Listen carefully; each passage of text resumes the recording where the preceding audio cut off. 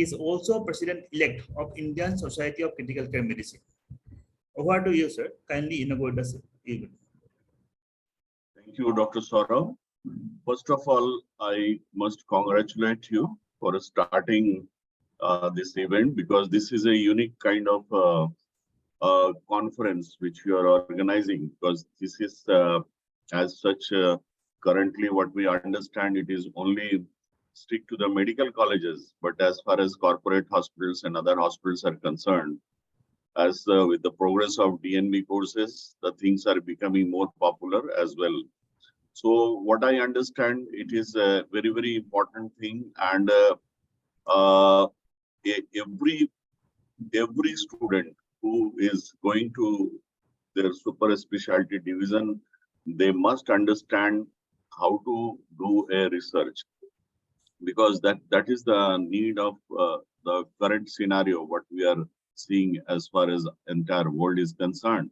Because unless we are trained as far as research is concerned, it will be difficult for us to survive in future.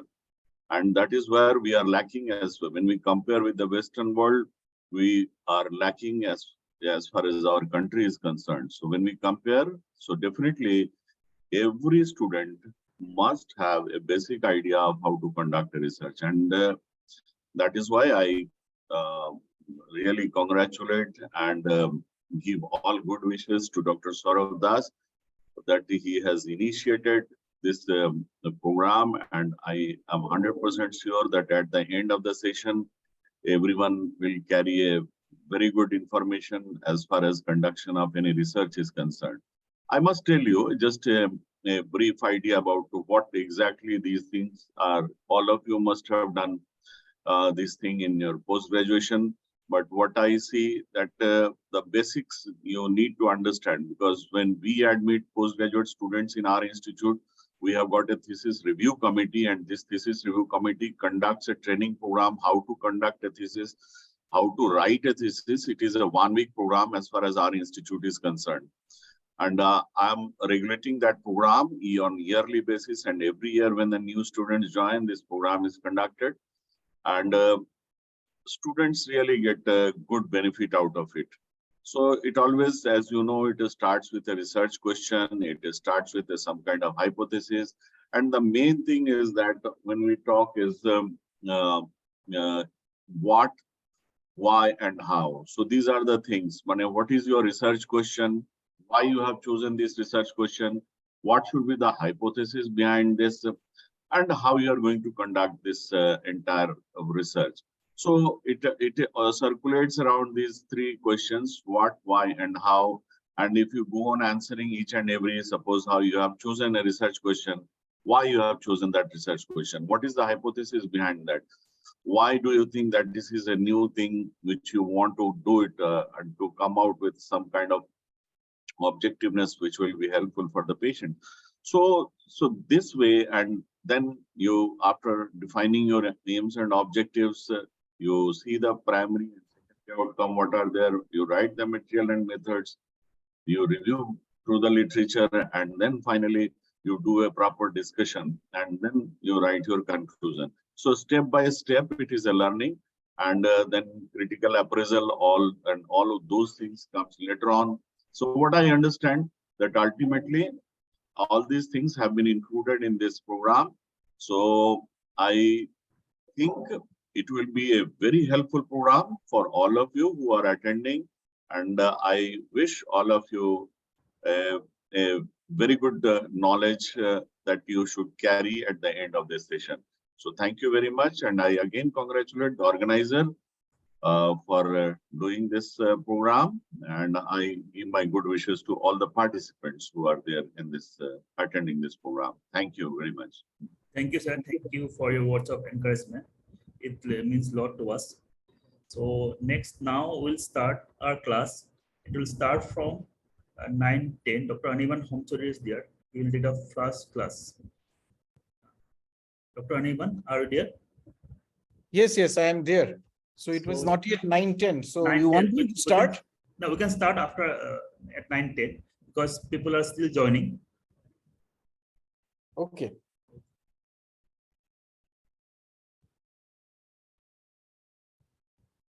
So may I take your leave, Dr. Yeah. Saurabh? Yes, sir. Yes, sir. Thank you so much for joining. Thank you.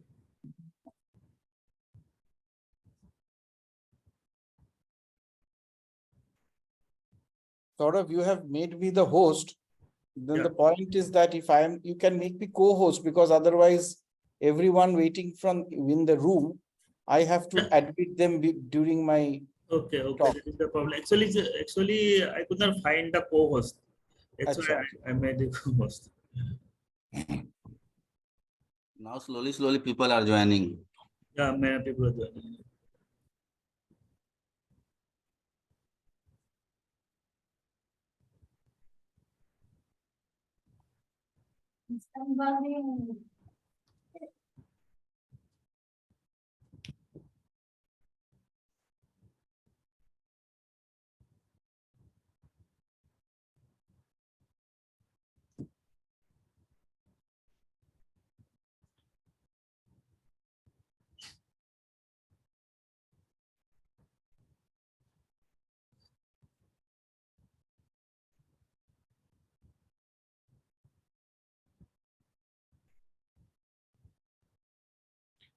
Sir, actually, timing is 9:15 actually.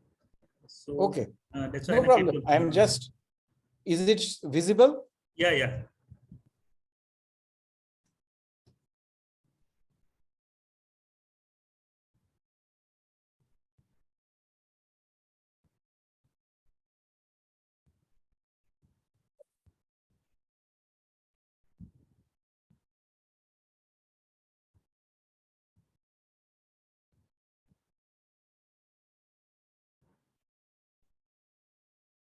So I think we can start now. Yeah, I think I can start now. Again, like good morning, all delegates. We are going to start our first class, and topic is how to choose a thesis topic. To take the class, we have Dr. Anirban Home Chaudhary. He is very senior and very experienced researcher and academician. He is currently Director Professor of Department of Critical Care and Anesthesia, Jeevan Hospital, New Delhi. Over to you, sir. Yeah. Thank you, Saurabh. At the very instance, I must congratulate you for taking this initiative, very novel initiative in organizing and conducting this Thesis Wizard, which is an extremely useful program, because if the postgraduate students in their informative stage of their career happen to understand the intricacies of doing a good research and the possibilities of achieving a good results from a good research, then it will do a tremendous benefit to them, to the society, and to all the medical professionals in their entire span of career. Often people acquire this knowledge or the skill at a much later stage, by which time a considerable time already lapses and the productivity shrinks. Therefore, this is a very important initiative, and I once again congratulate. So I start with this first topic on how to select a thesis topic. A very pertinent question, because most of the time when the thesis is assigned to a newly admitted postgraduate trainee, it is a time when most of the postgraduate trainees have a very scarce experience of the clinical dilemmas, the clinical pearls. Those who forget about thesis. So they need very good guidance, and also they need some mentoring to understand that what research is about and how to do a good research work, and that doing a good research is possible even in the post-graduation training program. So this requires an insight, and if the insight is very clear, if the insight is there and the mentor or the co-guide, then a postgraduate student can be easily encouraged to do a good thesis on a good subject. The topic may be very simple, but the manner of doing the thesis can be appropriate, and it will yield a good result. And at least they will be able to rely on this method of science which employs data collection, data interpretation, and data projection without resorting to data massage. The data massage is a term which we use in which we fabricate or falsify data.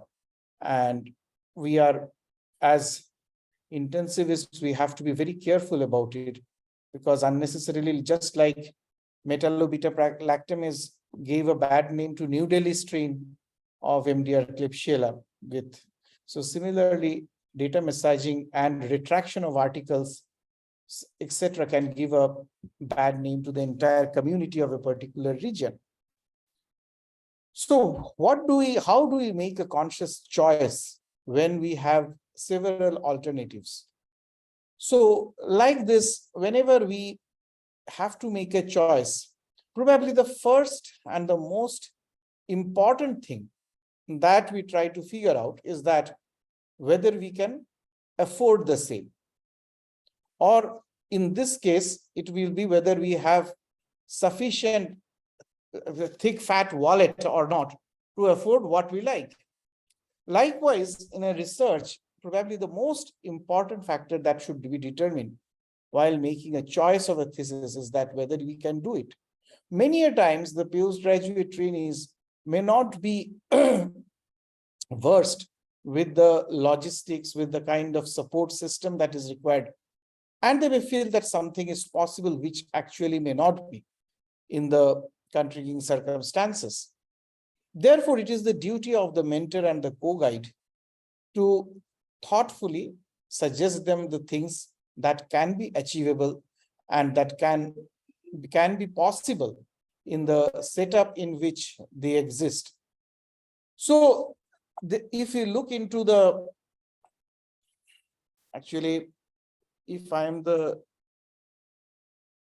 host, every time I have to admit there is someone waiting in the room. Anyways, so if you look into the National Medical Commission in their gadget, we find that writing the thesis is aimed at contributing to the development of a spirit of inquiry. Now, this spirit of inquiry is very important, because without this spirit of inquiry, there can't be any research. And this spirit of inquiry needs to be ignited on the day one a candidate comes with the subject or proposal of research. So besides the spirit of inquiry, it has to expose the candidate to the techniques of research. So all research will not follow the same techniques. There will be a separate ways of methodology varies. And to give them a basic understanding of the path they have to take for their kind of research is also very important, and which should occur in the first or second sitting with the candidate. Critical analysis. The critical analysis is so important. We often get carried away and flabbergasted by looking at the diagrams in a research paper, which may not mean too much, but an analytical mind can cultivate from that diagram, from the text, what is the essence, and based on the essence, they can ratify that whether that research is of any importance or not, and if it is of any importance, how much it is. So NMC also says that it should also offer acquaintance with the latest advances in the medical science. So there should not be too much repetition. There was a time when most of the research which was being carried out were mere repetitions of what was previous batches of postgraduate trainees have done, just a few bit of changes, some permutation and combination, and collect the same type of data. So this does not inspire, or this does not bring in the candidate gives an opportunity to acquire the expertise in conducting a research. So acquaintance with the latest advances in the medical science and the manner of identifying and consulting available literature. Even if the literature is available, the way the information needs to be deciphered from them, extracted from them, and used for the purpose of research is something the candidate is unaware of. And this is also where the guide can considerably help the candidate early in the stage, so that later on, after a certain part of the research has already been conducted, there cannot be any looking back to start it from the beginning. Now, all these things are very important to understand, that how the research or how the thesis topic should be chosen during the postgraduate training. Now, a good research must begin with a good research question. Now, every research has a research question. If the research question is good, the research may be good. If the research question is poor or bad, the research has to be bad. So a good research question by means a good researchable question. Even any question may be good, but every question cannot be a good researchable question.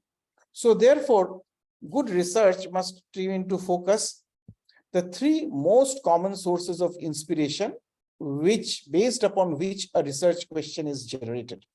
One are the informal observations. Normally, in our day-to-day practice, we observe something, we doubt it, we want to confirm it, so we can conduct a research. It is very much possible to conduct a research based upon our informal observations. Of course, if those observations have also been observed by other people, our peer groups, and it is meaningful to think about going ahead in a research on basis of those observations.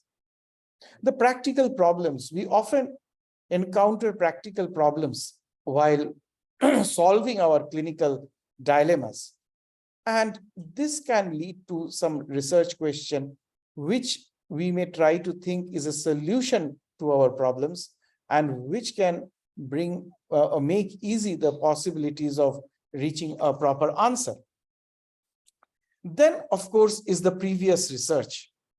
When we talk about previous research, we mean that whatever the limitations of previous research has been, or whatever the identified fallacies of research have been, which requires a relook, so that relooking into those aspects can formulate a good research question. And while in informal observations, it is the direct observation of one's own or others' behavior, or second-hand observations from non-scientific sources can raise a good research question. In case of encountered practical problems, there it is important that we stick to the domain upon which those problems are based. Suppose we encountered practical problems in the domain of monitoring cardiac output. It should not translate into monitoring other organ systems. It should not be monitoring of ultrasound, or it should not lead to monitoring of brain oximetry or something of that. So it should stick to the domain. And of course, the previous research is the most common source by which research question is generated, and research ideas are allowed to impregnate in choosing a thesis topic. So novice researchers can always find inspiration by consulting with a more experienced researcher, and therefore it is very important to take opinions from others before choosing the thesis topic. A guide is important, co-guide is important, but if anybody else is also there who can give you a good input about how that research question can be reframed, reformulated to make it more researchable, I think that is very useful, and that should be always favored. Animan sir, please let join people. Some people are waiting. Yeah, because then I will have to stop sharing. Sorry for this problem.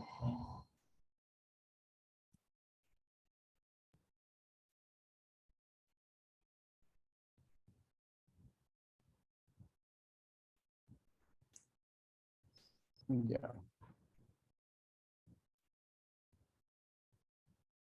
So the next question comes on how to generate empirically testable research questions. One, you have to look closely whenever you see the previous researches or the resources that are at your hand. Look closely at the discussion section of a recent research paper on the subject. The last section of the article where the researcher summarizes their results and interprets them, they also suggest directions for future research based upon what they have done, what they have not done, and what they could have done, but because of limitations, they could not. So suggestions often take the form of specific research questions. So your research question can be directly lifted from the question that the researcher has left unattended.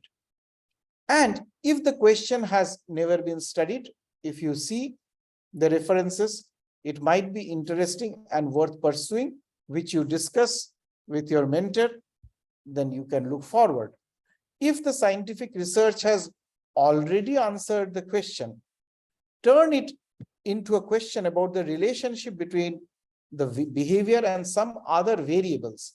So based upon the variables that the researchers have chosen and which they have not chosen, and the behavior on which they have focused versus on which they have not focused, you can interchange and you can try to frame a good research question which can be empirically tested also and which has not been answered before also. Ask yourself a series of general questions about the statistical relationship. Now, this is a very important aspect on which the candidate can't do much unless the mentor or the guide is able to guide him or her appropriately, or to some extent support by directly trying to establish the statistical relationship about those factors. Are there other ways to operationally define the variables? So these variables are very important because they will vary. If they vary too much, then they will pose a lot of problems. You know that the story of Akbar and Birbal, Akbar had asked Birbal that you have to tell me, if you are intelligent, how many crores are there in my kingdom? And Birbal told a number, so something 550,559. And Akbar said that if I get counted, how sure you are? If you think that it is more than this, Birbal replied that if there is more than this, then we'll assure that their relatives of these crows have come from the neighboring kingdom. And what if less?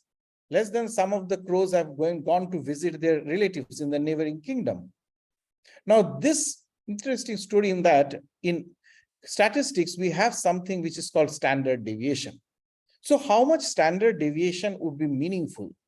What mean plus minus? So that gives us a good amount of certainty into figuring out that whether the relationship between variables can be a valid measure or not. So there are various other ways. I will not go in details. There will be separate class taken. But we have to understand that are there types of people for whom statistical relations might be stronger or weaker? If there is, then we have to treat those people separately. They cannot be treated at par with the general population. Are there situations in which the statistical relationship might be stronger or weaker, including situations of practical importance? So clinical significance and statistical significance must go hand in hand. So only trying to figure out, for example, a microbiological cure following an antibiotic usage without achieving clinical cure may be as meaningless as trying to achieve clinical cure without achieving a microbiological cure, only to look in for relapse or recurrence, recrudescence in a later stage. So this relationship point of view is something that mentor or guide has to understand himself or herself, and then try to imbibe these understandings on candidate in a very simple way, so that the generation of a research question is easy. Now, this is very important because this satisfies the 5 major ways on which your research question needs to be framed. One is that your research question must be feasible. Unless it is feasible, there is no point in conducting a research. Unless you have your sufficient wallet is sufficiently fat, there is no point in trying to order a particular recipe. So it has to be feasible. Even if it is feasible, it is not sufficient. It has to be interesting. Unless it is interesting, well, people will do it, but it will not be appreciated. So it has to be interesting. Thirdly, feasible, interesting. After that, it should be novel. It should not be a mere repetition of what your seniors have done and you copy paste it, gather some more data. It should be novel. It will tell something more which the previous studies have not told. Next is that it has to be ethical. Unless, even if it is feasible, even if it is interesting, even if it is novel, unless it is ethical, you won't get the permission to do it. And last but not the least, it should be relevant. It should be meaningful to the practitioners of the branch, and it might provide a benefit of changing their practice if it is so needed. So when it is feasible, we have to access to an adequate number of participants. Research team should have the technical expertise to conduct. Cost should be reasonable and within the reach of the program director and of the hospital or the institute which is doing it, and it can be completed in a reasonable time frame. And the results should be of interest to the research community, and likewise whatever I have told. Now let us see some examples of flawed research question. Someone may ask that what is the childhood bloodstream infection rate in my ICU? That if children are admitted, so, and I want to see first, and then if it is different, maybe in some other study, I would like to compare with. So now if you see, we will find that it is too narrow. So this is not a good research question. What are the effects of ICU stay on the quality of life in India? Because we have some people stay for 5 days, some people stay for 50 days. Finally, they are discharged. Now, when they go back, what kind of quality they have? Now, this is very unfocused and too broad, because the reasons for admission may be much different. And unless and until these are comparable, then there should not be much of meaning to the quality of life that is stated. How much time do pneumonia patients sleep daily? Now, this is maybe a too objective, and therefore this research question may not yield the kind of answer that is very meaningfully helpful to the practitioners. How many ICUs have an antibiotic protocol for meningitis? Now again, this may be too simple. So it should not be too narrow, it should not be too broad, it should be focused, it should not just go haywire. It should not be entirely subjective or too much objective. It should not be very complex and yet not so simple that it is of no interest. So based upon this, one should formulate. I'll just admit those who are waiting.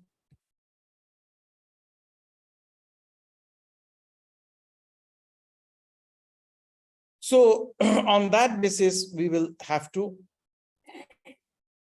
have to choose our research question. Now, how to avoid waste of resources and intellectual energy? Because whenever we do a research, sometimes we tend to gather a lot of unnecessary informations or do unnecessary maneuvers that are not actually helping the research. But if that material and that energy be divested into doing something more fruitful or more useful things, then that might yield better returns. Now, therefore, it is always good to consider doing a pilot or a proof of concept study in a small number of patients. So in 10 patients or 15 patients or 20 patients, if we can do a pilot or a proof of concept study, that can lay the foundation for a good research. We have to consult a biostatistician early in the course of the study to choose a less costly design and the common outcomes of measure. You always have to remember that if you choose a biostatistician at the end of a research and show him the data, see, I have conducted this, and you do a statistics, that is like doing a post-mortem in a dead patient.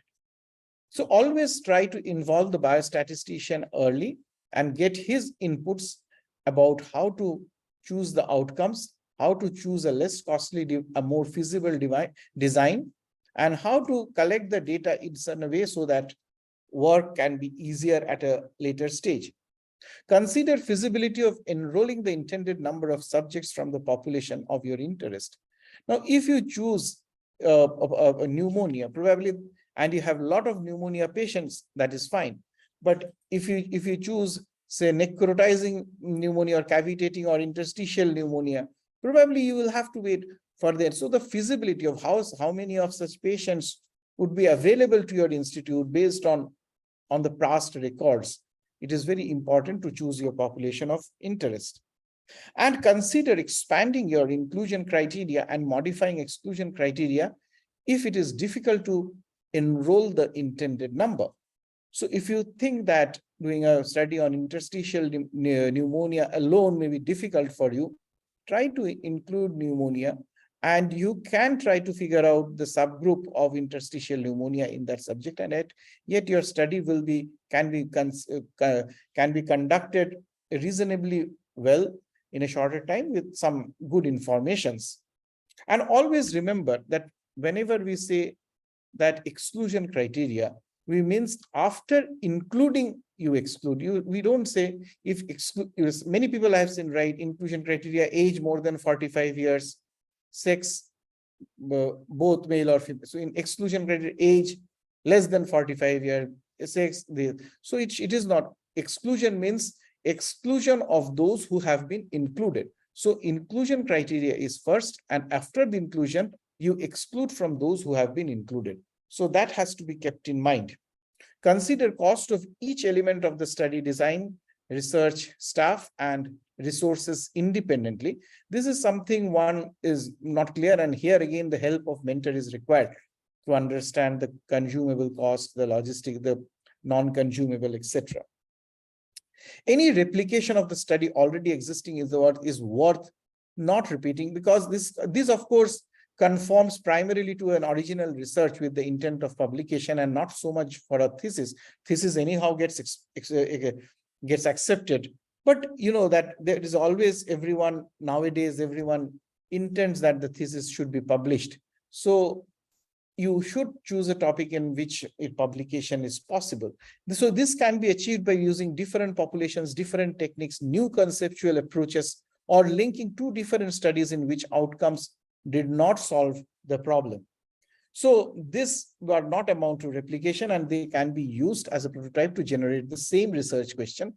PubMed Clinical Inquiry is an easy and user-friendly database to search for evidence related to clinical practice.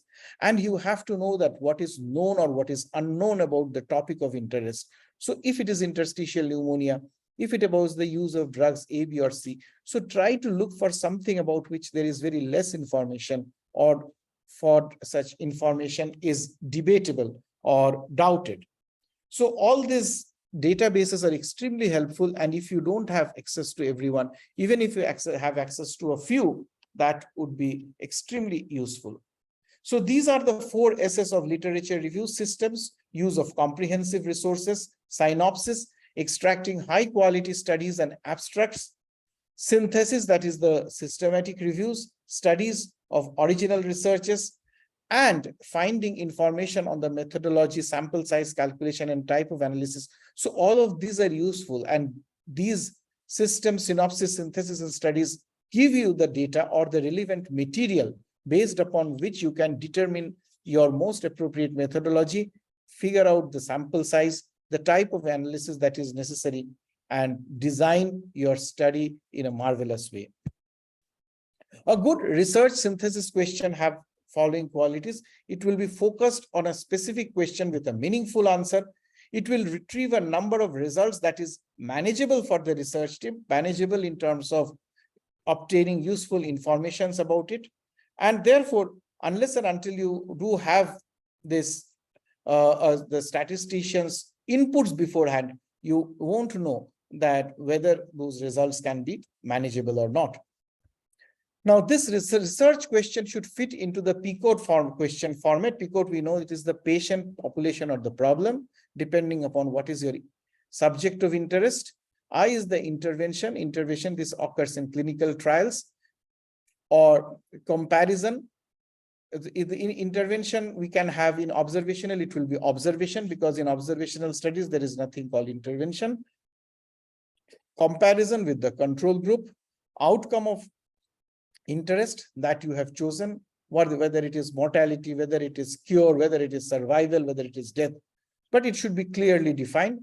And T for time to events, for example, survival and etc. We follow something which is called Kaplan-Meier curve and all. So this for time to event, for that is the event. So in that it may or may not be. So in the study may either fit into PICO or it may fit into PICOT. So last T comes within brackets. So that is why we call it PICOT format.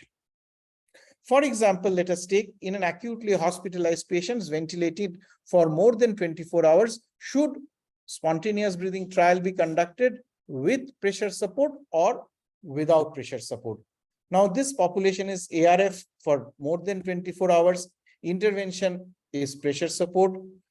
Comparator will naturally be those without pressure support, that is TPIS. And the outcomes we have to duration of mechanical ventilation, ventilator-free days, etc. So everything can be arranged in a particular format. Now, lack of consensus regarding SBT implementation leads to different approaches with or without pressure support. So with pressure support is that of certain pressure or automated tube compensation, without TPs or CPAP, with pressure augmentation. Please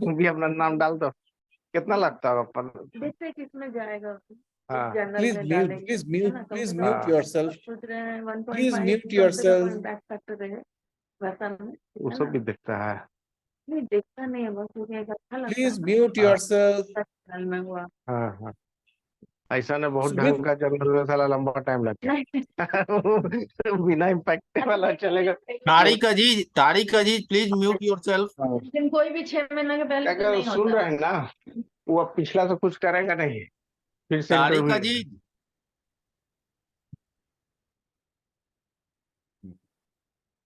So as I said that with pressure augmentation, you have one group with pressure and unloads the inspiratory muscles relative to the post-extubation. So without pressure augmentation, it more closely mimics the work of breathing post-extubation. So you should understand why there is lack of consensus. This is only an example. So you can translate it into the suitable example in your study as well.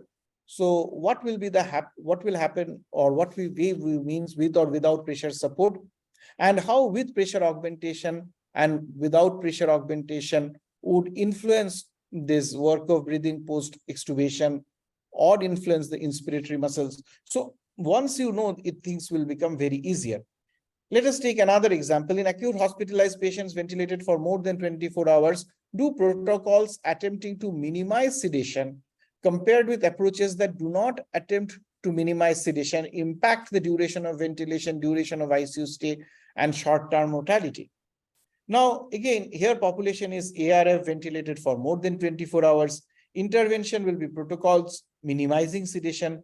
Comparator, there will be no protocol, that is the standard of care. And outcomes will be duration of ventilation, ventilator-free days. So based upon this research question, you will have to pick up your items in a way and arrange them in this order. So then only your biostatistician will be able to understand and help you. Sedatives and analgesics, now beneficial when treating agitation and pain, harmful treating to oversedation. Now options when dose sedating mechanism, fixed dose, protocol directed dose. So if you go for fixed dose titration, it may require fewer resources.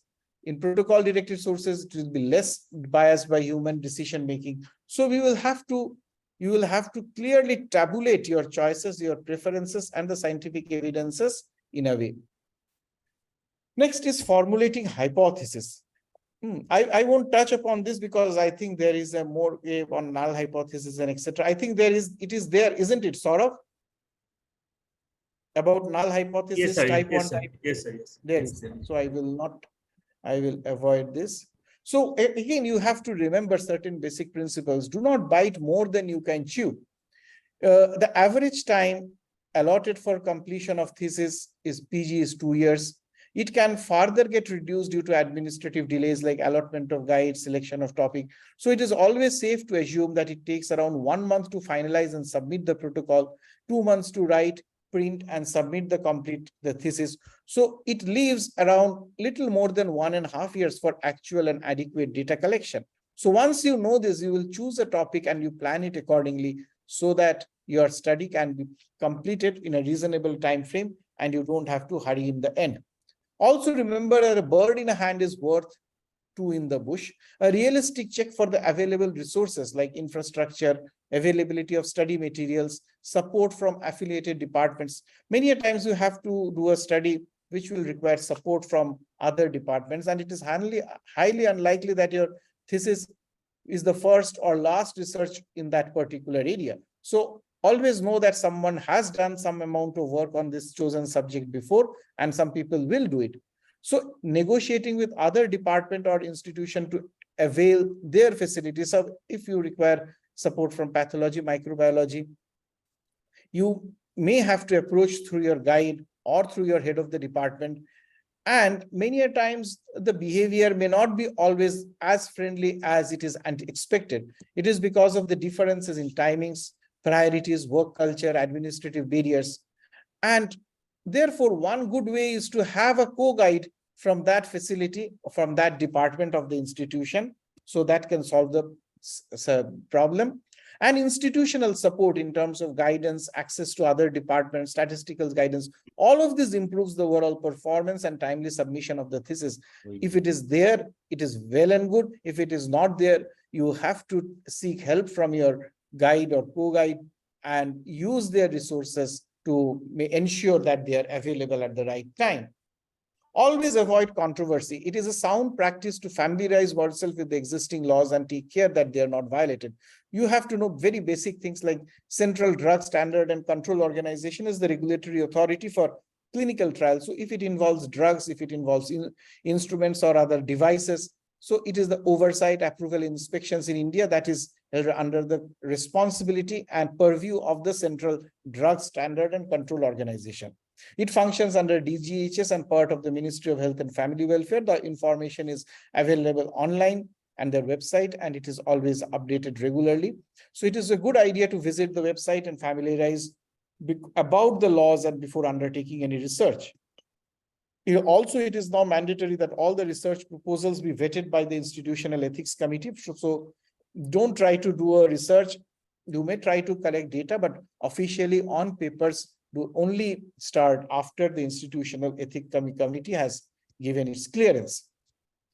One very important thing one should remember is to stay conformation with the national health policy. Researchers can contribute immensely by their research designs and valuable inputs, and this must be kept in mind while formulating any research design. So whatever the existing health-related measures are already there. I'm citing examples that like what about the vaccination schedule, what was there. So when you related anything related to COVID side effects or vaccine side effects, whatever schedule the health policy of the country was adopted and how it was practiced, those should be there. Researchers of today are planners for tomorrow, and their work is a reflection of goal towards the health of the nation. So try to choose those areas on which the country will look for in the coming days. So and that is why the national healthcare policy makers formulate certain areas and try to choose from among the two topics which are there listed as priority areas by IS, ICMR, by DBT, DST, etc. Because then that will give you more citation in future when it is published, and that visibility will improve. In a comprehensive report, it has been found that that is 2018 data that merely 0.5% of some 4,000 plus thesis citations were quoted in policy decision.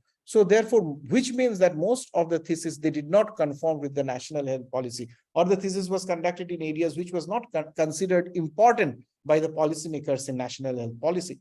Now, if you can do something better than that, and if it gets cited in them, so then that definitely your visibility improves, the quality improves, and the name improves.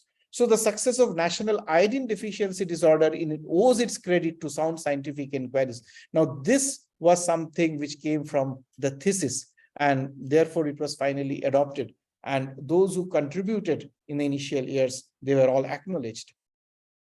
Always remember that the scope for publication has to be there. Any research work is considered futile if it does not reach the stage of publication in a reputed journal. And it has become increasingly difficult to translate thesis into scientific publication in an index journal nowadays, currently, because of stringent standards and peer review. You will pick up any Indian journal also, and you will find a long wait list, and you find a series of good articles already in queue. So why someone would pick up your article amongst many? The most common reasons for not publishing that are cited include lack of originality and poor design. So lack of originality also can be corrected if you can carefully plan and design your research question, and poor design can be corrected. So both of these are correctable in the early stage before starting the research. Originality of research, sound methodology, and analysis of data, besides cogency in manuscripts, have been the defining factors which promote acceptance of an article in any reputed journal, for that matter, be it Indian, be it international. And always remember that the lure of quick publishing in a predatory journal is those which give you, send mails you directly that your article will get published in 7 days. Author processing article processing charges are this much, no peer review or minimal. So don't get lured by this, because this can be damaging in the long run. And most of these journals make some money and they disappear after 2-3 years. So give you don't value. So my take home message would be that always answer these questions before choosing your thesis topic. What the research project hopes to address? Is this research question at all researchable? What are the possible answers or mode of answering this question? Is the question interesting, relevant, or important? And what is the hypothesis, null and alternate, if there is? For hypothesis testing, what should be the power and level of the study? So that part, the last 2 parts, I will leave it, because that will be taken up, I think, in the subsequent lectures. If there are any questions on any other aspects, you are most welcome.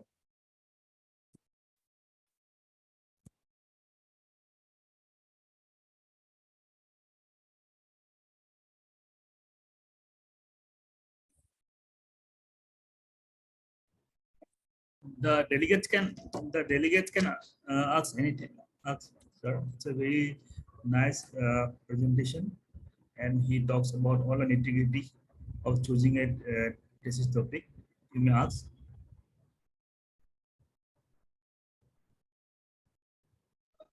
Hello. Yes. Yeah, I'm Dr. Shanti Chatterjee from Kolkata. Good morning, sir. Good morning. Nice to hear you. Sir, in a nutshell, how should we plan our work so that in midst of the thesis work or in midst of the research work, we should not feel that we have chosen a wrong topic? Because at times there are various data we have to cater to, and we feel that we are left. I'm getting here. Sir, one how can we, question. okay, good morning, sir. Sir, how can we exclude the criteria? No, exclude the criteria means you have a set of criteria. First you include the patients, and after you, for example, if you include all patients with hypertension, after that you exclude the patients with secondary hypertension and keep only the essential hypertension, primary hypertension. So what I mean by is that it should not be exclusion inclusion are not going simultaneously. You are only, you can, in a study, when you create a design, when you create the criteria, you can only exclude those whom you have included. So if you cannot write inclusion criteria age 18 to 85, 80 years, exclusion criteria less than 18, more than 85. So this is wrong. Your exclusion criteria will only exclude among those which you have included. Suppose you have included say a patients with say hernia. So in this hernia, you want to exclude the one who have a traumatic hernia. So then you exclude the traumatic hernia. So you can only exclude after inclusion. You cannot exclude keep going excluding simultaneously and including simultaneously, right? Is it clear now?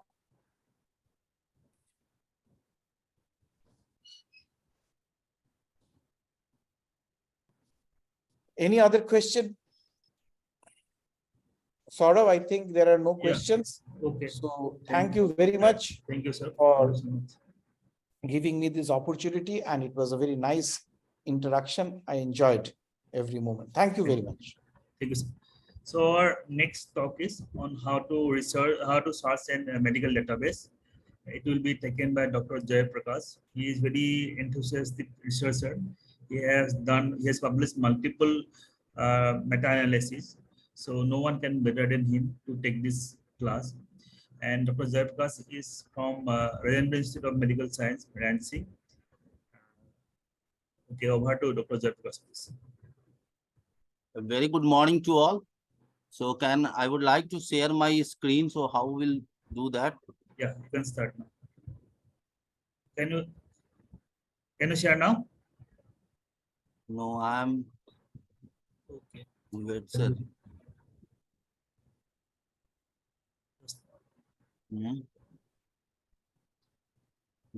You're now host. You can share. You should share now.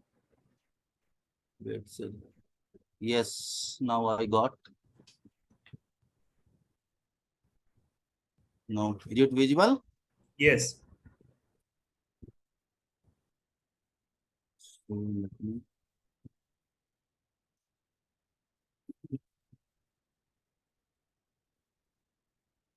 Yeah. So today, thank you, organizer, for giving me opportunity. So topic a lot is searching a medical database. So before proceeding with this topic, we should have an idea about the database. So what is database? And especially medical database these are the organized collection of health data which is stored electronically and accessible easily with the help of computer, and it serves a unique function, yet most are integrated and work together. So basically database is a collection of information which is organized. We can access that, we can manage that, and we can update that. So now my first question from the audience, that which of the following is database except option A, PubMed, Embase, Cochrane Library, Zotero, and Scopus? Can you put your answer here? I just open chat box and I would like to see that whether you have idea or not. So accordingly, I will proceed.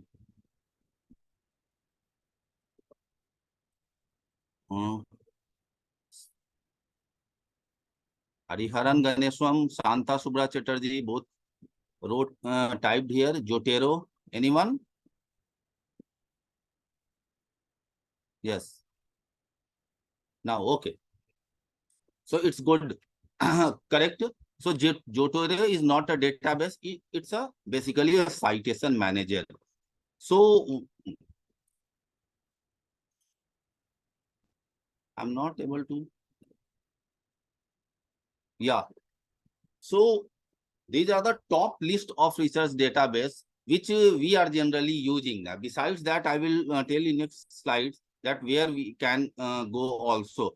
So PubMed Central, Embase, Cochrane Library, that is in HAL, Scopus, Web of Science, Solvit, Google Scholar, that is Google search engine, and UpToDate also. So these are the top list of research database. Now, these are the database like PubMed. You may see here, Web of Science, Cochrane Library, Medline, Science Direct, PMC. So these are the basically medical database. Once you are starting your thesis, as this is basically Thesis Wizard program. So once you are starting your thesis, that how you are selecting a topic, so which database you can search. So you may go from there, but basically we are going through PubMed. So database, which is an organized collection of data, and bibliographic database are searched through many of the same technique as any other database. So today we will focus only on the PubMed, because most of the article, whatever you want, you may found in PubMed. Now look at this picture, that PubMed. Here you may see that the PubMed compromises more than 35 million citations.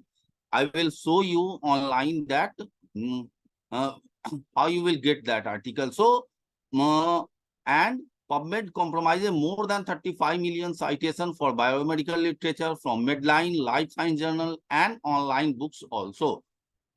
Now, so what is the reason for searching the medical literature?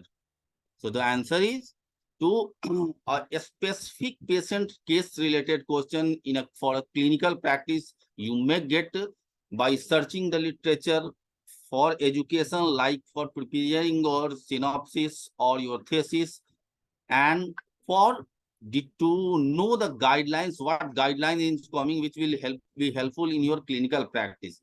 And finally, the best possible care of patient using evidence-based medicine.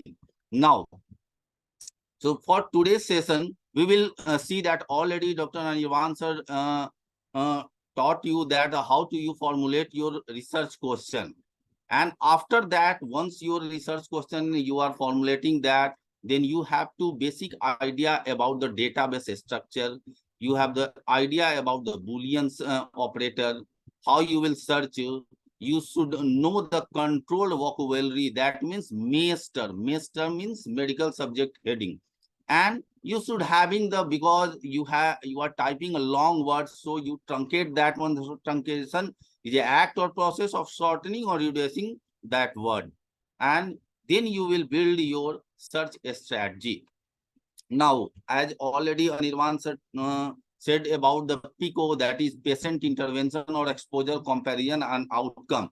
So once you are formulating your research question, you said which kind of patient or which kind of population you are going to include in your study. And if you are doing a trial, so which intervention you are giving. And if any, in case of observational study, what is the exposure?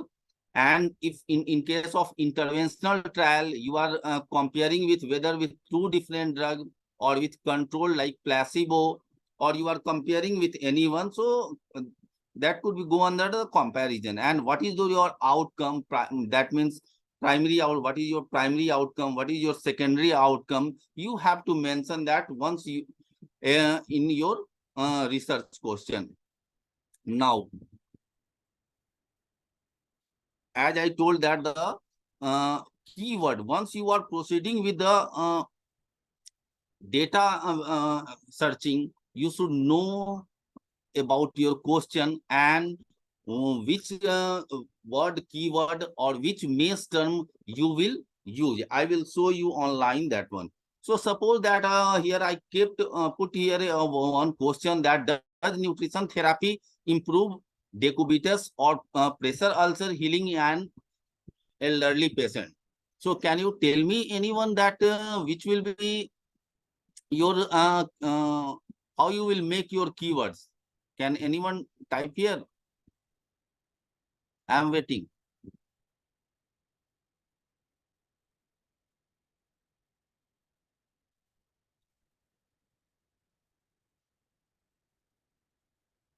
Type 1, 2, whatever you have idea about seeing this question. So which will be your keyword?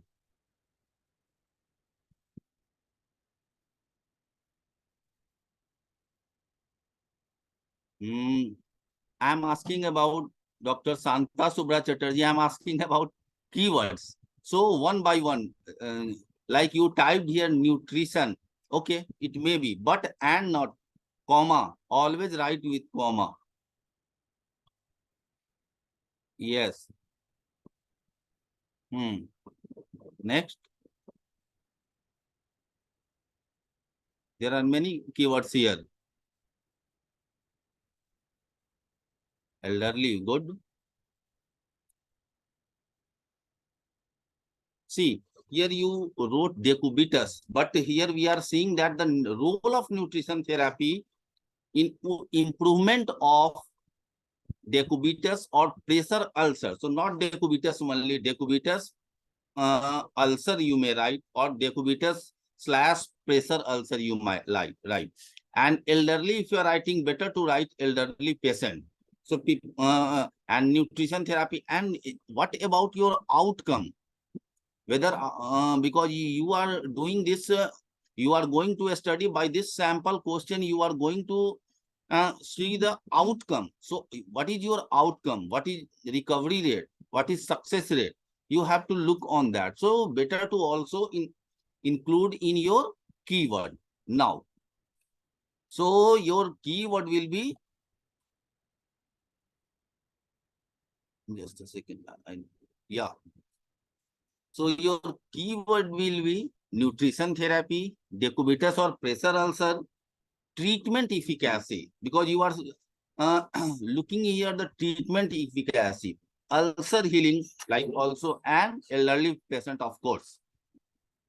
Now, so when we are proceeding with a database, so what is your good search interface? That could be, so there should be ability to search for a specific item, and related to that item you should know that what is your specific field you have to take care, and also Boolean logic where you will apply and or not, and also to retrieve your search result. I will show you online. Now, as you know that the Boolean who is a mathematician and develop a algebraic system that is now used as in database, and these three terms are and, or, and not. Now look at this diagram. Here you are seeing what we are seeing, the drug and cancer. Suppose if I am framing a question that this drug causing a cancer. So in which study, how many if we are proceeding with the search, so how many study will include both drug, that drug related, suppose drug A is causing cancer, any cancer. So in when you are searching the data, so which both this keyword you will get in a same article. So and here notifying here this green color. So if a record has only one of the two terms, it will not be retrieved. So for and, look at this diagram and remember this, because I will ask one more question to you. And here in this two, both two, we are getting here this green color. Similarly, or this is a vague term. That means either here, look at this example. Do you have dog and canine? Anyone? Someone is keeping someone having pets, dog and canine both. Someone having dog, someone having canine. I'm giving one example. So or denotify here. So this all blue color or, so it will or will here notifying this all blue color. So or will retrieve the records if both are included. Now drugs but not antibiotics. Look at this purple color, because this overlapping here, and this purple color is notifying here the not. So records containing both will not be retrieved. So only drugs but not antibiotics.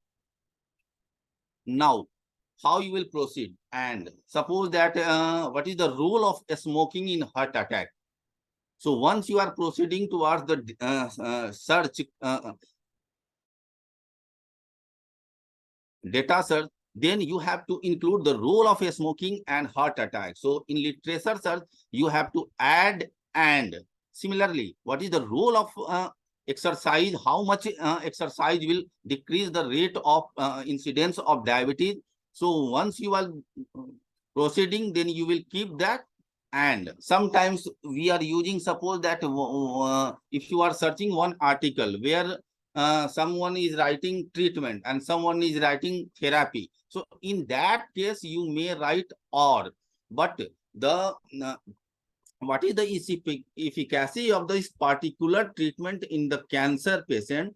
You, when you are going to search that, then you will keep that and, like treatment of this particular drug medicine in the cancer. So you may you have to put that and. So and represents a here and is a grouping that contains a different idea concept and can combine or group also.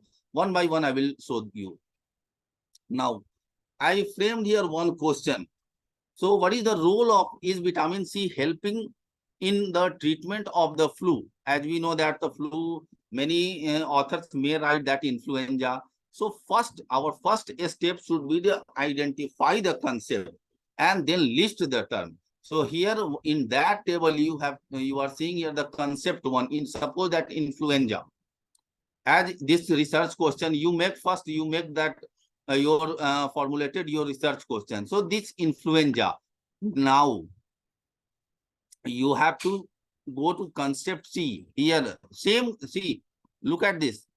Influenza, vitamin C treatment, and here outcome. These are your search criteria, and this is your main term or keywords, control vocabulary. Now, concept into here vitamin C. As we know that the chemical name of the vitamin C is ascorbic acid.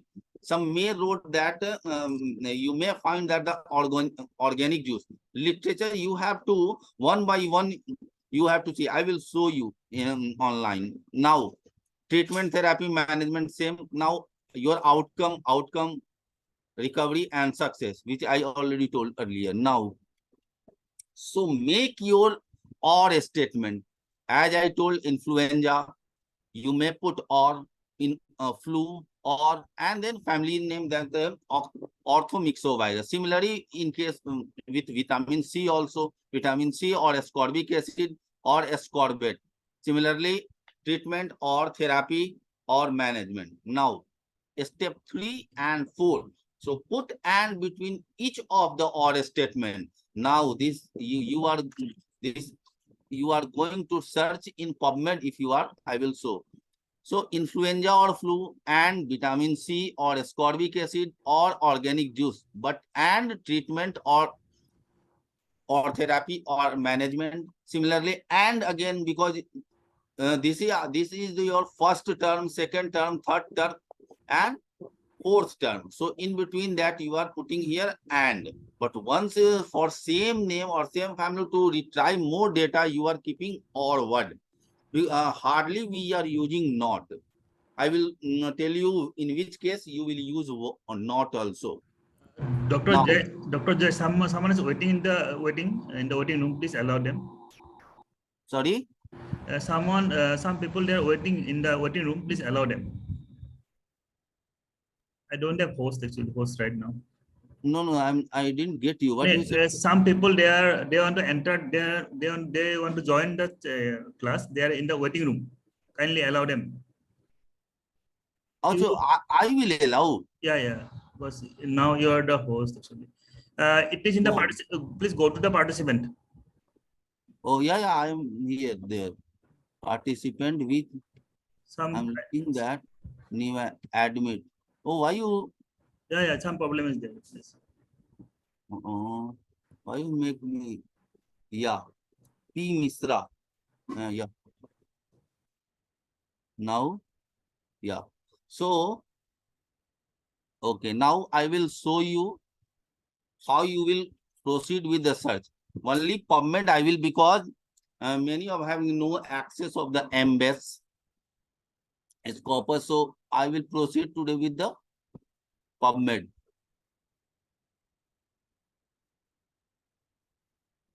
I'm sorry.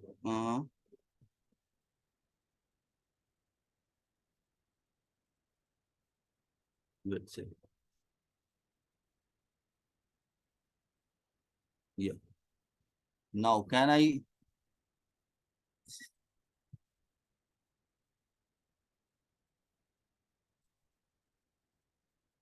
No, no. I want to share my screen, sir, so that I can You show. can, you're the host, you're the host, you can. You should share. Wait, sir. I will like you. Any problem? Like, Yeah. I'll again Yeah. make you host. Yeah. Now I open that.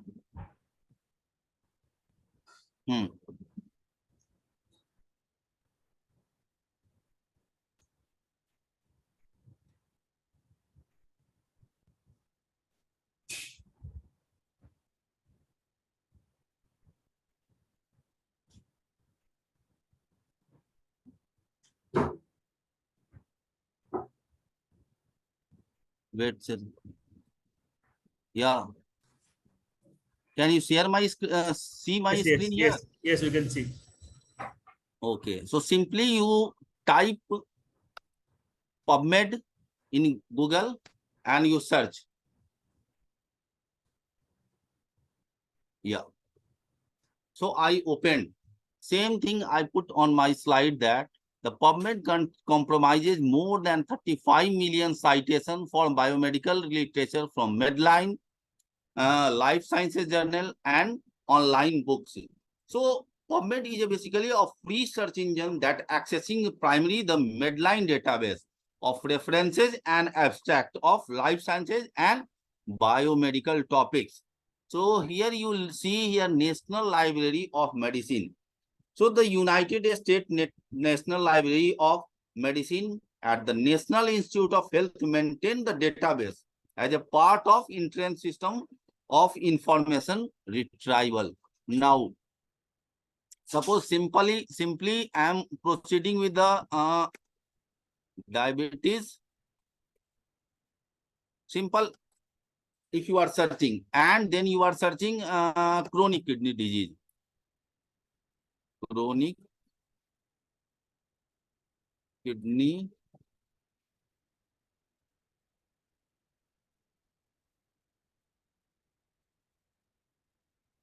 Are you seeing this one? Simple, I'm just giving example. See how many articles you are getting with after searching with this 38,102. Now proceed with, see here you are getting all fields. Once you will enter in this one, you may search with the name of authors. You may search here with the mass term, and here you see here now mass term. So first I would like to show you with author. Now suppose that you would like to search with author. So how, suppose I am typing my name. Now here add, look at this one. Add with and, add with or, add with not. Already all these three Boolean operators word is here. So simple, I am searching with author. Now search. So see this page open with 50 results I got here. So in that page I got one by one 10 pages. So these are the, you may search with the author name. Now here look at this advanced. Go here. Now better to search with mass term. Where is mass term? Also you may see here also mass term. But once you are, if you are new, go here and search your mass term. Yes. So mass term, you are searching diabetes. Now I would like to suppose that my research question is role of exercise in diabetic patient. So diabetic here, now add with and. Now your exercise. Okay. here you will get that these are already fitted, the aerobic exercise, asthma exercise, many things you will get. So whatever you are making your maze term or keywords or control vocabulary, accordingly you proceed with that. Now again, I'm adding here with and. Now see, in your query box, diabetes, maze term, and exercise, these are the maze term. Now, suppose you may add to history also here. Now I'm proceeding with the search. Yes. See how many articles you got. 9,912. If these one by one, which kind of only 2 words I kept. So 9,912 article I found. So if I will put here, already this is adding here in the history. If you want here, you may see here the 9,900. And these are your search criteria also. From here, easily you can copy and paste in your manuscript. Now, again, I am searching with this maze term. Now, diabetes. Adding here and. But suppose diabetes, as we know that the nephropathy may be caused by the diabetes and hypertension. But I would like to, for searching, I would like to put here, I want to see that only by nephropathy, only by diabetes, but not by hypertension. So I'm putting here hypertension. Hypertension.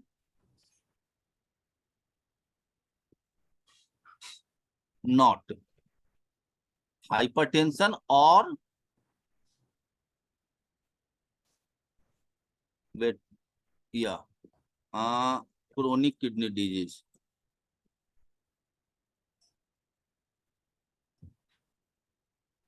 Chronic kidney disease. Now I'm adding and.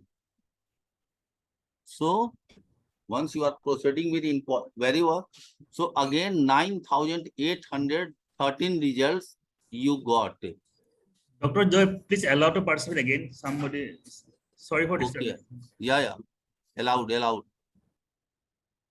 So these are our search criteria. If you want to see here, you go in search here. Look at these are your search criteria. You will get that. Now, in that field, this is very interesting because once you will do exercise with your own and self, you will automatically feel that how you will search the article, how you will go with the which journal you want to see that, and even other languages also, which kind of publication you want to see that. Also with date, you can see. Suppose that if I would like to search with maze word with a date, here see now 2020. I would like to search how many articles in PubMed COVID articles. So 2021 date I am keeping 01 and 01. Suppose 1st January 2020. So to present I am putting 2606. Now. Okay.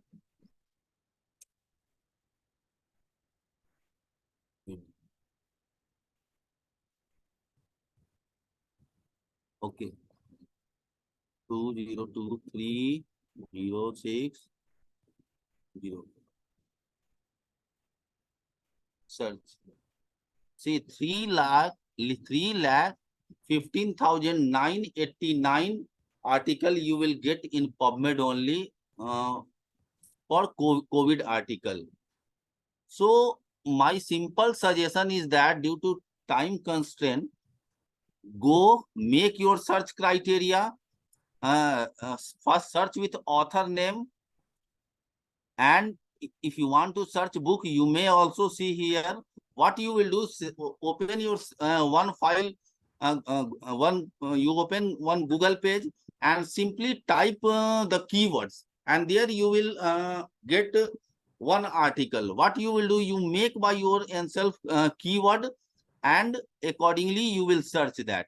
There are many here part that you may enter this maze term, even name of the journal, your date, you may find that. Even not title also you may see. Suppose that the role of, I'm keep typing role of diabetes in exercise. If you want to search, you proceed.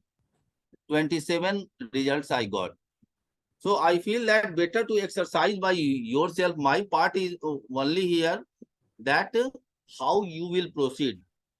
Advanced simple search you may proceed, advanced search you may proceed, and automatically once you will open the page PubMed, you may add in your history. Okay. So thank you, Dr. Saurabh. Okay. Okay. Thank you. Do you have any questions? Yes. Hello. Yeah. Yeah. Very Yeah. Good morning, sir. I have two questions. One is there are various search engines like as you showed, PubMed, Google Scholarbase. Is there advantage of any one search engine over other? And the second No. question is, what does the term mesh actually mean? Yeah. See, MACE is medical subject heading. I already showed you with example that whether vitamin C having role in the decubitus or pressure ulcer is there or not. So MACE term medical subject heading. Once you are proceeding with the search, then you will you may search in that there is one search area, search box. If you want to suppose that you are having no idea about the mesh word, so you may see there. And if you have idea, because I already showed that example that vitamin C. So vitamin C is a mesh term. So one by one in your search, if you are proceeding with the searching, so one by one you may add. Thank you. Is it clear? Yes. Okay. My simple suggestion is that, see, PubMed is a free search engine, and I'm not going in detail. So this is a program for the Thesis Wizard, as the name indicated. So my simple suggestion is that please open Google, go type PubMed, and just practice by yourself. You will feel, you will enjoy. Once you will get whether you want to see that, suppose that if you want to see any Indian journal, like Indian Journal of Critical Care Medicine, so put search there how many articles are there on this topic. One by, there are many simple things, but this is you have to do by your exercise. My part is that how you will proceed, because in 10 minutes or 15 minutes of time only I can explain you that. Yes, still if you want to know that this embase, or so all these are the having paid criteria. So my simple thing is that go in PubMed. If you want to search in Google you have to you make a keyword and you search that. But Google is a way, it's a suddenly if you will search, you will get more than lakhs of articles, more than thousands of articles according to your keywords. So one by one to check this one, this is very difficult. Okay. Any more questions? I think there is no question. Thank you, Dr. Jai, for your excellent class on very important topic. So now we have our next topic lined up. That is basics of research methodology. It will be taken by Dr. Prabhakar Mishra. He is from SGPJ Lucknow. He is additional professor in the Department of Biostatistics and Epidemiology. Over to Dr. Prabhakar.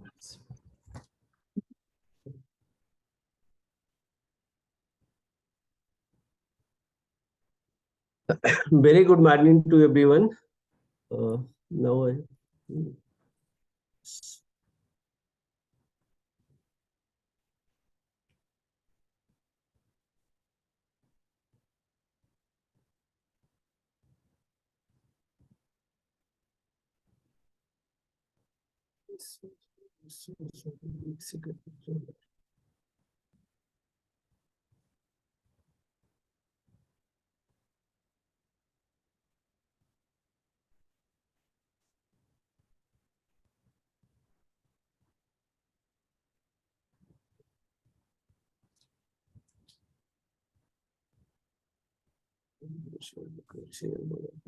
screen or sharing.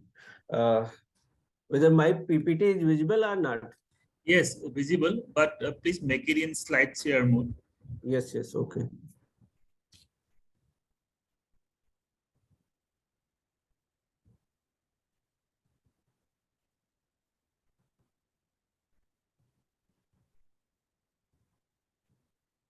I think now my slide is being shared. No, yes, yours, but it's not in the slide share mode, only not the slide share mode. You can make it slide share, it's okay, better. Yes, yeah. I think no, it's not. Not again, no, we can't see now. Slides now. Yeah. Yes. Now it is okay. Yeah, now you can see. Yes. Okay. So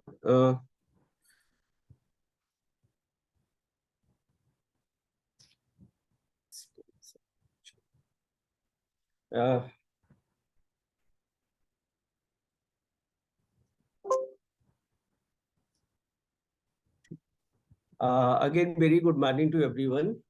As introduced by Dr. Saurabh, myself, Prabhakar Mishra. Presently, I am working as additional professor in the Department of Biostatistics and Health Informatics in SGPJ Lucknow.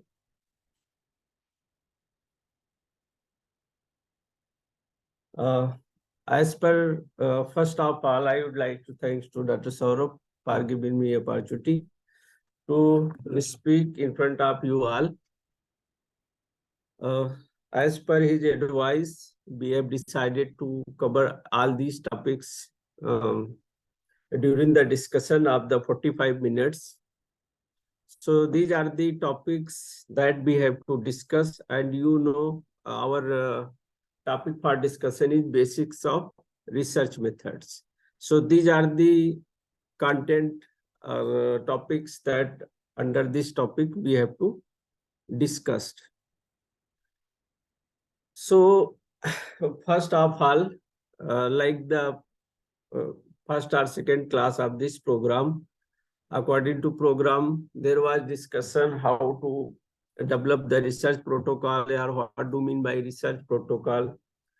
And we know that every study first we develop a research protocol or research proposal. And research proposal or research protocol, it is the overview of our research. And in future, during the operation of the during the study, we conduct our study as per the mention in the protocol. So during the development of the protocol, since development of the research title or topic and all these things, one section is material and method section. And in material and method section, there is some component like study design, study duration mentioned during the in which duration study will be conducted, ethical, This will be taken by another person, speaker. Sample size, selection of the participants, this will also be taken by another expert. Data collection tool, etc. Statistical analysis plan, subject related methods and guideline, and ultimately how we will implement the study. So all these things we need to discuss in the methodology part. So I am going to discuss of the some topics, and some topics will be discussed by the another speakers. So first come on the topic of the study design. So we know that in every in the overall in the research, there are two types of the study design. Broadly, it is categorized into two parts. Either it is a observational study or it is a experimental study. So in the observational study, this is another name is non-interventional study, where we only observe the data and record accordingly, and we do not provide any intervention to affect the outcome. Whereas in the experimental study, we observe as well as we intentionally provide the intervention to change the outcome or to affect the outcome. So this is also a major difference between observational and experimental study. Observational study broadly divide into two parts. Either it is a descriptive or it is a analytical study. Descriptive study mean just we observe and describe what we getting from our data. Just observe and describe, but there will be no comparison between the groups. In another term, we are not going to compare any hypothesis or calculate the p-value. It means descriptive, only describe, nothing else. So here, case report, that is usually on the single, this is for single patient. Case series, it is the more than one, combined of the more than one cases. And here, similar type of the cases, case report and case series, we know these are conducting on the rare cases. So in case series, we take more than one patient, and their since admission to discharge and follow-up and their outcome, all everything are discussed in the case report and case series. Another study is cross-sectional. So cross-sectional, it is falling under descriptive as well as analytical study. So in the descriptive cross-sectional study, just be where we calculate only the prevalence of our interested variable, then it is a descriptive cross-sectional. Just estimate some measures like prevalence or mean SD, etc. So that become only descriptive cross-sectional. But if we are testing further we are testing the hypothesis also, then in that situation it become analytical study. So it means it is the analytical studies. In the analytical study, we also compare we also test the hypothesis and estimate the p-value. So cross-sectional study, it is a snapshot of the information from the study population and analyze the data between independent variable and outcome variable. Case control study, it is the study of the cases and control. Cases may be disease, control may be disease free. This type of situation we conduct case control study because case is the outcome, control is free of the disease, case is with disease. So by comparing between case and control, we discriminate the difference between the independent variable in which group there is a more concentration of the one variable as compared to our control. And then these variables are correlated with the outcome, means case and control. And this type of study we conduct in case control, under case control study, where cases is a usually disease or condition, control is free of the particular condition or disease. But cross-sectional and case control, by the nature, they are the same time, we collect the same time information for every section of the study population. But in the cohort study, what we are doing, first we take some patient or individuals and we follow a longer period of the time to assess whether there is anything is development over the time. Like in the smoker group, after 10 years, how many percent people develop cancer, lung cancer, and non-smoker, how many percent people develop the lung cancer. And later, we estimate the relative risk. Whereas cross-sectional and case control, we calculate odds ratio. Now come on the experimental study. This is the more focused topic in this discussion. Further, we will discuss only the clinical trial. So in the experimental study, where we intentionally provide the intervention to assess the effect of the intervention on the outcome. And because in the phase 3 trial, there is a mandatory to comparative group. And SGPGI are like every tertiary care hospital, mainly they are conducting the mostly conducting the phase 3 trial. So here experimental group, if suppose take example, we have only 2 groups, then although more than 2 groups may be possible.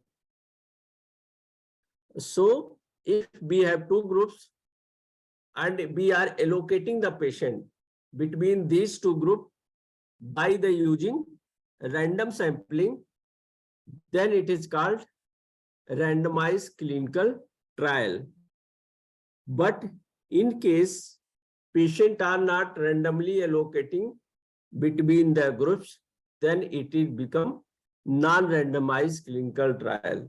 So non-randomized clinical trial, another name is quasi-experimental design also. So because through the randomized clinical trial, we can ensure that each and every patient have equal and independent chance to receive either the treatment. So it is the gold standard method.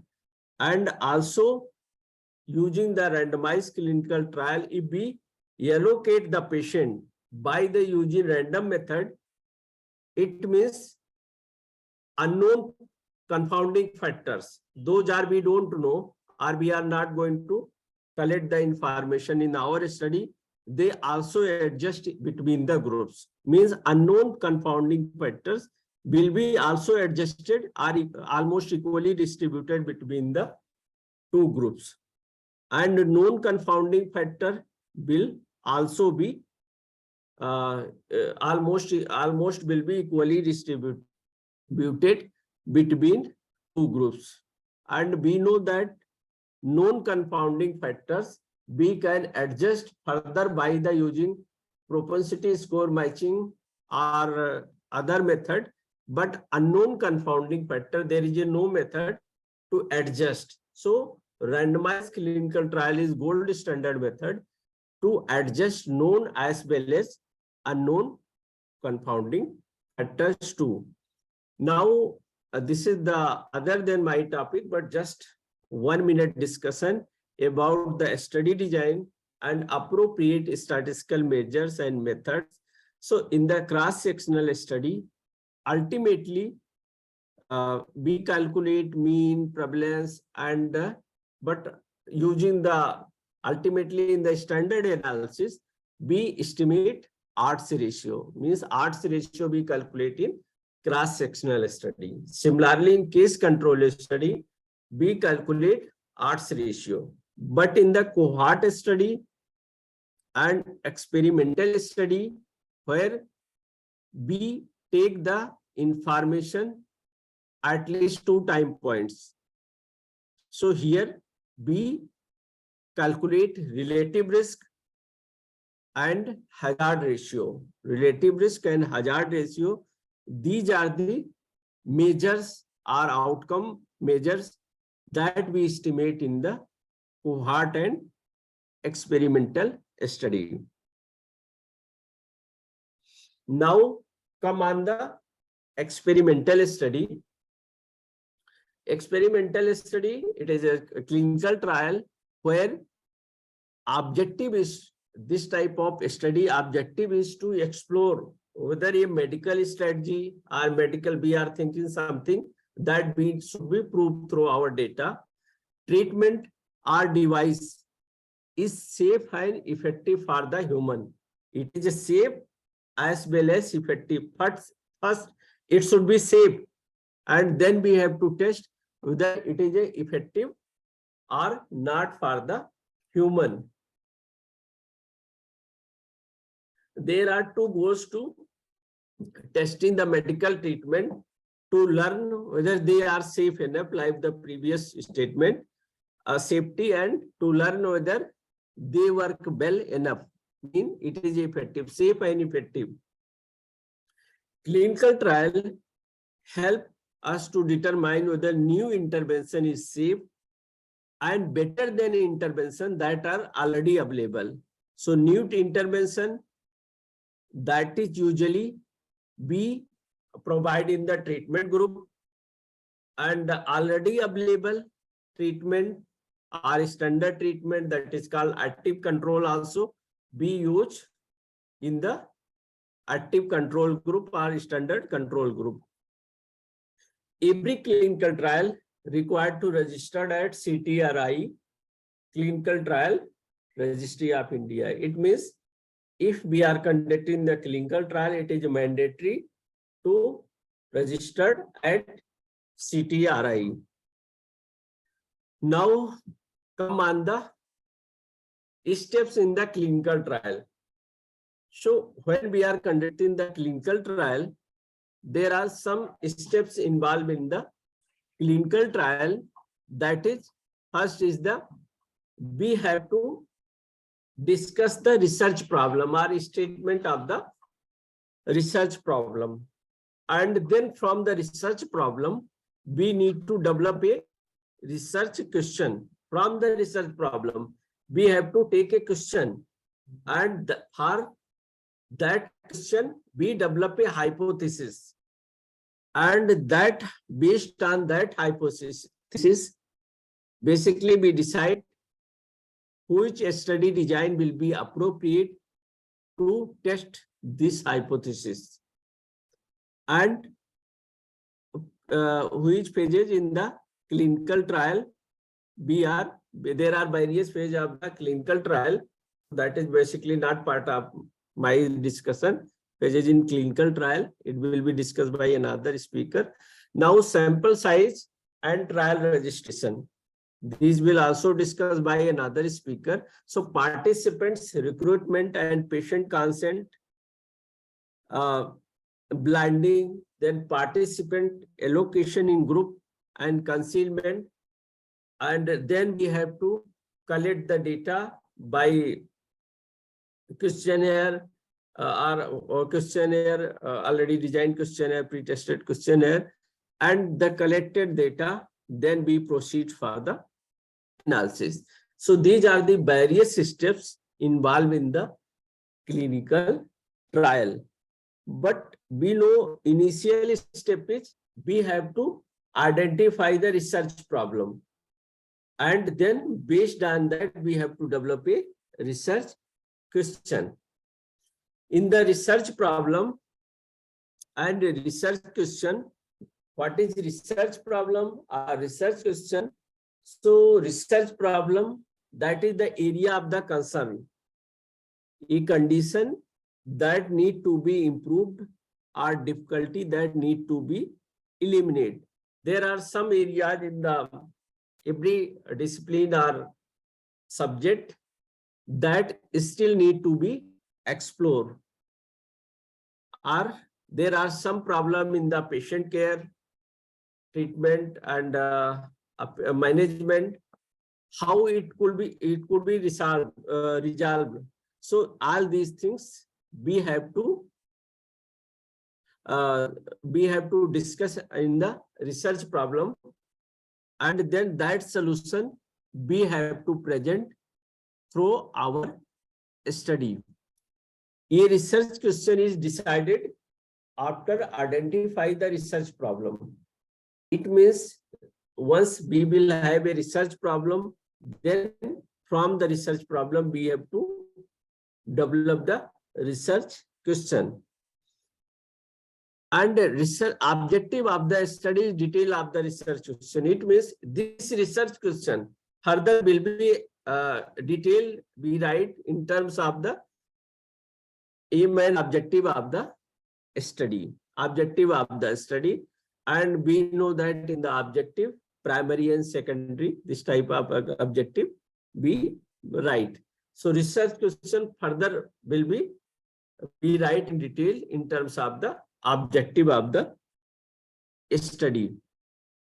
Here I have taken an example of the research problem, and from this research problem I tried to develop a research question. So because this is the related to anesthesia, so example is also related to that field.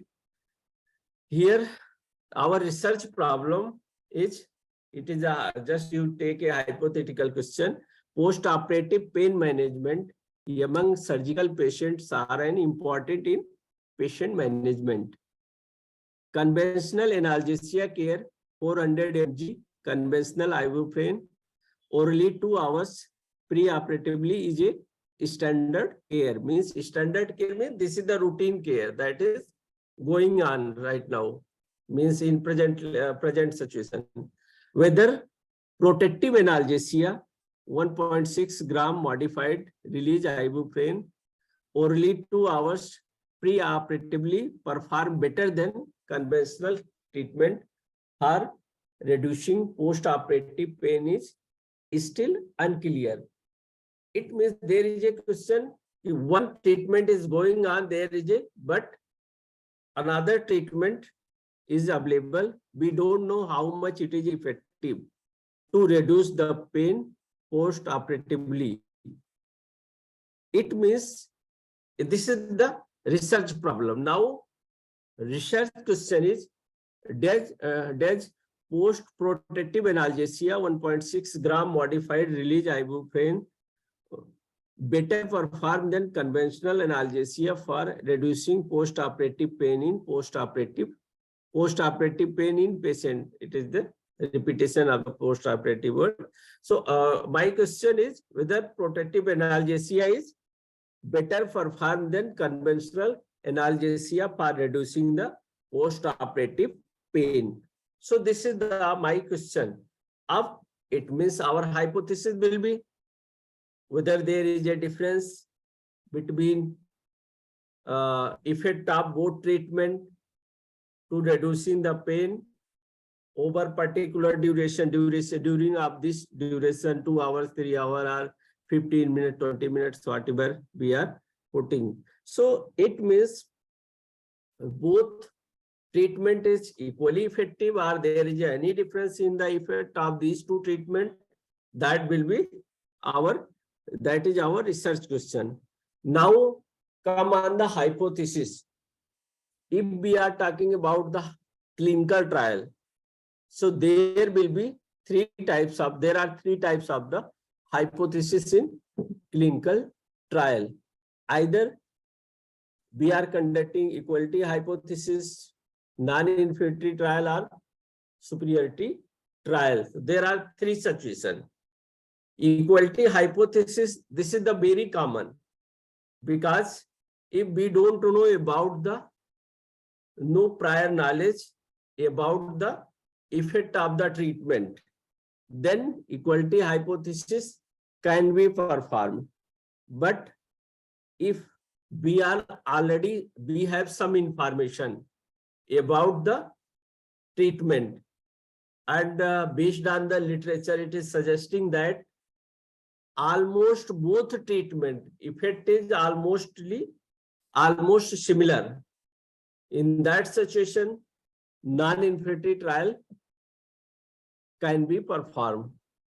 But if literature suggesting that a treatment is, a new treatment is quite better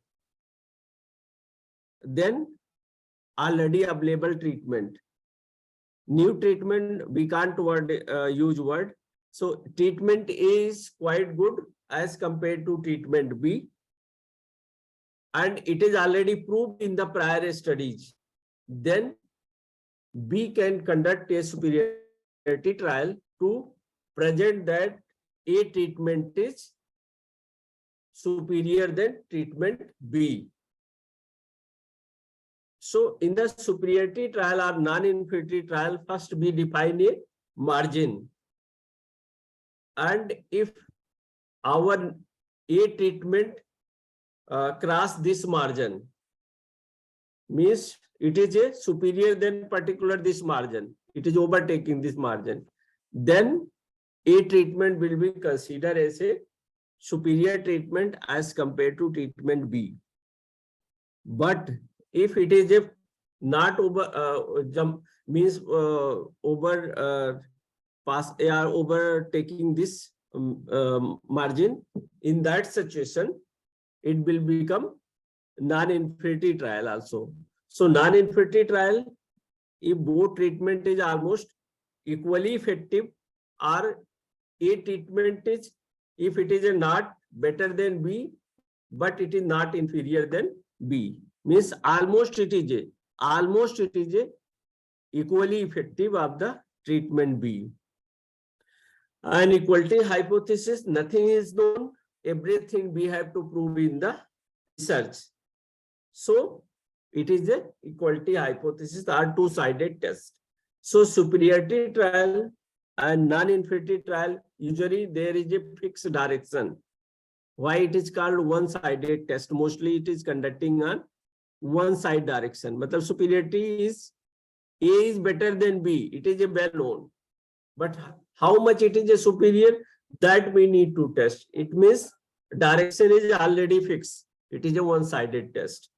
Non-inferiority trial, it is the B treatment is already established. We want to test A is, if not better, but it is not worst.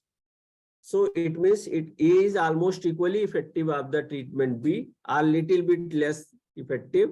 So it means here is direction is also fixed, but B is always either equal or less than effective of the treatment B. So it is one-sided test, but non-inferiority trial can be two-sided test if we are telling that our A treatment is plus minus this range lying of the treatment B. So in that situation, it might be two-sided test. And equality hypothesis, we are nothing known. We have to test in the study. It means our finding can be go in any direction. A treatment may be better than B. B treatment may be better than A, or A and B both can be equally effective. All three possibilities present. Then that is the equality hypothesis. So around 70 to 80% trial is conducted by the equality hypothesis. And even in the superior, before conducting the superiority or non-inferiority trial, we must, it is required to first we have to conduct the equality trial, and then if through equality hypothesis we are getting some information, then we have to move for non-inferiority or superiority trial. So here in the superiority trial, a null hypothesis will be new treatment is not superior as compared to control group for a predefined difference. A particular difference के लिए the new treatment is not superior as compared to control group or control treatment. And alternative hypothesis will be new treatment is superior as compared to control treatment for a predefined difference. So usually superiority trial, it is a one-sided test is done when it well known that new treatment is better than control treatment. Prior observed from two-sided or equality hypothesis test. It means it is if it is a well known that treatment A is better than B, then we have to go for superiority trial to prove that A treatment is better than treatment B, or A is superior than treatment B. Now next is, I have taken an example of the superiority trial in a study. Patient improvement reported in standard control group was 60%. Assuming after 15% improvement in the new treatment, it means new treatment is effective 75%. It would be considered superior compared to standard control. It means if there is a 15% margin between new treatment as compared to established treatment or available treatment, then only treatment A will be, new treatment will be considered superior as compared to control group. And this 15%, how we will get? From the literature, or our literature plus our experience, clinical experience. And meta-analysis is the better way to assess this margin. Now come on the non-inferiority trial. Null hypothesis is new treatment is inferior to standard treatment or active control.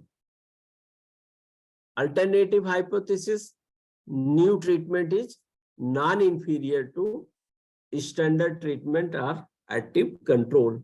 And we know that in the statistics, if p-value is significant, means usually if less than 0.05, then a null hypothesis will be rejected. It means this alternative hypothesis will be proved if p-value will be significant. Usually non-inferiority trial, it is also one-sided test, is done when it well known that new treatment is almost like active control or standard treatment group. Prior observed by two-sided test mean equivalence trial. So here, if two-sided test already proved that both treatment is almost equally effective, then you have to think to apply non-inferiority trial, that A treatment is not worse than treatment B, means almost it is equally effective. Now, this is the one of the example of the non-inferiority trial. In a study, patient improvement reported in a standard control group was 60%. Assuming up to 10% less improvement in new treatment would be non-inferiority margin. It means standard treatment or new treatment value might be up to 50%. Matlab, if new treatment is effective 50% as compared to already available treatment of 60%. So this 10%, if difference will be maximum up to 10%, in that situation, up to that, this new treatment will be considered non-inferior. But suppose it is a, in place of 50, it become 49, then it will not consider non-inferior. Now, equality hypothesis, this is the well known that we are doing in every type of the research, not only clinical trial, all research. Null hypothesis, there is a no significant difference in outcome between treatment and control group. Matlab mean new treatment and control group, they are almost equally effective, are equal effect. Alternative hypothesis, there is a significant difference in outcome between treatment and control group. It means there is a significant difference between two groups, but we can't say the new treatment is better or already available control group is better. That we will get from the completion of the study. It is a two-sided test, means a study is free to move in any direction. A side means left side as well as right side. Two-sided test is more power, and we need more sample size as compared to one-sided trial. So why? If we calculate sample size for two-sided, because it is free to move any direction, two-sided test we required higher sample size as compared to one-sided test. Now it is an example in a study, patient improvement reported in standard control and new treatment group was assumed to be 60% and 70%. There are two treatment group, one is 60%, another is 70% improvement. Based on this, we estimate the sample size, we conduct the study, and in future, means through our study, we will present that whether there is still 10% difference in outcome between two groups or not. But yes, we are not interested A group is better or B group is better. It means there is a difference between two groups, which is better, which is not better. That we will decide by the through our result or finding of the study. Now, basic types of the clinical trial designs. Phase third clinical trial. So there are 3-4 popular study design in clinical trial. Out of them, 2 is frequently using in the anesthesia department.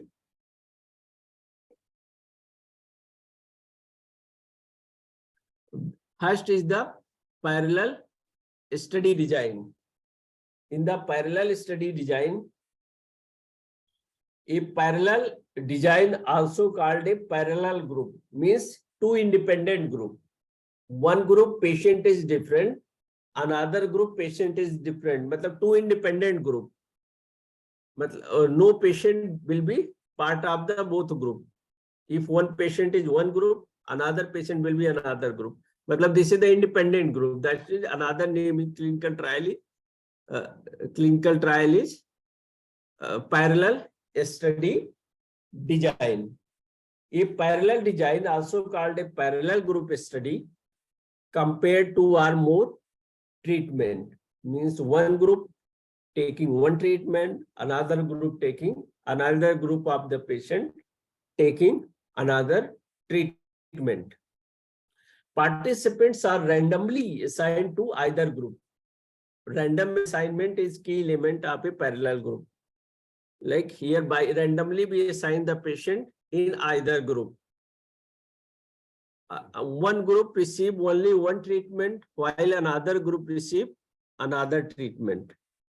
Then the result are compared in the group. It is a gold standard method for phase third clinical trial, and more than 3/4 clinical trial are phase third clinical trial is conducting by the parallel study design. This is the example. It means pictogram of the parallel study design. And here we can see there is this is the study population. And a study population is hypothetically are 8 patients. Because it is the PowerPoint limitation, we can't take more than this number of patients to show in the PowerPoint. So here there are 8 patients and we have 2 treatment group. Treatment group where we have to usually apply new treatment or treatment that we need to test. Control group, that is the active treatment group. Sometimes placebo also, but presently placebo is not allowed by the ethical committee usually. So here control group means active control. Already established treatment we provide in control group. Randomly, when we randomly assign the patient out of 8 patients, here we can see 4 patients are in treatment group, 4 patients in control group. Now, after providing the treatment, then like we want to follow for the pain reduction in the patient. Suppose on an average, BAS score in this group is, suppose if it is a 0 to 10, then suppose on an average is 8, but here is on an average is suppose 5. So how much we are reducing the pain between from the first time point to second time points, it is the around 3/8. That will be around 30-40%. 30-40% we are reducing the pain in treatment group. Similarly, in control group, suppose it is earlier was 8, means in the we assuming that in the baseline both group will be almost equal pain score, and after providing the treatment in this group, suppose it was earlier 8, now it become 7. So reducing only 1/8 equal to 12 to 13% reduction. So here reduction was suppose 35% and here is reduction is only 12%. So we can see that there is a more than 3 times more reduction in pain in treatment group as compared to control group. So this type of study is called parallel group study design. Now come on the crossover study design. And crossover study design, first one group received treatment A and later followed by treatment B, while the another group first received treatment B, then treatment A for a particular, after a particular duration. It is a repeated measures design such that each experimental unit, matlab patient received different treatment during the different time period. The patient cross over from one treatment to another during the course of trial, usually after a washout period. Washout period, because patient is receiving one treatment, definitely that treatment effect will be for sometimes. So if that effect is automatically neutralized, then we need to provide next treatment so that actual effect of the new treatment could be obtained. Period of around 2 to 4 weeks, they receive another treatment. This is the example of the a graph showing the crossover study design, where initially what happening, suppose we have 20 patients, 10 patients receive treatment A, 10 patients receiving treatment B. How we will decide which patient will receive first treatment A or treatment B? Kind of randomization, like parallel group design. We can first randomize the patient between treatment A and treatment B, and then after the particular duration, we now provide the treatment A here and treatment B. After the course of effect assessment of the treatment A and treatment B effect, Then we wait for washout period. And then this group receive treatment B, earlier treatment A, now treatment B. It is earlier treatment B, now it is a treatment A. And then we take a difference, usually difference here and between this and this, and compared, then both will be compared. And by this way, we have to evaluate the finding. Advantage of the crossover study design, you can't say patient was different in both groups due to this effect is different, because same patient received treatment A or treatment B also, both treatment received. So here variation of the patient characteristics or properties cannot be one of the reason. So this is the advantage. But whether it is possible to remove the actual washout period, washout the effect of the treatment, first treatment, this is the one of the question mark also. And this crossover study design, I want to tell, this is huge when any disease is not curable. Most of the time we use crossover study design if any disease not possible to cure fully, completely, like CKD.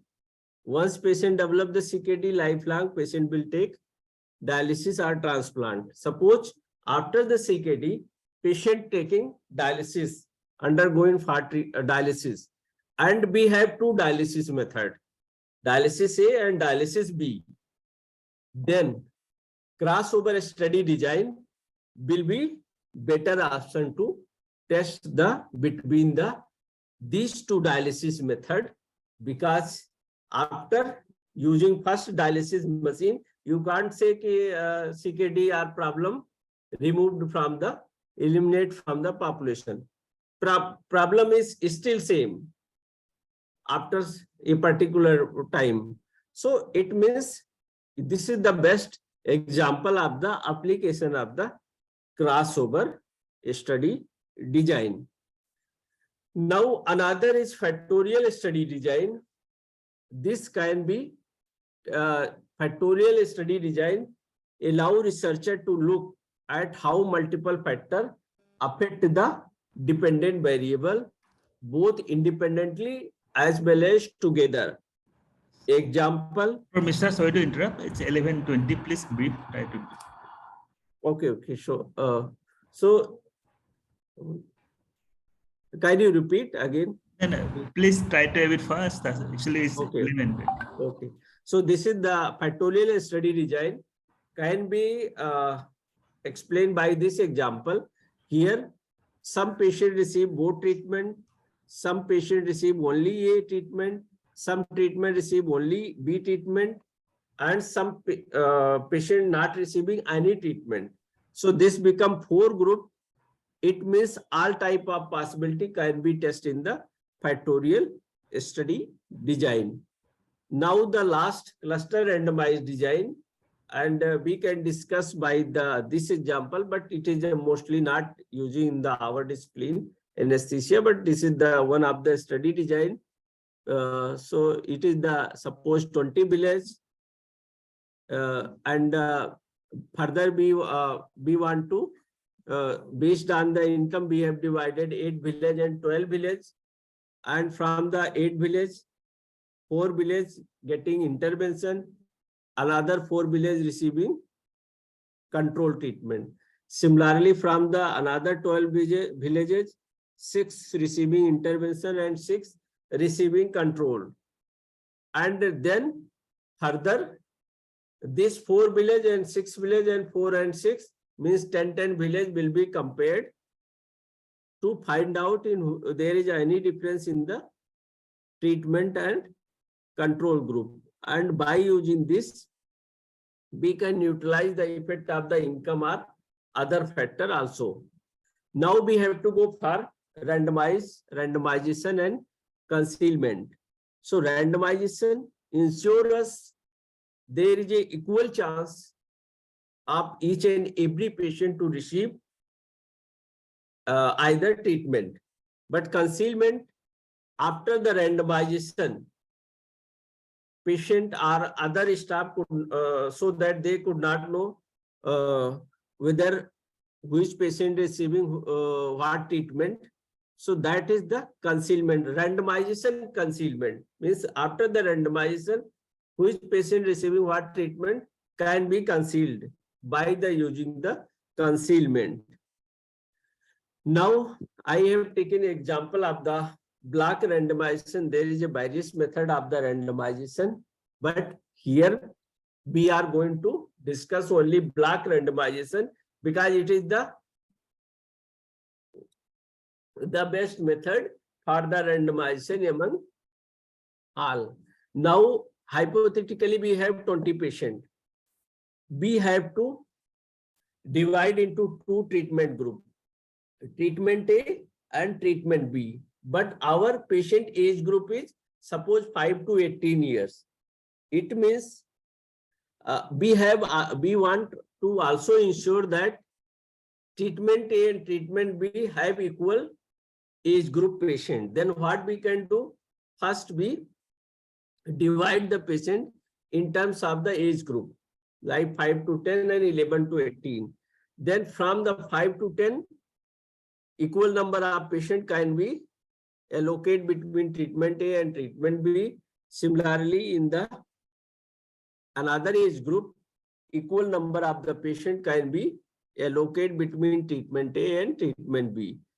And then we have to compare the effect of the treatment on the outcome by comparing between two groups. So this is the overall strategy of the block randomization. I have taken an example like here. Seed is when we are using the software to generate the random number, then one is the seed. Seed is the our code. We can use any code that will not affect the result. But if same code will apply many times, the same type of the random number will be created. Suppose we have treatment group A and group B, and we have taken block size 4. It means first 4 patient, 2 will be go in treatment A, 2 in treatment B. Another next 4, 2 in treatment A, 2 in treatment B. Like this, we can ensure that every 4th patient, after going next every 4th patient, equal number of allocation can be ensured between treatment A and treatment B. And list length, matlab suppose our total sample size is 20 and age group is 5 to 10 and 11 to 18. Then when we draw the random number, then this is the random number is coming. Like this is the 5 treatment A, group B means treatment A, treatment B. Here age group, and this is the concealment number, yeah, secret code that we can paste at the envelope to concealment during concealment, so that our treatment cannot be seen by the other people. So this is the example of the randomization. It means here up to there is a 20 patient, 10 are treatment A, 10 are treatment B, and here equal number of patient is showing in 5 to 10 and 11 to 18. Also, it means age group between two treatment group can also be equally distributed between two groups. Now, sometime, but if we have not age group is not a matter, then directly we can use group A, group B, block size, suppose is 4. We can put 6, 8 also. List length 20. And then this is the random number is showing. Here first 4 patient, 2 is treatment A, 2 in treatment B. Similarly, in another 4 patient, 2 is treatment A, 2 in treatment B. And the secret code is given for the concealment. So this is the method of random allocation of the patient between either groups. Now we are going to conclude last 2 slides. Now it is a there is a two types of the analysis plan, either intention to treat analysis or it is a per protocol analysis. So intention to treat analysis considered all randomized participants in the analysis, whether they drop out or not. Example, directly we, all patients who were enrolled and randomly allocated to treatment are included in the analysis, are analyzed in the group to which they were randomized. Means patient once randomized in treatment A or treatment B group, they will always they will analyze in treatment A and treatment B, despite they completed the treatment or not. So here suppose 50 patients randomized in group 1, 50 patients in group 2, regardless of violation of the protocol, if any, 50-50 patients to be analyzed in group 1 and group 2 respectively. So this is the 50-50 patient will be analyzed.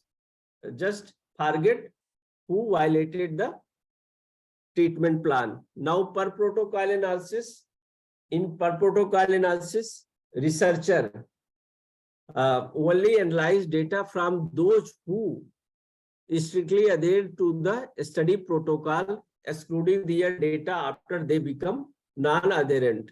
It is the comparison of treatment group that includes only those patients who completed the treatment, who originally allocated the group.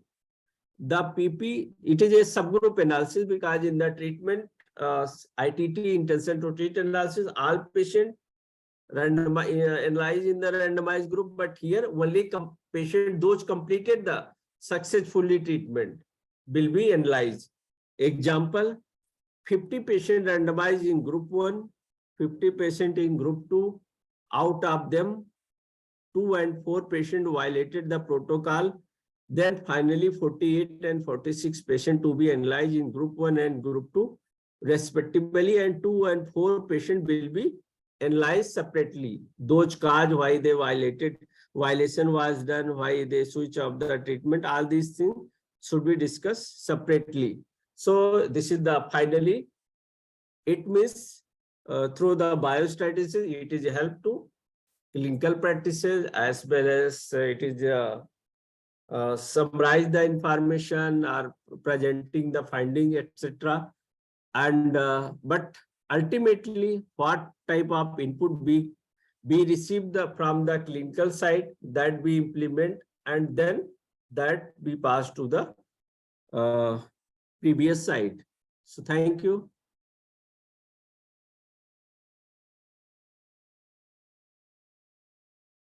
Yeah, Dr. Saurabh. Thank you, Dr. Prabhakar.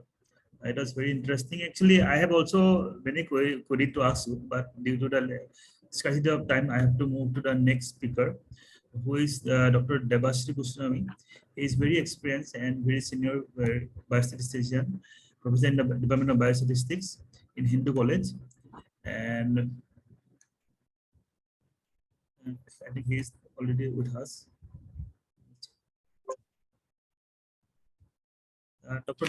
Debashree. In the meantime, if you have any question, please ask Dr. Prabhakar. Delegates. Yes. Can you please once more explain the difference between equality trial and non-inferiority trial? Because both seems at the superficial term to be same, except the sided study. Yeah. So non-inferiority and superiority trial, I told, was if treatment is either it is a non-inferior or inferior. Like here, we set a difference. Like treatment B is, by the using treatment B, 70% patient improved. And if we are telling that if treatment A improved up at least 60% patient, then we will consider that for 10% difference, we consider that treatment is non-inferior of the treatment B. Matlab 10% agar 10% difference, we will accept that it is equal between two groups. But if it become 59, then definitely treatment A become inferior as compared to treatment B. And then it become like the it means this type of hypothesis we should cover in two-sided. If there is a more than a particular margin, it means we have not done sufficient exercise before planning the non-inferiority trial. Because non-inferiority trial, first we have to assess the finding in two-sided test. And if we are ensured that treatment A and treatment B they are equally effective. Almost they are equally. Then we have to move for the non-inferiority trial. Okay, thank you. Any more question? Okay. Okay, thank you. Thank you, Dr. Mishra. Now we'll have next speaker, Professor Debashri Goswami. He is from Hindu College. He teaches statistics. And he will talk you about data, its numerical and graphical representation in next 40 years. Over to Dr. Debashri.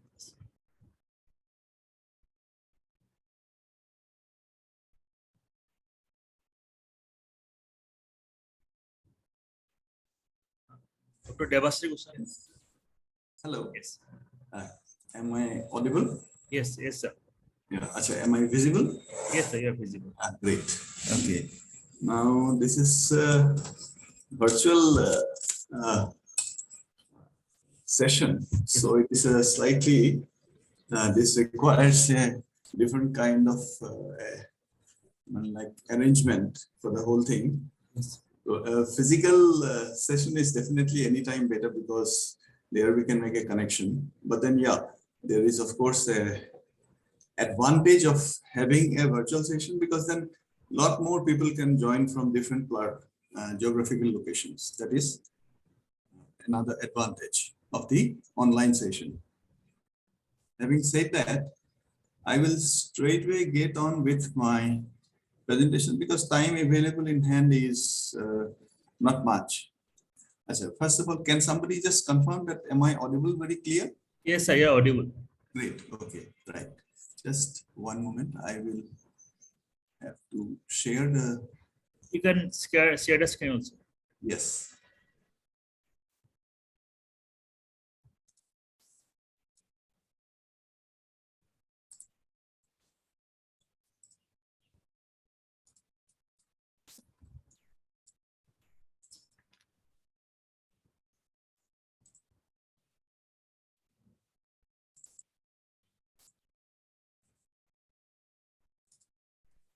So I think this should be visible. Yes, sir, visible. Right. Okay. So this is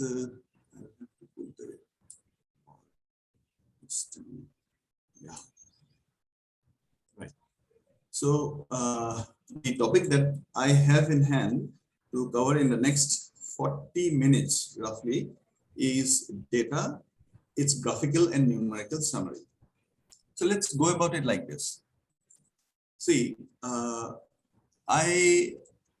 is there anybody from a non-medical background in this session right now? I guess all of them are from medicine or life sciences background. Is that Ms. Dr. Das?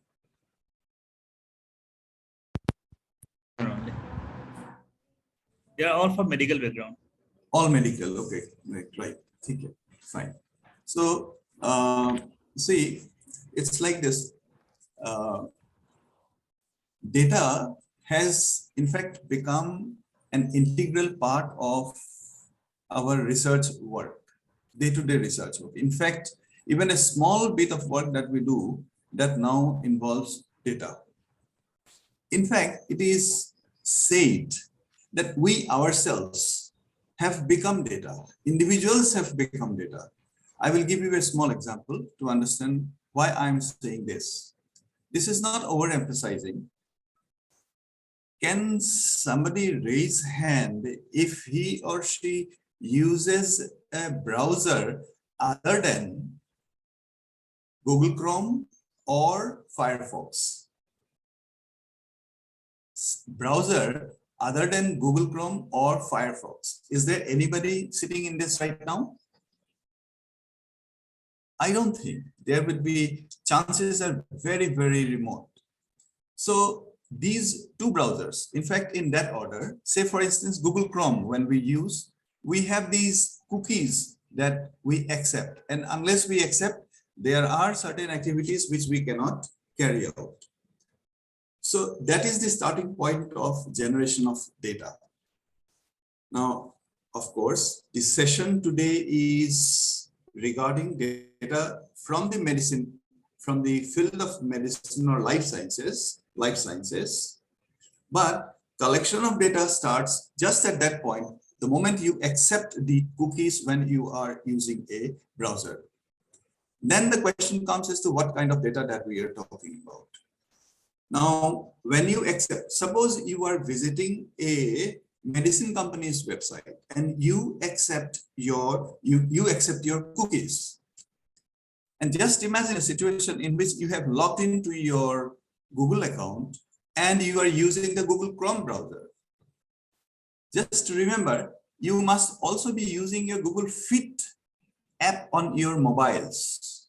Google Fit app on your mobiles, which you are probably using for generating data for yourself on a day-to-day basis when you go out for a walk, go out to the treadmill, or go and buy some grocery by scanning, by using Google Pay. It's all data which is collected. You can clearly see, I have touched upon a few things which will connect to the vital aspects of an individual's life, not just commercial.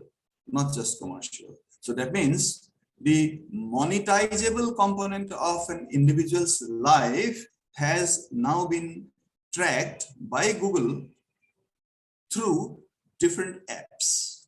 This data is analyzed and of course used for further monetization.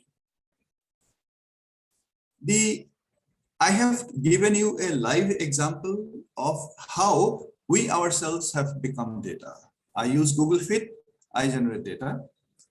I use Google Chrome on the browser by logging into my account, the same account that I'm using in my Google Fit.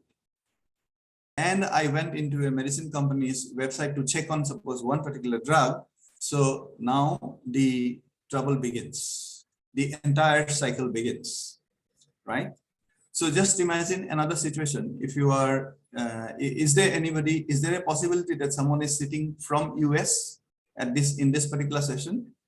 I don't, is it likely? So I would assume that there is nobody right now sitting from US. So suppose you were driving down the road and you went into that company's website and you are again searching while driving in the car from the same account, looking for some medicine, and Google has tie up with one particular organization, then Google will be showing you that particular organization as the one which will come up on your next on the road. So that means you will be directed to that particular organization. So the bottom line is data has taken different forms. The data has taken different forms. So in the field of medicines specifically, this was a commercial example which I have given. In the field of medicines, specifically, while you carry out the different research work, you come up with the data pertaining to maybe patients' health records, clinical trial data, or say epidemiological type of data. There are different types of data which will emerge, right? The first thing that comes up, is answer to a basic question, that is, I have got a knife in the kitchen. What can I do with that particular knife? So that means what I'm saying is that I have a knife that is there for chopping vegetables. I'm not going to take that knife to be used in the operation theater, right? So that is precisely what the next topic that is scales of measurement. So that means before you get ahead with doing any kind of summarization or analysis of data, the first step that has to be taken is because you have a kind of data in hand, or you anticipate that you will have a kind of data in hand, what are the kind of things that you can do with that data? That understanding is very crucial. Let me ask, suppose myself a question. Did you have breakfast? Right? Did you have breakfast? The answer to this question is yes and no, suppose. Right? So clearly, the response is in the form of yes and no. And this yes and no is a type of data. With this particular type of data, that is yes and no, I cannot do anything and everything or any or every kind of analysis. I can only do a limited amount of analysis because the data is of that particular type, yes and no type. So that is why the first thing that we need to get an understanding of is scales of measurement of data, right? Scales of measurement of data. Broadly, there are 4 scales of measurement of data. The first is nominal scale, the second is ordinal scale, third is interval scale, and the fourth is ratio scale. Okay, I will quickly get on with the scales of measurements in a little bit of detail. Right? To get on with scales of measurement of data, I need to have an appreciation about one thing, that is what are variables, right? You can see at the right hand side bottom corner of the screen, I have written a reference that is a book on biostatistics by Norman and Steiner. That's a very good book that could be very useful for your day-to-day reference. And this particular topic also you can refer to from this particular book. So the first understanding that we must have is what are variables? What are variables? All right. So that to that extent, the statistics that we are discussing and the statistics that we are discussing, the word statistics has got 2 meanings. One, it refers to data. 2, the subject itself. So the context in which I'm using will have its own meaning. If I cut down that S, it will be statistic, and the word statistic has got a different meaning. So that means I'm talking about statistics in 2 different meanings, and another word, statistic. Okay? Statistic. So broadly, in essence, what happens is we go about collection, presentation, analysis, and then interpretation of data, right? In specific context that we have for today, we are referring to probably biostatistics or statistics as applied to biology. So this is the broad framework. Okay. The first step that we have is to describe my data. The word describe is a very general word. From there, you can arrive at another that is descriptive statistics. So when I refer to say descriptive statistics, you do a search on the Google. The best place that you can search for this description quickly is Investopedia. Investopedia, that has got a very good description of this particular word, descriptive statistics. So when I refer to descriptive statistics, we are talking about organization of data, summarization of data, and presentation of data. These 3 things together. This forms the first step when I have data in hand. Let me give you an example. Suppose we have carried out a study. We have carried out a study. And at the end of it, we got data in hand, right? The data, first step is to clean the data.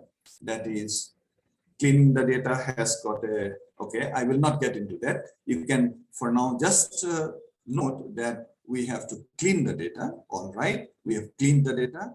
That means it's something like I'm in a stage just before making any sense from the data. So the first thing that we will do is we would like to probably look into the descriptive statistics aspect of the data. So that means what are the things that I'm going to do? I'm going to organize my data, maybe into the form of class intervals, maybe summarization of data. Maybe I would like to calculate something like say mean, median, mode kind of stuff. I'd like to calculate, or that is what I'm referring to by the summarization of data. The third thing is one visual presentation is better than 1,000 figures is the catch. So by presentation, what I refer to is I would like to make some presentation from which I can quickly make out what my data makes, what my data's underpinnings are. Okay, we will see. I have created an example in one of the pages, subsequent pages. Once I'm through with the scales of measurement, right? I'll have to speed up because it is already 11:50, I find. So this is my first part. Then of course the next thing is there an overlap on the slides content of this particular bar? Can sit maybe, yeah. Is there a overlap of the, yeah, this should be not a problem, I think, you know? Yeah. So so the ultimate thing is that we would like to generate some inferences from this, from the data that we have, got in hand, whose first step we have completed. That is, we have carried out the descriptive statistics aspect of the data, right? That is the second step, or that is probably what, by using which, what we are interested in is to generate a set of conclusions from the data. So that means we will have to carry out some inferential, we will have to look into some inferential aspect of the data. So that is where we may have something like, say, testing of hypotheses and the kind of stuff that we that I was talking about. Okay, these are the two steps. In fact, there was another third step which I have skipped because that will be beyond the scope of this particular session. The third step which I have skipped is the modeling aspect of the data. That is what I have skipped. So broadly, you can think about for today's session, we have referred to two stages of using the data that we have collected to make any sense for my study. Okay, for my research study. Right. So a variable, that's what I was saying, that a variable that I was referring to, depending on the type of measurement, will be referred to as a discrete or a continuous. Discrete is something which is in whole number. Continuous is something which is there, which can be specified in a range. Now there is a catch. The catch is, for practical purposes, under certain assumptions, even discrete data can be modeled as continuous. Even discrete data can be modeled as continuous. And this is where your research elements will definitely require your acumen, your understanding of the subject. Okay. So what, I'll give you an example. Suppose I have in hand data relating to the length of long non-coding RNAs. Why long? Say short. Okay, long is because it is a little more readily available data. So it is length data. Length data is clearly discrete data. but the magnitude of the data is something like, say, when I say long, that means it has got a minimum length. The minimum length is 200. Long non-coding RNA, that is LNC RNA data, right? So minimum length is 200. So maximum length is something like 6,500. So this is a very wide scale. Typically, while the data that we have measured in this particular example, we have the discrete measurements for the purpose of modeling, we will use continuous models for modeling this data. That's what I was saying. But what we should appreciate, so that is for the purpose of your individual research, depending on the context. No general statements can be as such made, but yeah, you should be aware that this is possible. So basically, there are two types with respect to the measurements. The next is with respect to relationships. You could have a functional relationship between the variables. For example, my weight is explainable in terms of my height. There is a functional relationship like this, right? There is a functional relationship like this.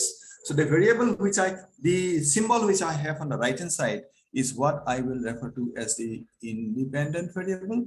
And the one that I have on the left hand side is what I will refer to as the dependent variable. Besides that, the two other, that is A and B in this relationship, specific relationship, is referred to as a set of two constants, right? So what are the words that I have specified?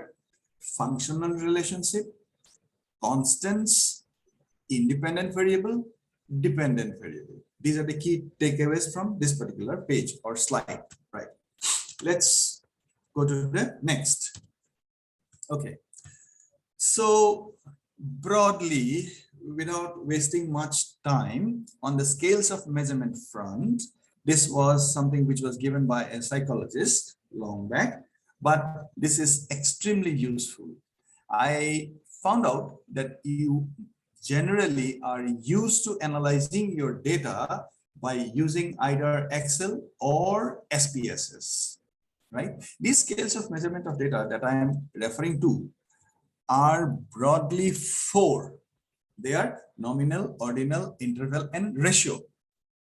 For those of you who are using SPSS, you would have seen that SPSS provides data declaration as of the three types. 1, nominal, 2, ordinal, 3, scale in SPSS. So the scale measurement in SPSS actually is inherently either interval or ratio. So that means we may have our data measured in interval scale or ratio scale, and yet if we enter that data into SPSS, we will specify that as something which is measured in scale. I think this point is taken care of, right? Yeah, but this is very, very crucial for those of you. So commonly, a common mistake. So this is what my purpose for the day is, to highlight some of the common mistakes and different kind of examples if possible. Common mistake is that to specify the data being measured in a wrong scale in SPSS when you have entered your data in SPSS. All right. So there are three types which is mentioned in SPSS. Nominal categories, understood. Without wasting much time, I will straightway get on with it. So these are nominal or categorical. Simply categorical, right? So that means the question which I posed a little earlier was what? I said that did you have breakfast? You would have immediately answered in your mind something, the answer as yes or no. There is nothing in between. You either had it or you didn't have it. You either had a breakfast or you didn't have a breakfast. The answer is supposed to say yes and no, right? If you're not happy with it, if you want to specify something else, that is what I'm going to tell you. You should be carefully listening and you should be careful about if you're collecting data. Okay. See, this was a question. Did you have breakfast? I have given you just two choices, yes and no. Okay. And some among you must be definitely having a situation which is different from yes and no. The question is then, how do I collect this data? So the most common practice is any other. Specify the third, you use a Google form, you say, did you have breakfast? Yes, no. Third, any other, please specify. If you collect your data open-ended like this example which I have given, yes, no, any other, please specify kind, I will say that this is an open-ended data. The third category data which you collect typically becomes unusable for statistical analysis because you will not be able to categorize. You will not be able to classify it into a fixed type because there will be descriptions which people will enter in that particular box. So that means if you have analysis in mind, right? And if you want to give a third option, right, then give the third option, but in a way that data is not wasted, right? I'll give you an example. Suppose the same questionnaire that I'm administering on you on collecting data on breakfast, the first question which I asked was suppose your name, your age, your weight, your location, and etc. blah blah blah. Then your gender, right? Your gender, male, female, third, others, or there is a standardized word from Government of India which you can use for the third gender, right? Now, in this case, the situation is different because we will have three genders. We will have three genders, male, female, and the others, or as per Government of India's description, you can have the third one, right? Now, I'm given to understand, this is not my field, but yeah, by practicing statistics, we are required to understand these aspects quite well. We have to, because even you will have to if you administer such a thing. So why the third one is very crucial is because the third one would itself be internally of two different types, but we are not making a distinction. We are just saying male, female, and others. So this I will say as that the response that are close-ended.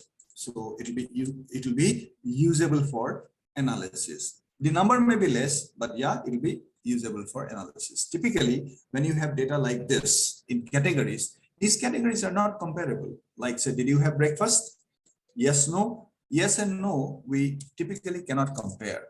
So such data is what we are referring to as categorical data, simply classificatory in nature. And so what we can do is we can only calculate counts or frequencies in each of the categories. Let's proceed to the next. So the trouble with the previous scale of measurement was that there was no comparison, right? There is now another situation. I have a friend in the army who is Major General. You have a friend in the army who is captain, right? They are distinct categories. They belong to distinct categories in army, right?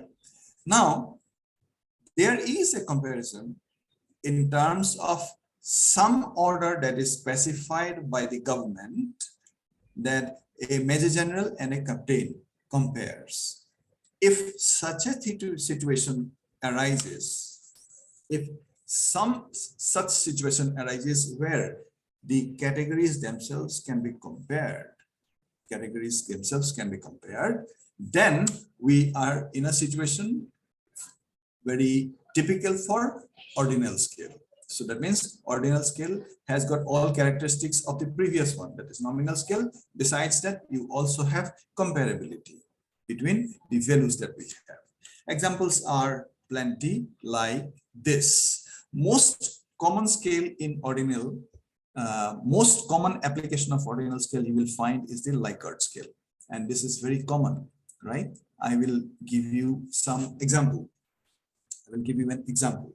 This example, of course, I'm not giving you from the field of biology. I understand that even eye colors can be categorized like this, right? Eye colors can be categorized like this. Or, so typically when you walk down the street, someone comes up with a questionnaire and asks you a set of questions about, say, a toothpaste or a say soap.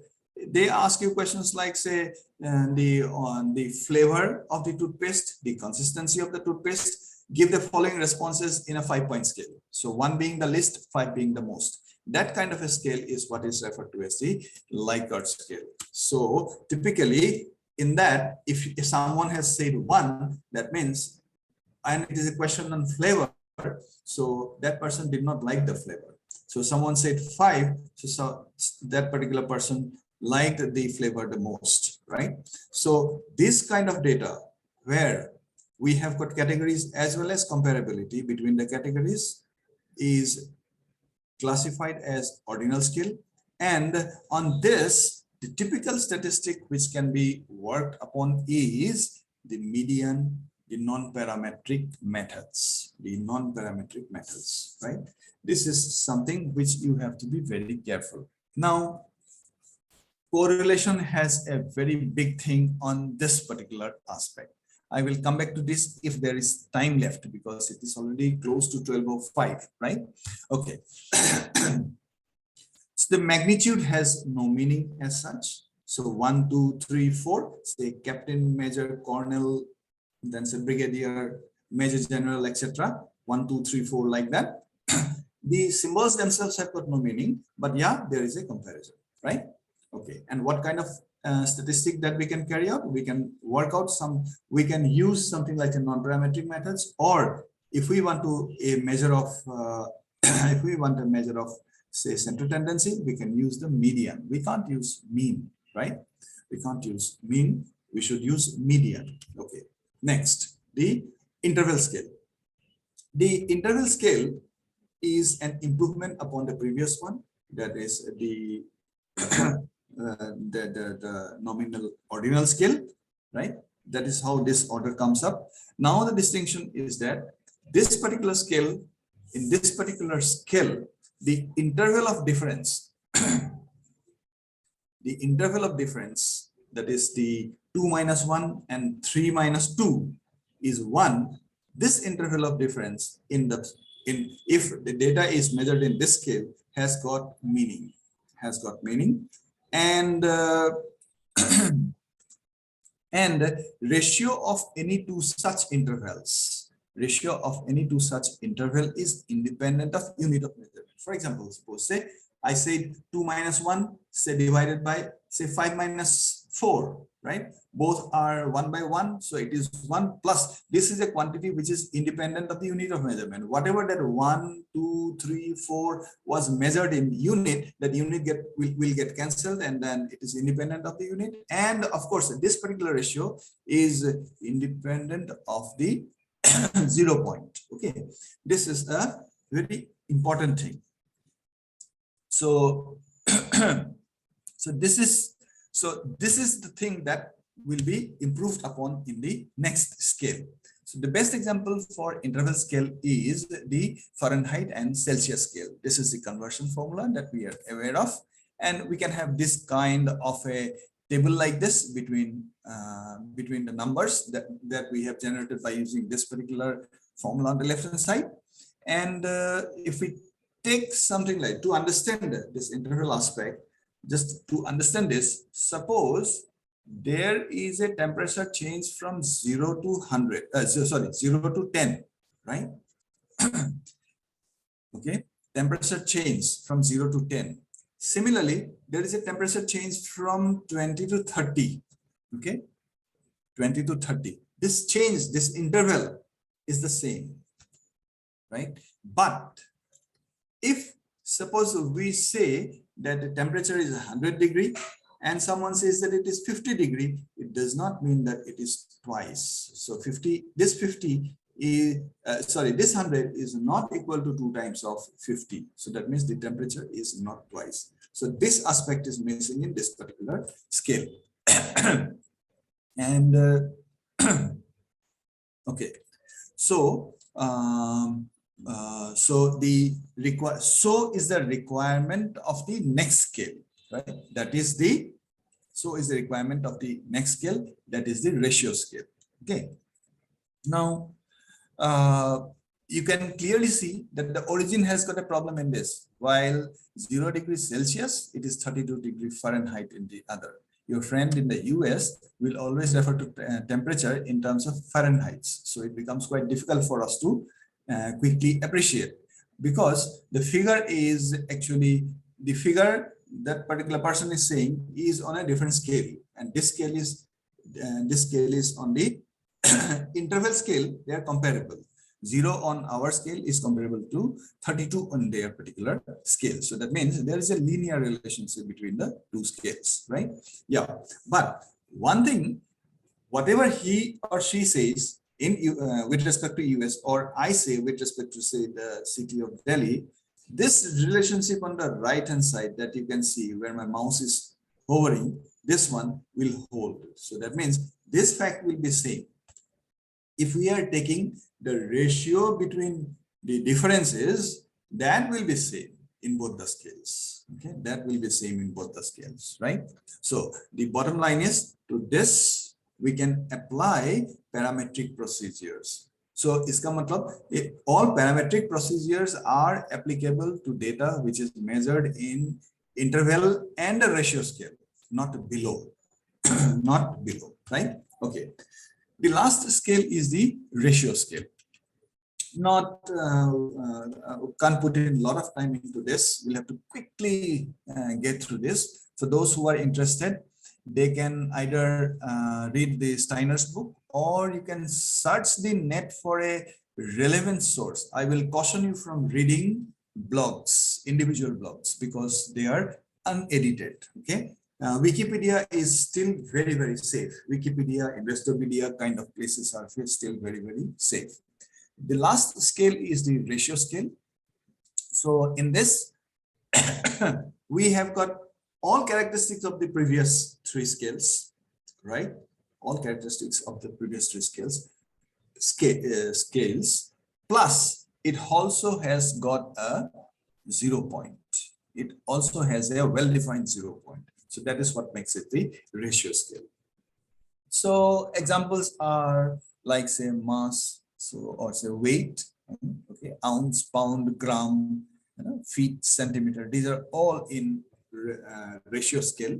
They all have a well-defined 0 point. Now in the scale, you can clearly see that if someone says that 60.96 centimeter, that will be twice of 30.48 centimeters. 30.48 centimeters, right?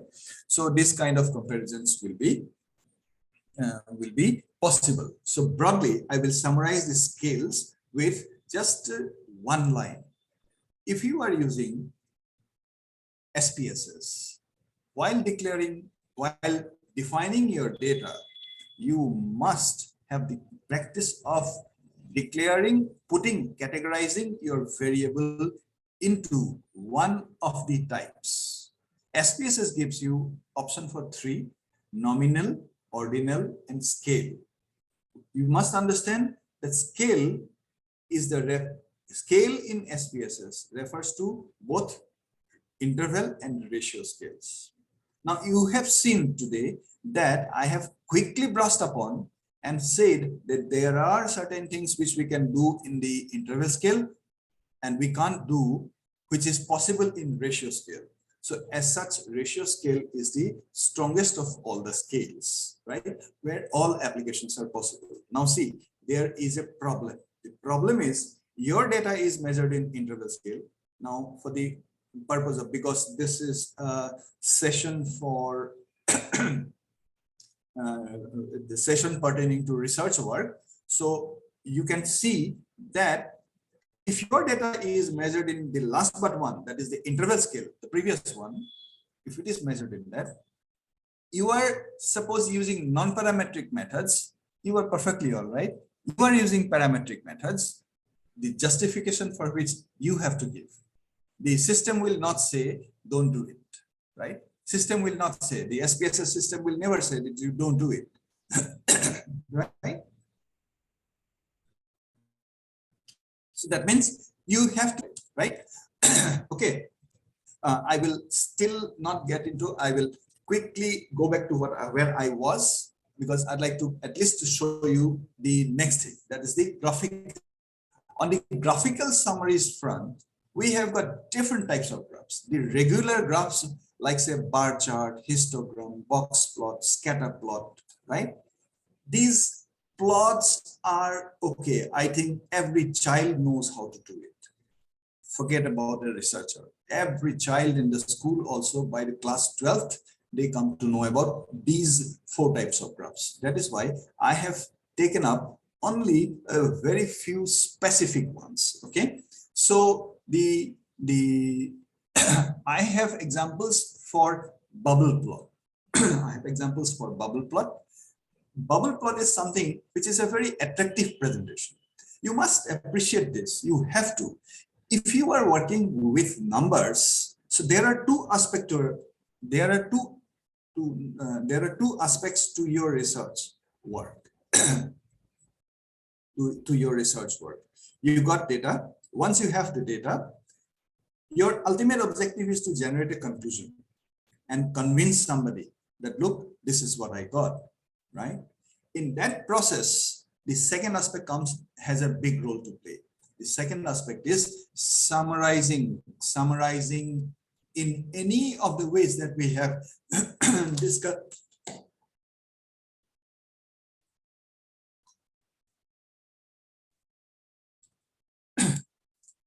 Summarizing in any of the ways that we have discussed has to be done, right? To that extent, the graphs which you present should be attractive. That is the catch. That's what we say to our students also. So you can't make a normal looking, regular looking graph. Your graph has to be attractive. It should be conveying a message. It should not be a graph for the purpose of graph, right?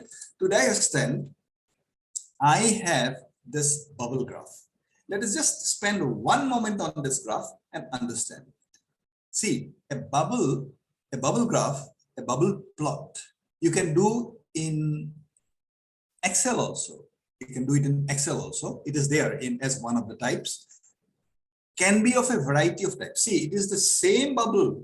Yeah, and this is not for, because this data which I have used to generate is randomly generated. So for all the 4 bubbles, I have got different data, right? But I could have kept the same data for all the 4. That was possible. You can clearly see I have got 4 bubble plots. First of all, let us understand what is a bubble plot. A bubble plot is a 3-dimensional scatter plot. A bubble plot is a 3-dimensional scatter plot, right? So basically, you will have the 3rd dimension in your data, right? So you can explore more of this. There are good YouTube videos and good descriptions in some of these places, like say Wikipedia or Investopedia. I will ask you to restrict to either this or some medicinal kind of universities websites. Okay, not individuals blogs or individuals videos. Okay, yeah, for the mechanics of plotting that on Excel, you can look into some videos. Okay, that is not very complicated. I have plotted it in some other system. I have, in fact, what I have demonstrated is that if it is for the same data, I can have a 3D bubble. I can have a stylish bubble. Okay, nicely stylized bubble, or I can have a simple bubble, or I can have a different kind of a styled bubble. That is possible, right? So this is one type of graph I thought I will point out to you. Next is bubble for the purpose of description of some aspect relating to geographies. Say for example, one moment. So this is the bubble for tuberculosis data across countries in the among the South American countries. So doesn't it, suppose it is the tuberculosis, it is not, okay? It's a disclaimer. So it is not, this is not, I'm just giving you an ad hoc example. Suppose this is my screen visible, or should I enlarging will be a little difficult? I hope it is visible. Yeah. Visible, sir. Is it visible? Yes, This sir. figure? Visible. Yeah. Okay. So this is suppose tuberculosis, the prevalence. So like I want to demonstrate suppose tuberculosis aspect in this Southern American countries. So this could be one graph. You see, this is a bubble plot, and so to that extent, this is a three-dimensional scatter, right? This is what I was saying, that your graph has to be attractive, it is meaningful. The fundamental note which I would like to state at this point is, whenever you are plotting such a graph, you have to take advantage of some of the specialized softwares, because doing it by hand will be extremely complicated. Okay, extremely complicated. It will be too much of a time consuming. You either seek, so basically you as the researcher will have to give guidance. All right, in this situation, maybe we can make a graph like this and it will be very useful. We can communicate the message very well. So in that case, you have to look for plotting this in some other software. So definitely not Excel, because Excel is not the best place for this particular work, this one, right? Two softwares that I can suggest are, there are very good libraries that are available in R and Python. Okay, it could be R or Python, right? I didn't do that in these two also. I did it in something else, right? So basically the bottom line is, if you want to do some specialized plots, you will have to get assistance, or you will have to give guidance to somebody that, look, I need such a graph. Then the person concerning statistics has to give you the idea that, okay, we can do such a graph, but where to do it, that is a gray area for the day, right? Because that itself can be a complete session. Okay, let's move on to the towards the end of it. So numerical summaries, we typically calculate by using these kind of measures. So central tendencies, dispersions, like this, right? Central tendencies, dispersions. Now suppose, so just take a situation. I will do a fact check.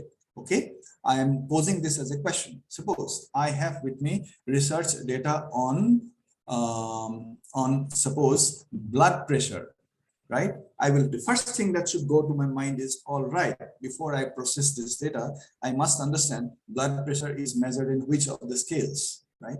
So that is the first. So the moment I answer that question, so probably it is in the last scale, okay, ratio scale. So no problem. I can do everything with this data. There is no problem. There is no limitation on that, right? But suppose I have data on blood groups, say A, B, like that, blood groups. No, then we can't do anything and everything. It is of a different type. So I will have a lot of limitations, right? That is what I was saying, that scales of measurement will, in medicine, scales of measurement will be invariably very, very important, right? Because with blood groups data, you can't do anything and everything, right? Why? Okay, now someone might question, this is a very sweeping blanket statement. There are some procedures where it really does not make a difference to change the origin and the scale of the data, in which, of course, we can do that. I'll give you an example. Suppose you are using correlation, you are calculating correlation. It is a commonly known fact that correlation coefficient, that is linear correlation coefficient, is not affected by the change of origin and the scale. So that means even if your data is measured in the second scale, that is the ordinal scale, you can still use correlation. There is no problem. So that means if you have got Likert scale data, which is measured, you can calculate correlation, right? That is the gist of this particular page. Okay. Then the next thing is, you will have to get onto the normal distribution, right? Normal distribution is something which is central to most of the statistical techniques, parametric statistical techniques, to be very specific, parametric statistical techniques. So you can think about statistical techniques of two categories. One is non-parametric kind, that I can apply to measure data which is measured in, say, your ordinal scale. That is the second scale, right? And the second group of analysis is something which I can apply to everything, every type of data. So in this context, actually normal distribution will come up, because in the parametrics testing procedures, right, your this normal distribution will come into picture every now and then. And this is the functional form of the distribution in which you may not be interested. So much so that this function, you really don't have to remember. This has been implemented in Excel. This has been implemented in SPSS, everywhere, every software, statistical, wherever there is a statistical computing feature, that software implements this particular distribution. To show you as an example, as a researcher, what you might be, what you will be focused on is something like this. So this is my data, left-hand side top corner, the first figure, that is the one here, this figure. Say this is the histogram plot of the, suppose your histogram plot of the blood pressure data. Histogram plot of the blood pressure data, right? It comes up like this. Someone asked you a question as to, is this normal? So to answer to this particular question, you have two approaches. One, you can test. There is a test which you can use to, there is at least one test which you can use to check if your blood pressure data is inherently normal. Second, you can verify visually whether it looks normal. So that is this particular figure that you see on the left hand side top corner, the first figure where my mouse cursor is, this figure actually for the visual representation. I could have carried out a statistical test for checking this. And one particular test which is very popular and very commonly unknown is, you can note this down if you are using, because day in and day out you will be using normal, and you will never ever probably be checking whether your data is normal. One particular test which can be used is Anderson-Darling's test. Anderson-Darling's test. This is a very, very good quality test which is there in statistics, but very commonly not unused, very commonly unused.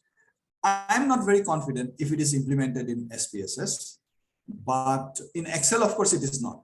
So you will have to carry out on your own. These tables are available online, right?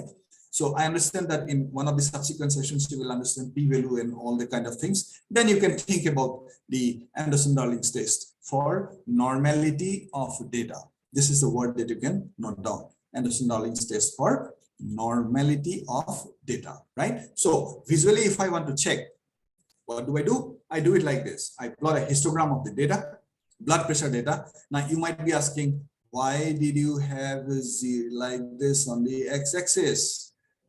Blood pressure will never ever be negative, right? Okay. The answer to this is that I have standardized the data. Standardizing the data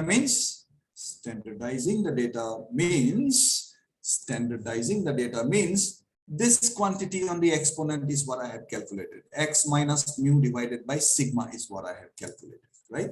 I have standardized the data. That is X, the blood pressure, minus the mean of the blood pressure, divided by the standard deviation of the blood pressure. If I calculate those data, that data, and if I plot it, suppose it comes out like this, then you can safely say, all right, my blood pressure data is inherently normal. Okay, you want to give a visual effect? Okay, you can do it like this. You can plot like that. The second figure is in the research life is never ever so nice. It will never ever be. I have used some code to generate normal distribution data. Okay. Now your research life will never ever be so smooth. You could be having normality, but in different scales. So your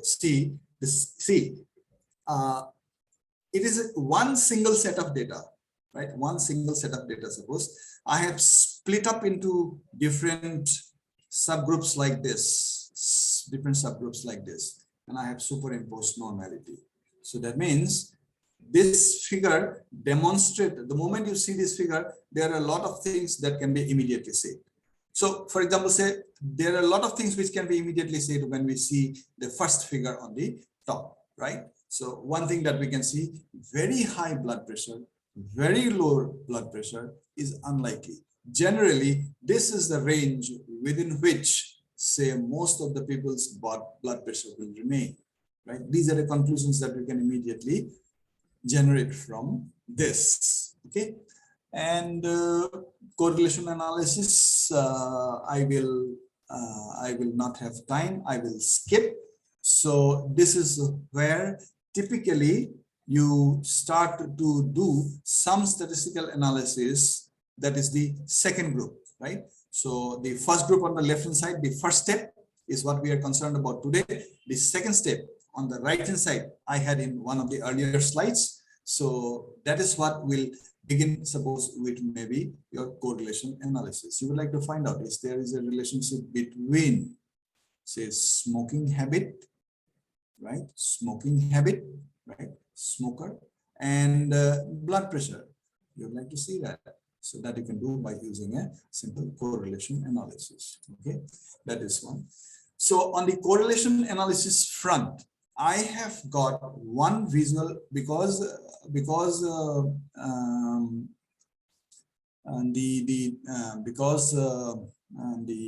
presentation requires for me today is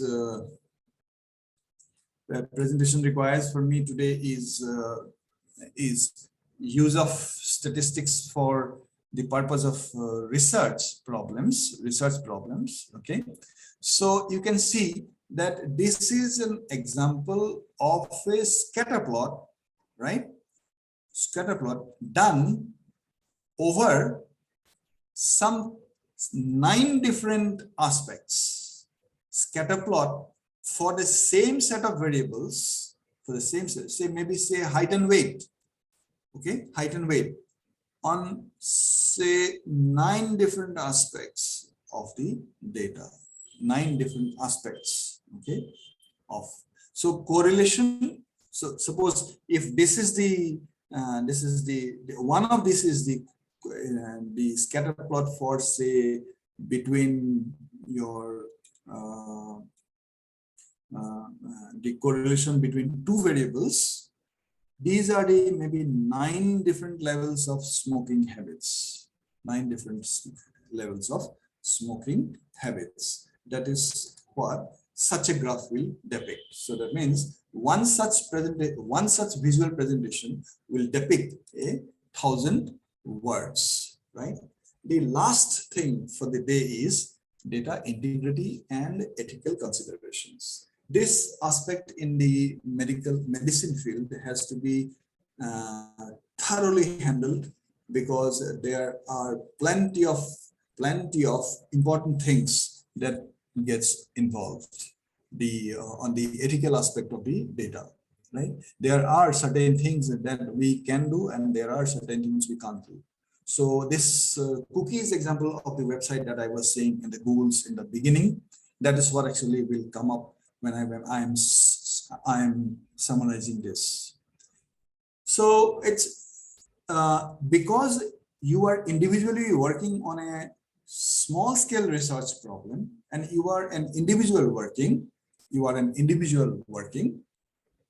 you will have to be concerned about the ethical considerations. But then Google, as a huge organization, also has got into problems of ethical considerations. But when collecting data, even Google has got some retrospective application of conditions. So that means there are some disclaimers from now with a reference to the previous disclaimer. So that means, so if it is collecting some data from you today, which is seemingly unethical as per today's laws, their legal statement will definitely refer back to the previous time points, right? In your case, this cannot happen, because when you are running your research, for collecting data, your disclaimer cannot be retrospective. It has to be prospective, then and onwards. So you will have to be very, very sensitively handling this. And I understand that every medical institution has got ethical committees. I think I will stop here for the day. Thank you, sir. I don't have any word actually to describe your class. We have lots of queries. Even I have queries, but due to the shortage of time, because we are already 30 minutes running late, so I have to go to the next speaker. Okay, right. So maybe what you can what some of you can do is they can if they have got some queries, they can either mail that to me, Yeah, or they can send it. Yeah, they on the can. WhatsApp. Yeah, they can type in a chat box. Yeah. And I can give it to you, and I can, because I have also query. I also send a message. Okay. Okay. So Maybe just one or two we can take. Just one, maybe just one or two. Okay, sir. Like then I will take this opportunity. Sir, you have told about normal test, the Anderson test. Sir, Yes. but I use mainly Smirnov test, Smirnov and Wilks-Shaffer test. Okay. So can you use those tests for So, to check yes, normality? the answer is yes. The answer is yes, but you have to be very careful that the test that you are using, the specific test you are using, applies to your context. This test, which I have told you, Anderson-Darling's test, this is a very general test. It is a very old test. The tables are available, and that can be safely applied, right? So there are plenty of new tests which have come. So if you are applying them, you have to be very careful that you satisfy the conditions that are underlying. Okay. That are underlying. So any question? But there is also a normality testing plot which was possible. Okay. Okay.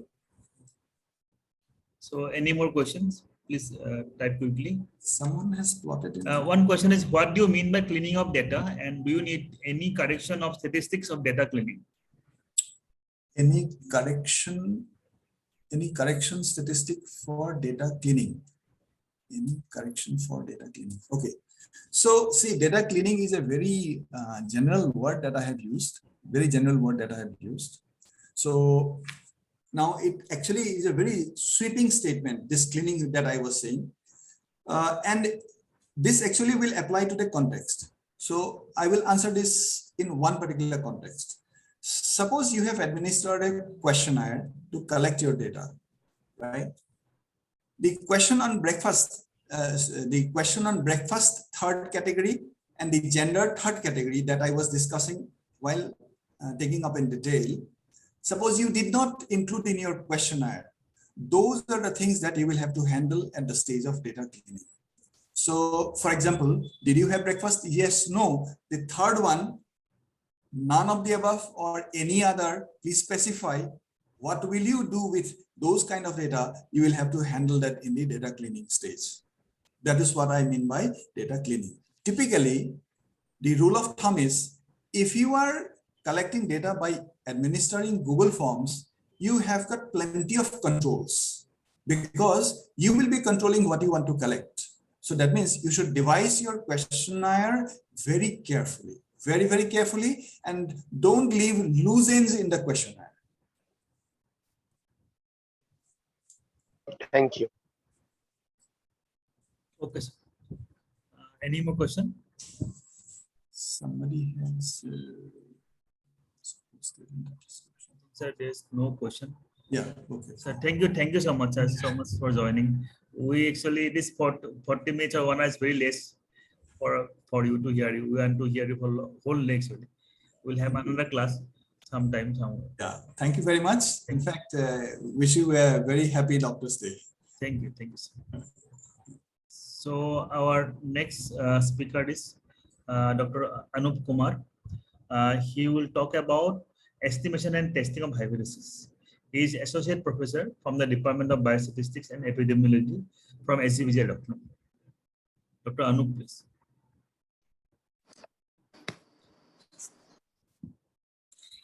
Hello and good afternoon to all of you. So,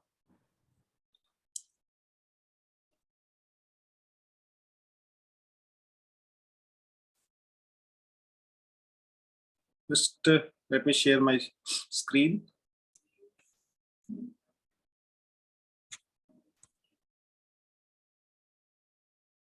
I guess it is visible now. Yes, visible. Okay. So, up to now, what as a whole we are discussing about data type and how to describe the data.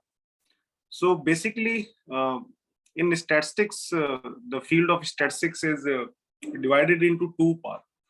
One part is descriptive statistics, and another part is inferential statistics. In descriptive statistics, we simply describe our raw data with the help of numerical and the graphical summary, which you people might have heard about.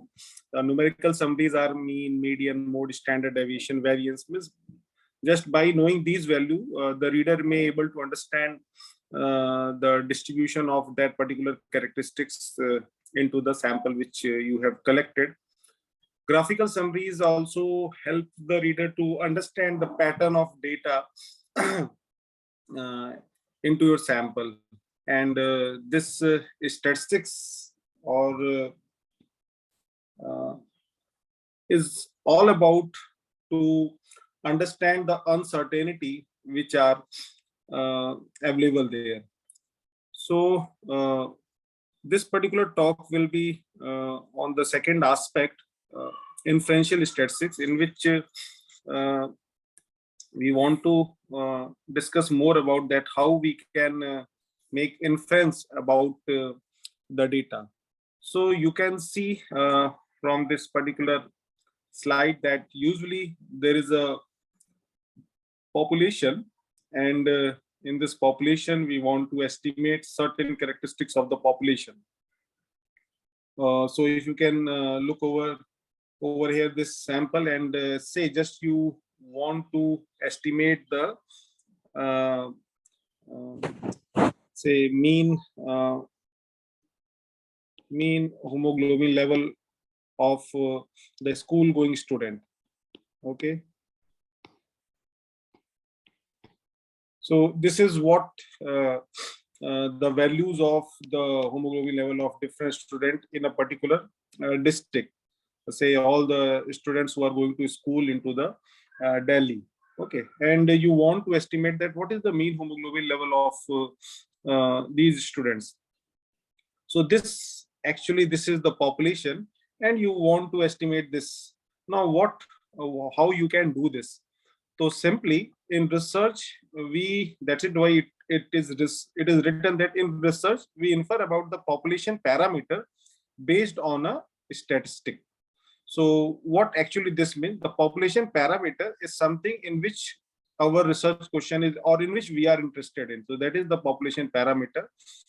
And we want to estimate these population parameter. Here our population parameter is the mean hemoglobin level of all the students who are going to school in Delhi district.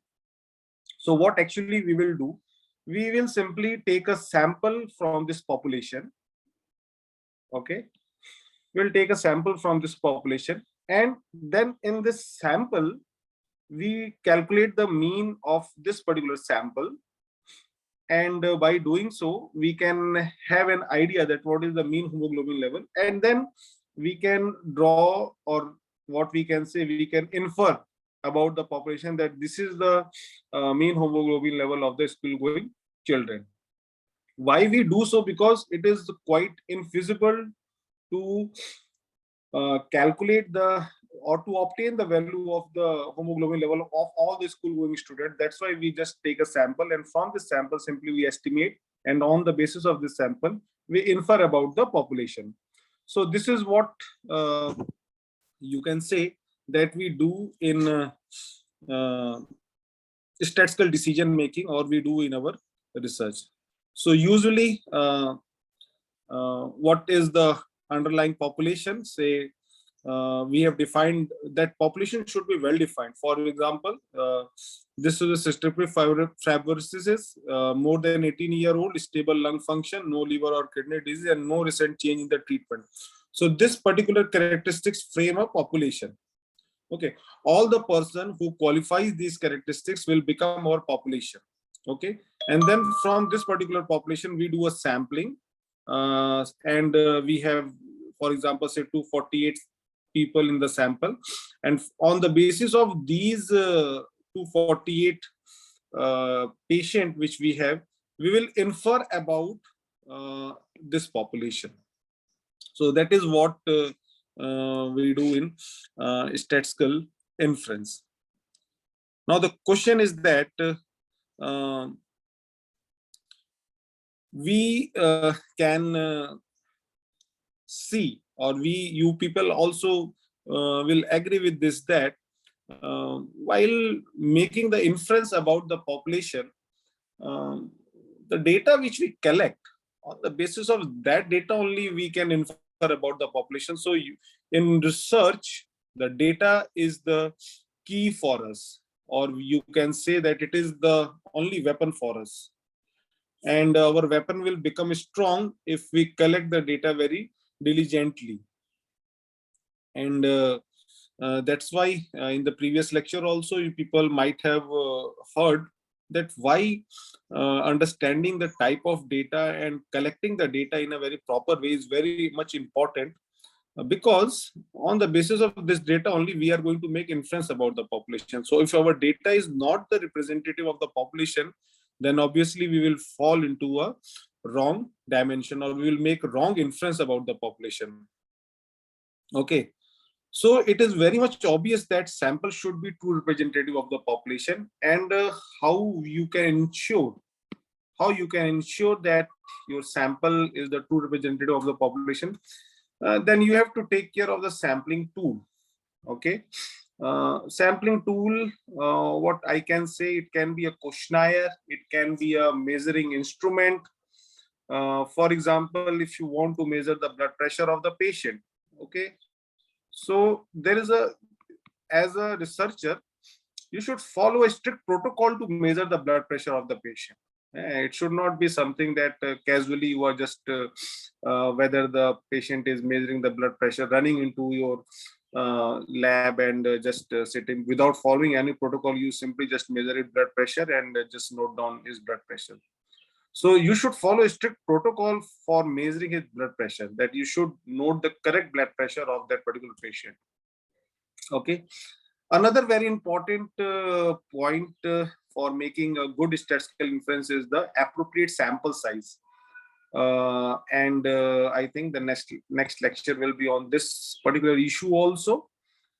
And the most important part is that you should use the proper tools for data analysis.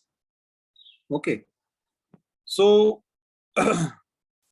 how you can get a representative sample? So usually as a researcher, you have to understand that sampling is a process of obtaining the data from the population.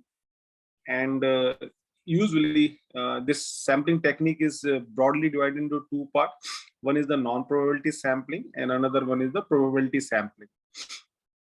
And then further, non-probability sampling is the convenience, purposive, quota, and snowball sampling. And this probability sampling is a simple random sample, stratified random sample, systematic, cluster, and other sampling techniques. I hope you people might have know all these sampling techniques. What is the basic difference between probability and non-probability sampling technique is that whenever say this is a population, and from this population you draw a sample and you calculate say mean hemoglobin level. Okay, now there is a original mean hemoglobin level of the patient. Say the mean hemoglobin level is 13, and this you don't know actually. On the basis of sample, when you estimated the mean hemoglobin level, it comes out to be 12.6. Now my question is, if you take another sample from this population, and if you will calculate the mean hemoglobin level from this another sample, this is sample 2, what will be the value of mean hemoglobin level? So obviously the answer is that it may be more than 12.6, maybe less than 12.6, it may be 13, more than 13, less than 13. So again, if you'll repeat the same process, you will get different value. You'll repeat the same process, you'll get the different value. Okay, so the issue is that whenever you will whenever you take a sample, calculate the mean, you'll get different mean hemoglobin level. So the thing is that whenever you do a sampling, and whenever you take a sample and on the basis of sample, you make inference about the population, so it is very much obvious that you are going to commit an error, and that error is termed as sampling error.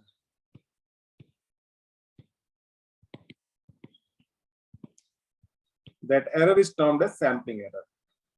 Now, in statistics, we have good formulas. We have well-established formulas for estimating these sampling errors, that how much error you can commit when you do probability sampling. But for this non-probability sampling, we do not have any standard formula to calculate the sampling error. So this is why if it is possible, you should prefer to go for the probability sampling. But let me tell you, it is quite unfeasible to do the probability sampling. So most of our research, especially in hospital setup, it is not probability sampling. So this is a very basic thing that we miss most of the time, that we do non-probability sampling, and while data analysis and everything, we treat that non-probability sampling as a probability sampling, and we do our statistical analysis. Now, what are the method of inference? I assume that you people understand the method of descriptive statistics, so we'll discuss the method of inference. One is the point estimation, another one is the interval estimation, and this one is the testing of hypothesis and test of significance. Now, at this particular point of time, I will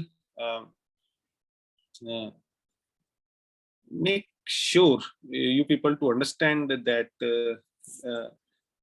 these two and this method of inference are a bit different. And as a medical researcher, you people have to focus on that. What is your research question? Your research question will help you to understand that whether you are interested in estimation or whether you are interested in testing a hypothesis.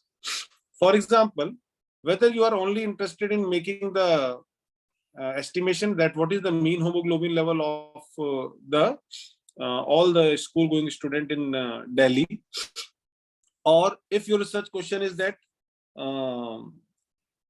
say more than, if some statement is that more than 50% of school going children is anemic. Now this is a statement and you want to test this statement, you want to check this statement. Here you are not in the process of estimation. Here you are in the process of testing a hypothesis. So your research question is actually something like this, that whether you should go for estimation or you should go for testing of hypothesis. So your analysis actually depends upon that. What is your research question? So while talking about point estimation, so you can say that we want to, if you want to estimate the sample mean, in the population, if you want to estimate the population, means say mean hemoglobin level, so it will be simply you can estimate it from the sample mean. If you want to estimate the population parameter, say what proportion of teenagers are smoker. Okay, so you take a sample and the basis of sample proportion will be the similarly population standard deviation can be estimated from the sample standard deviation.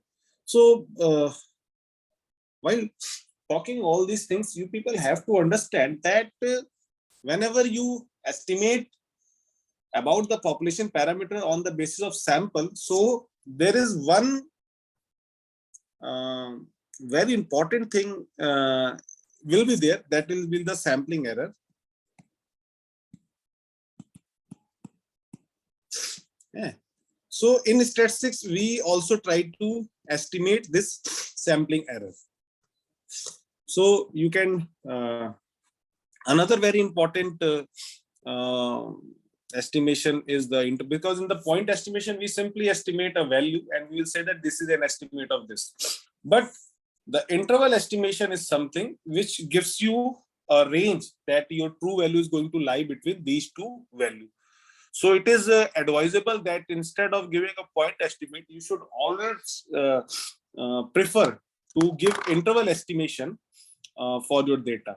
So what actually happened that in this method there are two values, lower value and upper value, and how we can find out this lower value and upper value, that we will also discuss. So we find the above two values on the basis of, one is the standard error and another one is the point estimation. Okay, so for example, the confidence level is the proportion of time that an interval estimate for a population parameter will be. So I am 95% confident that the true mean IQ of female student at SGPG IMS is between 120 to 122. So this is your confidence, the meaning of this confidence. So this is a very good example to understand, and that is termed as the sampling distribution. So now let us assume that in a population there are only 4 people. Just assume this, and their age is 18, 20, 22, and 24. So you can say 18, 20, 22, and 24. This is how their age is. Okay. And if you calculate the age, mean age is 21 years, along with the standard deviation is 2.236. Okay. Now what you do, you take a random sample from this population. Okay, it is 18 and 20, and on the basis of this 18 and 20, you calculate the sample mean, it comes out to be 90, and standard deviation comes out to be 18. Now what is the true? True is 21. Okay, and what you calculated, you have calculated 19. So similarly, there are 16 sample possibles out of these 4 C2 where you calculate. So, and when you choose 18 and 18, the mean will be 18. When you choose 18 and 20, mean will be 19. Similarly, when we choose 18 and 22, the mean will be 20. So you can see that this much 16 means are available there. Okay, and what you can say, when you plot these 16 means, you'll get a normal distribution kind of curve. Okay, so you can see its frequency, and when you plot it, you'll get the, so sampling distribution of the sample mean is normally distributed.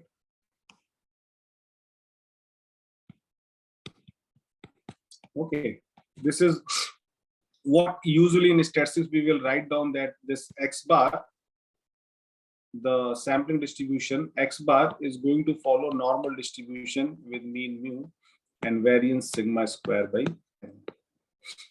So this is what in statistics we write down. Now, if you calculate the mean of all the mean, it comes out to be 21. That's why we say that is, and if you calculate the standard deviation of all the means, so it comes out, and this is actually the standard error. So what is the meaning of this? That if this is the data, and if you calculate the standard deviation of this data, so it will give you an idea that how much error you can commit. Okay, so from this idea, you can say that the standard error of this data is 1.58. And in statistics, the formula of standard error is sigma by under root n. Okay, so what we can say that if you calculate the mean x bar plus minus standard error is sigma by under root n. So always using this particular formula, you can have an idea about that what is your say lower and upper. And if you want to have a 95% confidence interval, so for calculating this, what you have to do, you have to just give x bar plus 1.96 sigma by under root n. Okay, so this will give you upper and lower value. Okay, and on the basis of this, you can move forward. So this is the your population values, and this is the sample distribution of the mean. So now what is standard error? Standard error actually estimates sampling error.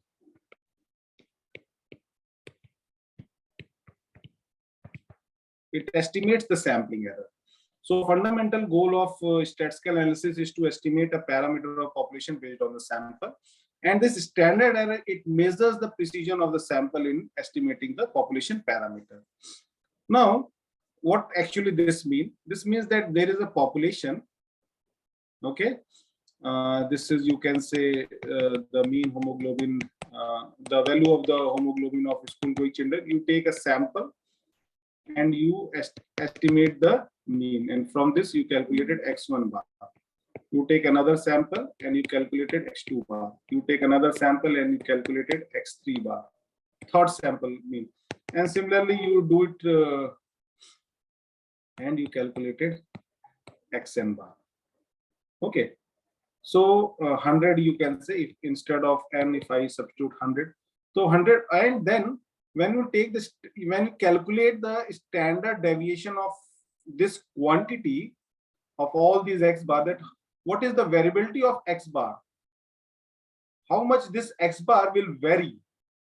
Okay, so if you have an idea that what is the variation of these x bar, so you can have an idea that how much error, because of the sampling, how much error you, so you can estimate this error, and that error is termed as standard error. So in statistics, it has been proved that whenever you are estimating the sample mean, the formula for standard error is sigma by under root n. And similarly, if you will estimate the proportion, the formula for standard deviation is p under root pq by n. Okay, so this is how the standard deviation, or you can say standard error, is estimated.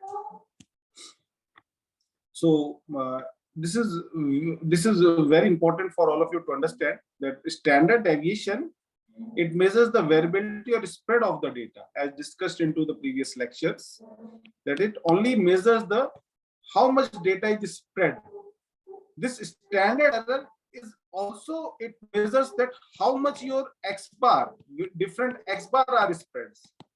Okay, so this standard formula for calculating standard deviation and standard error are same, but the logic is different. So that's why the standard error measures the precision of the estimate of the population. Means if all the values are very much close to each other, then we can say that this sampling procedure is very good, very efficient. So interval, on the basis of this, we have the formula for 95% confidence interval. You can see here, this is the formula. Okay, this is the sample mean x bar plus minus z alpha by 2, and standard error of the sample mean is sigma by under root n. Now this z alpha by 2 is something which values comes out to be 1.96 if the sigma is known.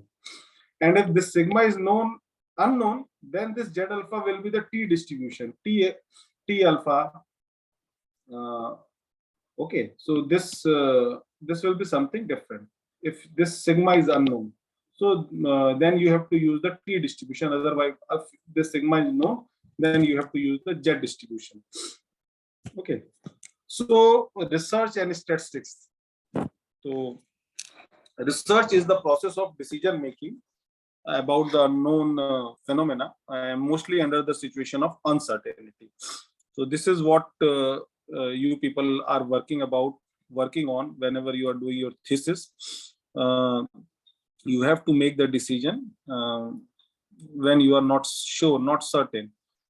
Statistics is going to provide you the method of making decision under uncertainty, and in this probability comes out to, and what does actually probability? Probability is the measure of uncertainty which measures in terms of numerical value 0 and 1, and you can say this can be subjective and objective. So with this remark, what actually you do into your say research. Okay, so broadly what I have observed that most of your research question can be found in these 5 categories. Either you people are very much focused on estimating the normal values of biological parameters or burden of disease on the health problems. Means what proportion of person are doubly vaccinated with COVID vaccine, what is the you can say hemoglobin level of so this is just you want to estimate the normal, so you want to estimate.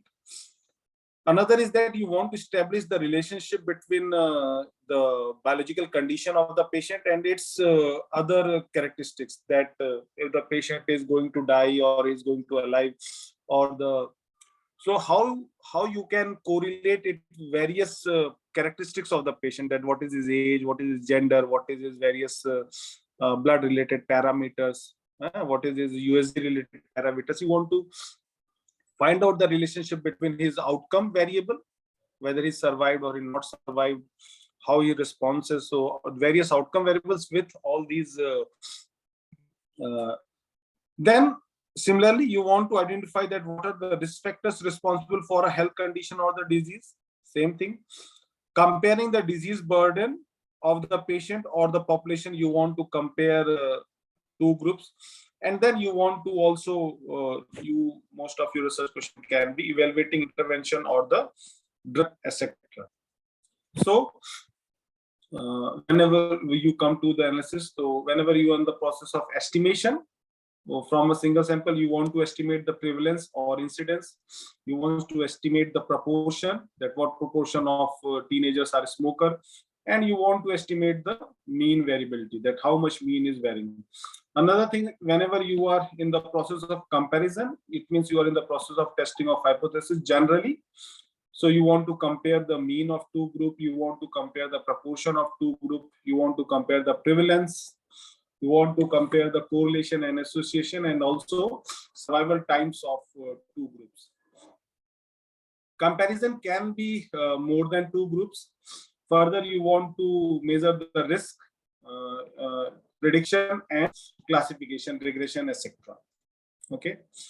So what you do as soon as you collect your data, you analyze the data and present them. Means you do the descriptive statistics of your data.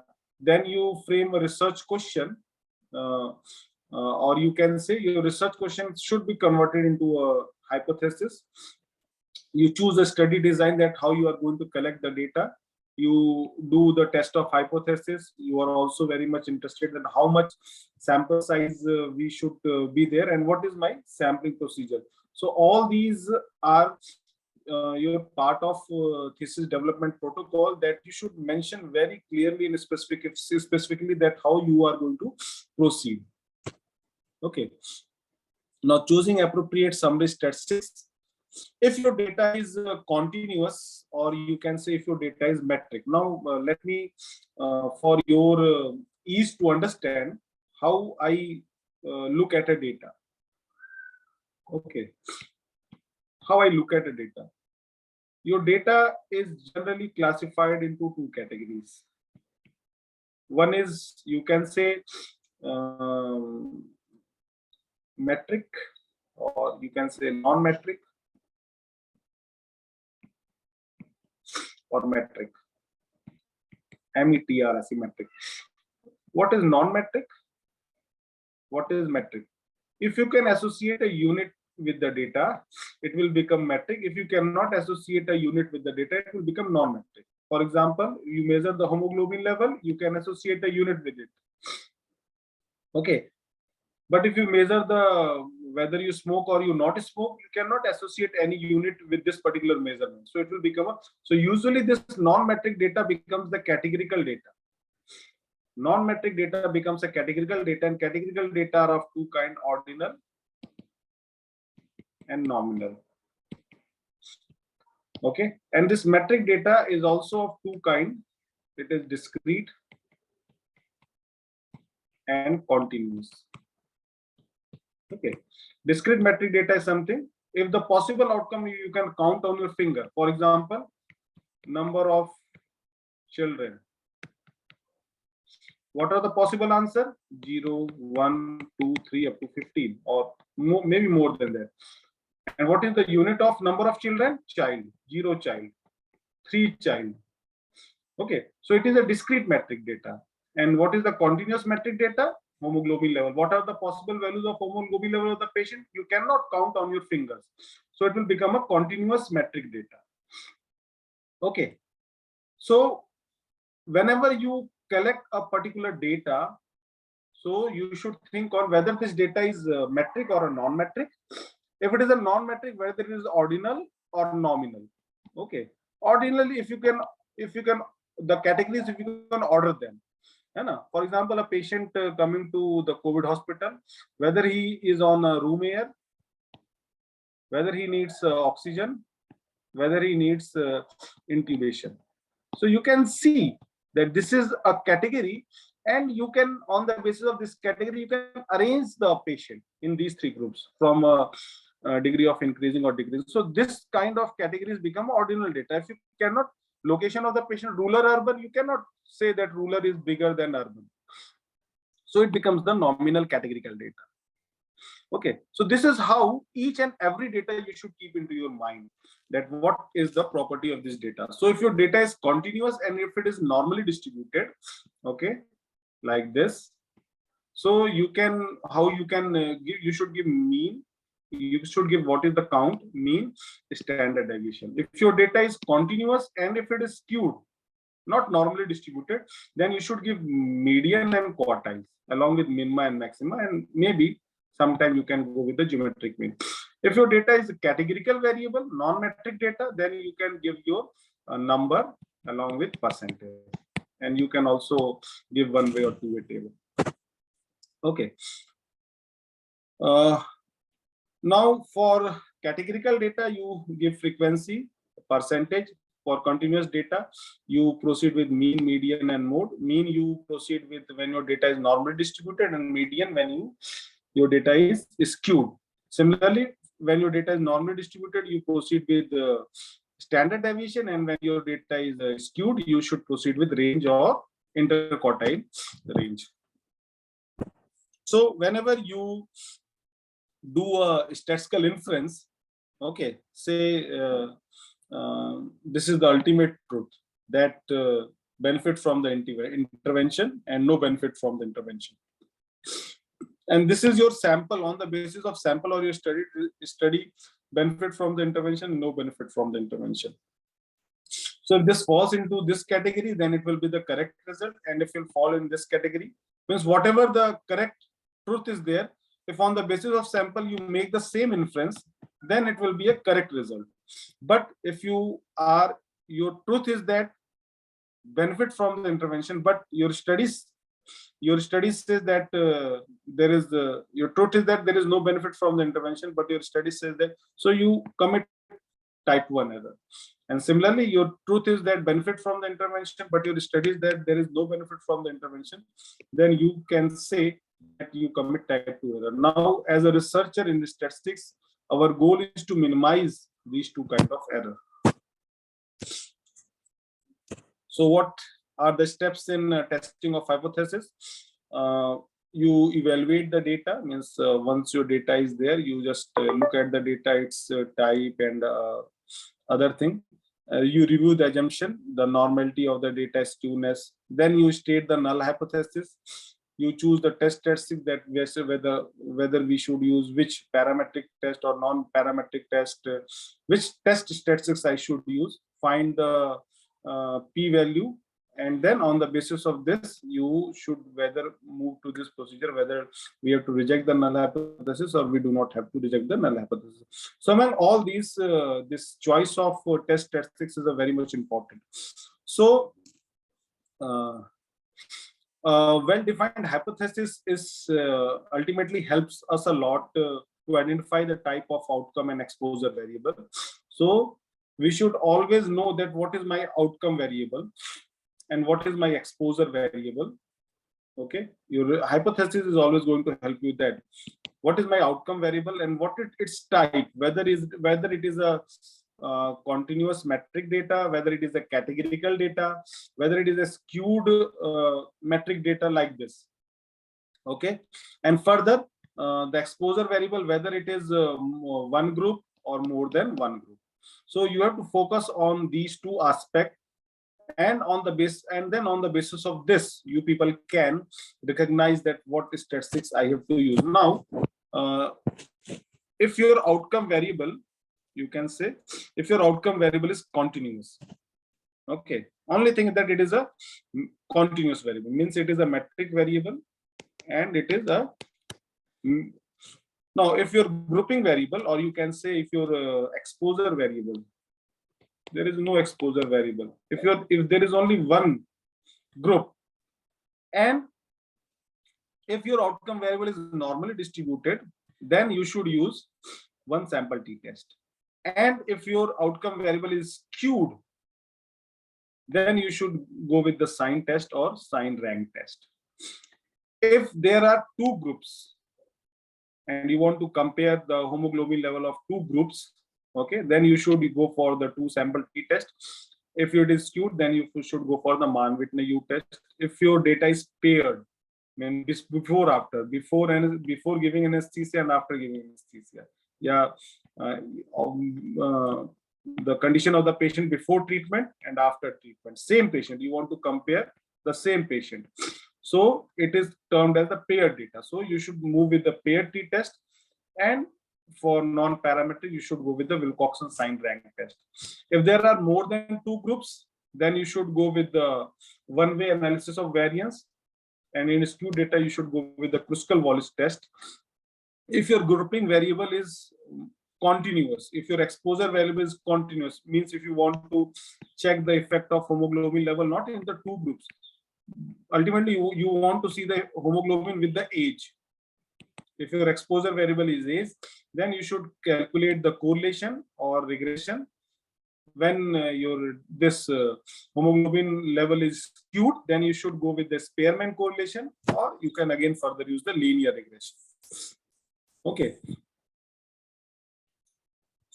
If your outcome variable is categorical,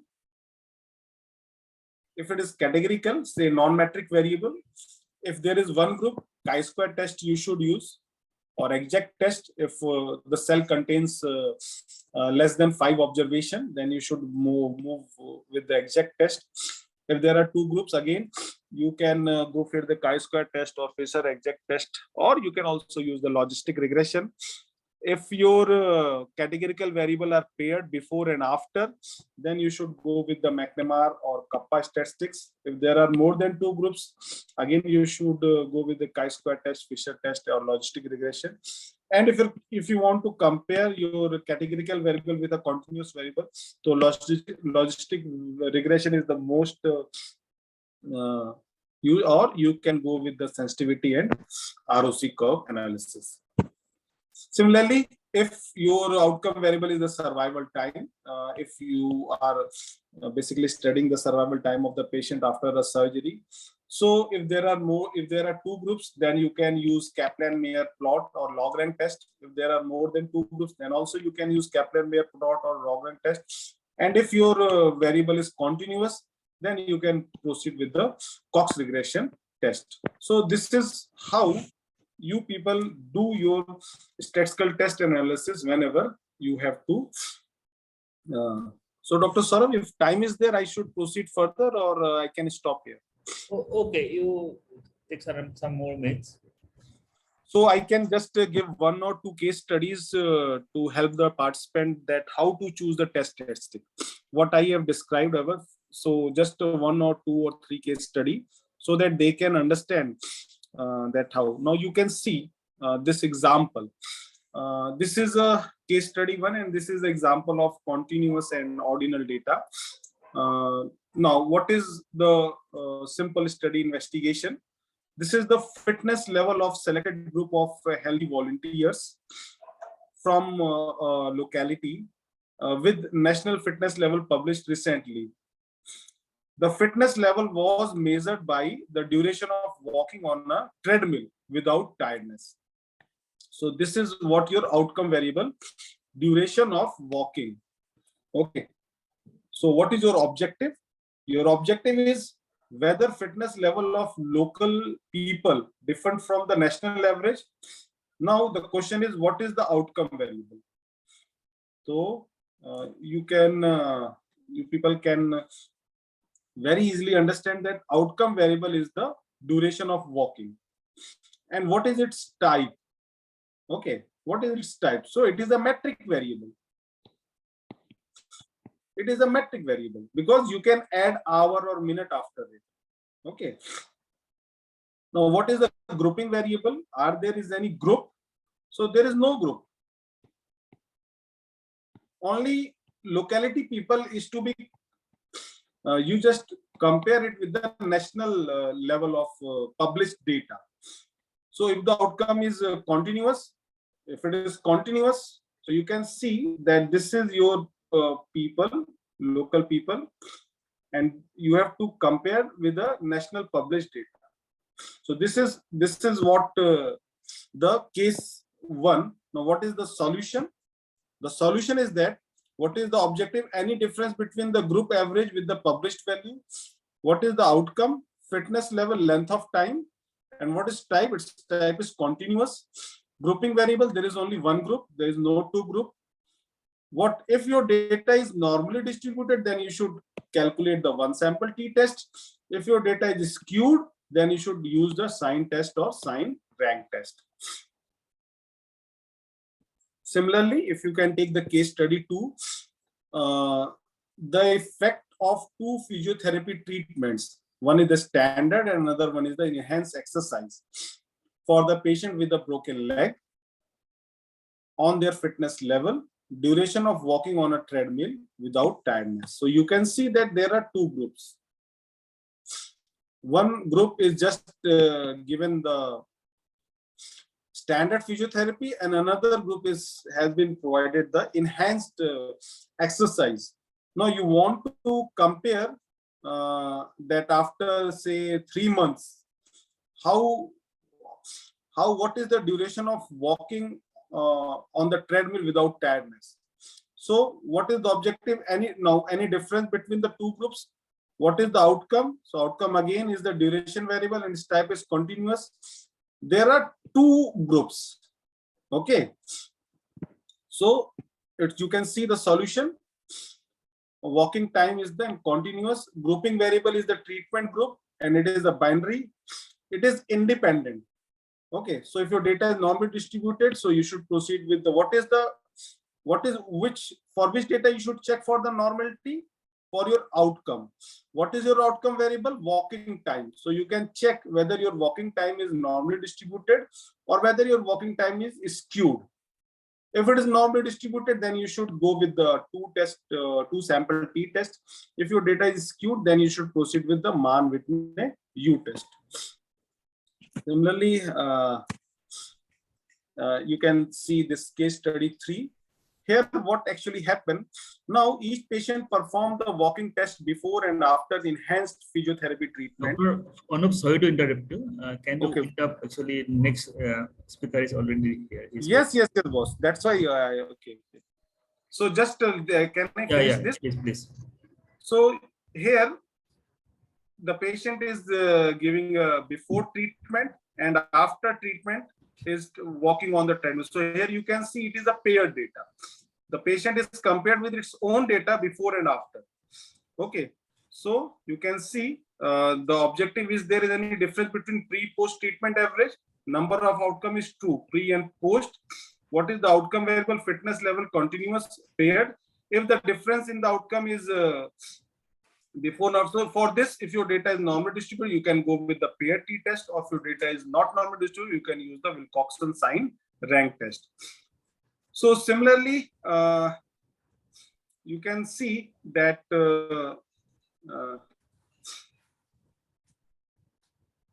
how you can use these test statistics.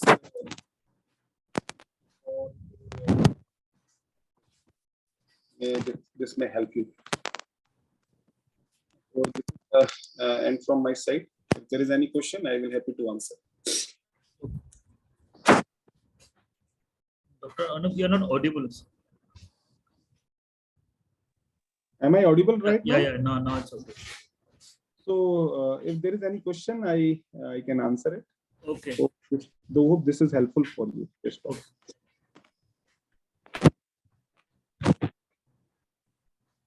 Anyone want to ask any question?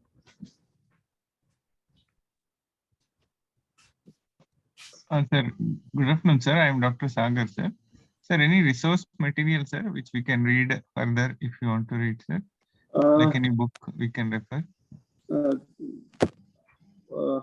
There is not only one book, there are one book from Bernard, Introduction to Biostatistics, that you can read. That is a good book for you. BRNARD, Bernard, Introduction to Biostatistics. That is a very good book for you people to read it. Okay, sir. Thank you. So, sir, good evening, sir. Yes. Sir, I am Venkat, sir. Sir, we're testing normality if in two samples, one sample is normally distributed and one second sample is skewed. Sir, which test we have? We should always try to, in such situation, we should move with the non-parametric test. Look, non-parametric test is like a Bolero car, okay? And parametric test is like a Ferrari. Obviously, Ferrari is much efficient than the Bolero car, but under certain assumption. What are the assumptions? That road should be smooth. There is no bump and dump on the road. Then only it can move very efficiently. But your Bolero can move on any road, whether it is a smooth track or whether it is unsmooth track. So non-parametric test is a Bolero car. It can also be used for the, you can say, the normally distributed data. So whenever you are in confusion whether your data is normally distributed or not normally distributed, when you do not have the much evidence to prove your data is normally distributed, then you should proceed with the non-parametric test. Thank you, sir. Okay, I think there's no more question. Next speaker is Dr. Gunadhar Pari. He's my good friend. Dr. Gunadhar, are you there? So he's my good friend, and he is a senior consultant and in Apollo Hospital, Navi Mumbai. He will take a class on blinding and how to do blinding and different types of blinding. Over to you, Mr. Dr. Pari. Yeah, thank you, Dr. Saurabh. I'm audible, right? Yeah, audible. I just share my screen. Just give me a minute. Yeah. Are you able to see my screen? Yes, we can. Okay.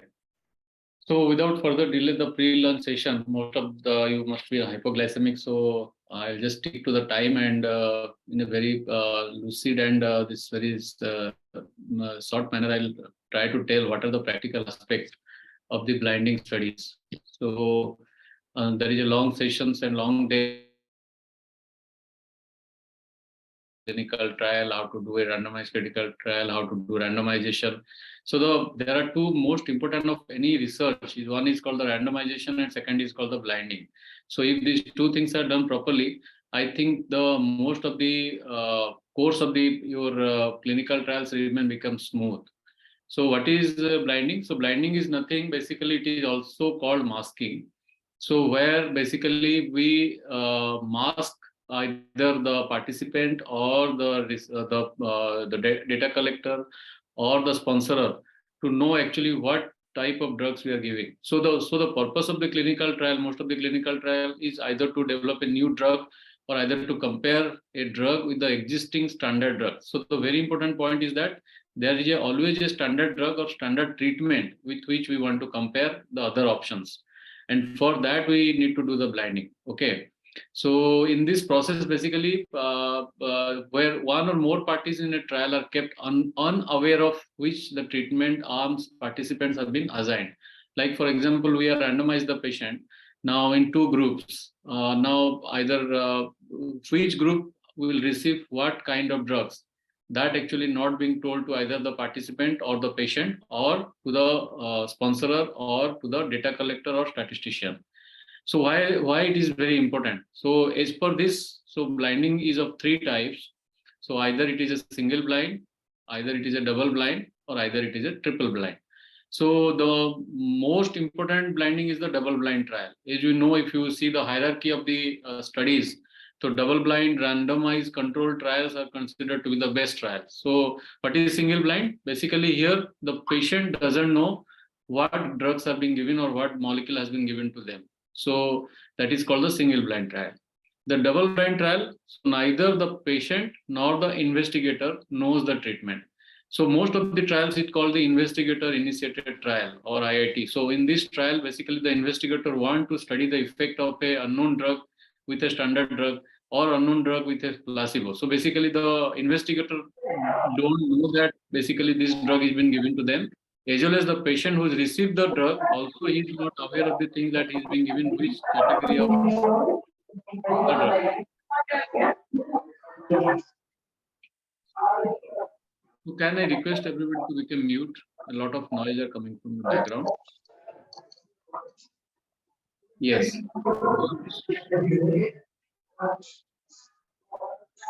So this is called the double blind trial. The third trial is called triple blind trial. So triple blind trial is a trial where neither the patient nor the investigator nor the sponsor or the evaluator or the outcome assessor knows the treatment. So it can be either the statistician, either the data collector, or either the sponsor, means the company who is going to sponsor the study. He is also aware of this kind of trial. So this is called the triple blind trial. So there are a lot of difficulties in conducting a triple blind trial. Why I'll tell you. But the best trial is a double blind trial. Whether the patient, neither the investigator, they know about the trial. That is why this is called randomized double blinding trial. So the randomized control trials, if you see, there are two types. One is called the unblind trial and the blinding trial. So unblind trials are called the parallel open label trial or open label trial. So unblinded trials are called the open label trial, where there is no blinding is involved. Whereas the blinded trials are called the double blind or triple blind or single blind trial. So why do we do blind? Why do we do masking basically? So there are a lot of advantages of doing a blinding basically in a study. So the advantages are that, like if we give if you do a blinding study, so the most important part which it helps is to prevent the bias. So what is a bias in a study basically? So bias is a process through which the outcome of the study is getting influenced either by the investigator or the data collector or the sponsor, because if some patient or by the patient itself, because when we give a drug, sometimes the patient, if he knows about the drug, he can sometimes present or he can sometimes give a response which is actually not desirable. This is called the bias. So this is called the bias. So to prevent that bias, the blinding is very, very important.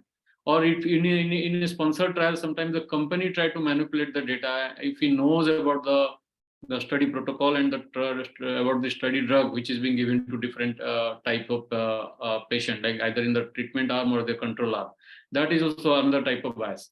So that is the reason to prevent this bias. This is very important that we should blind our studies, because if we have a bias in our trial, so most likely the outcome, the results, the potential study is totally get deviated from its original intention. So that is the reason this is very important that we should blind our study. And per general rule is that you should try to do a maximum blinding. Maximum blinding means as far as possible you try to blind the patient, blind the investigator or the doctor or the researcher or the data collector or the statistician, so that they should all present their independent results and they should give you a conclusion which is independent of the drug which is being given to different control or the treatment arm. Okay, so this is important because it affects the recruitment and allocation, the care plan, the attitude, the assessment, everything can vary because of if you don't do a blinding. And also it is used to ensure the objectivity of the trial results. Okay. So this is basically the different types of blinding, the single blind, the double blind, and the triple blind. So in the single blind trial, the patient is, of course, is not aware of what drug or what molecule is being given. The investigator is aware of, and he knows that what drug he is going to give to the different arms, like the control arm and the treatment arm. The statistician also will aware of which drug is being given to different arms. Okay, so this is called the single blind trial. Second is called the double blind trial, which is the superior trial and more commonly practiced and is a very important aspect of a randomized control trial is a double blind trial. So here the patient doesn't know about which drug is being given to him. Neither the investigator also is aware of what drug is being given to different arm, either the control or the treatment arm. But the statistician or the outcome assessor, he sometimes being aware of that what are the different two molecules are being given to different arms. So this is called the double blind. And in triple blind trial, all are being blinded, all are being masked. So neither the patient nor the investigator and neither the statistician know about what drug is being given to them. Actually, in theoretical term, this is considered to be superior triple blind. But practical, if you see double blind trial, the double blinded trial are the better. I'll just tell you why the triple blind trials are not very all the time superior, because of a lot of problems. Like sometimes we may have to unblind because of it's a life-threatening situation. Sometimes to contact the sponsorer, which may be in a different country or is sitting far away. Sometimes it is not always possible to contact them in case of a life-threatening events, and it cannot be done in a very large-scale setting. That is the reason the most of the topics in a small scale data or in a institutional best practices or in a small group of multicentric trial, double blind trials are always better. So this is also called, so these are the types of blinding: unblinded or open label trial. All are aware of the treatment. The single blind trial or single mask trial, the other name, only the patient is aware of the unaware of the things, and other rest are aware of the medications. Double blind or double mask trial, the participant and the clinicians, collector are aware of the treatment, the participant receives. Triple blind is all of them are been blinded. So these are called the unblinded trial. I'm not going to discuss here. It is called the open label trial. So basically, most of the times, if you see the studies, the randomized control trials are being performed for medical reasons, to compare the efficacy of a drug, or for the surgical reasons, like to compare the efficacy of different procedures, like for example, open surgery versus the laparoscopic surgery. So these are called the medical randomization versus patients of surgical trials who are being randomized. So unblinded trials are mostly preferred for the surgical procedures, because what happens normally, these are the one of the procedures which is sometimes life-saving or sometimes can change the course of the patient. And in these cases, we cannot always take part the blinded trials, because the surgeon has to ideally know that sometimes the standard treatment is always most of the times better. And with keeping in mind a standard treatment, it should always go for the alternative treatment, which is not life-threatening and which he should feels that it can sometimes equally bring, or sometimes it can be a superior procedure than the corresponding other procedures. So that is the reason for surgical procedure, mostly the unblinded trials will be used. And this is very hard, especially in participant which can be compared. Second thing, for case studies with life-threatening situations, most of the times we don't prefer blinding, because you give a drug and the patient developed a devastating complications, and nobody knows, neither the investigator knows, neither the patient knows, neither the sponsor knows. Then it is very difficult to break the code that time, and to bring out the potential antidote or to potential resuscitation at the same time, unless until you know the drug. That is the reason most of the times where we are dealing with the life-threatening situations, with that time we don't prefer a blinded trials. And sometimes for ethical reasons, like most of the times, if the investigator feels this is ethically not correct, and he wants to compare the things, in those cases, ideally he should keep in mind the standard treatment protocol versus the protocol he is going to formulate. So for the ethical consideration, blinding is not advisable. Okay, and when you don't have a control group, of course, if it is a cohort study or if it is a retrospective study, there is no point in doing a blinding, because you have to just analyze the study and there is no control group is involved. So this is basically the single blind trial. Okay, I already discussed. Okay, and here one experimental medicine.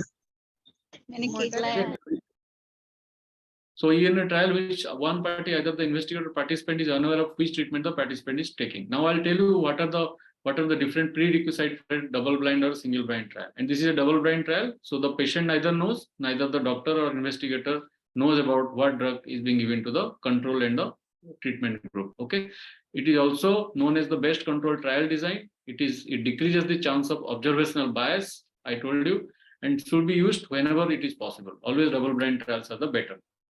Now the triple blind trial means, already I have told you what is a triple blind trial, and it ensures that the bias for or against the tested treatment is very unlikely to occur. Unless until you are sure that it is the case, you don't have to go for a triple blind. Then second thing is, here the analyst is also blinded as to which treatment is going to help to the patient and to help to avoid biases in the analysis of the result. Though theoretically it is better, but practically it is very, very difficult. Okay, so how to do a blinding basically? So the most important thing of prerequisite of doing a randomized controlled trials and blinding trial is that you know a drug or a procedure which is currently practiced as a standard drug or standard procedure, and you want to compare the new drug or the new molecule with the currently existing drug, which can be either in the form of the tablets, which can be either in the form of the injections, okay, or a surgical procedure which is almost equally comparable to the surgical procedures, like whether a open surgery versus laparoscopic or keyhole surgery. Okay, so for that, the most important prerequisite is that the drug or molecule which we want to compare should be identical. Should be identical in terms of the shape. Should be identical in terms of the shape. Should be identical in terms of the taste. Should be identical in terms of the, you can say, the color, the smell, the taste, the look, and everything should be identical to the standard molecule. Because otherwise, what happens? It will be always be on blind trial. So that is the reason whenever we compare such thing, that is very important that the placebo is called your comparator. So basically, comparator means with whom we want to compare the other molecule. So the comparator can be active or passive. So passive comparator is a placebo which don't contain any molecular drug. Okay.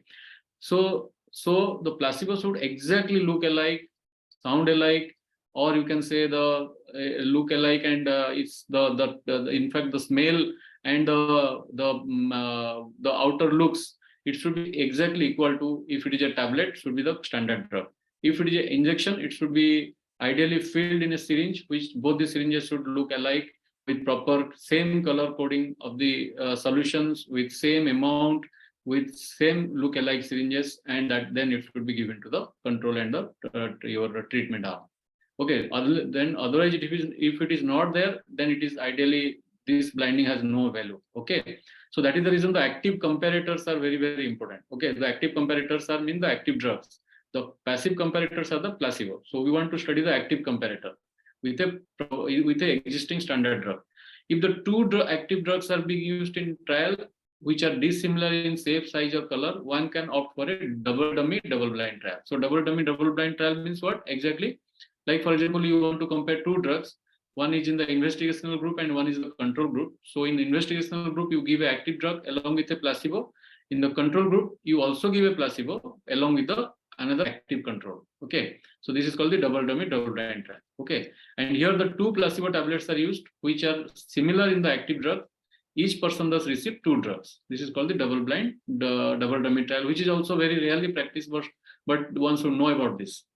Second thing, if the active drugs are dissimilar and double dummy is not available, one can make use of some other methods which are not as foolproof as the double dummy methods. These methods are prone to get unblinded at any point of trial conduction. Like, for example, both the active drugs are not similar in shape, size, color, smell, taste.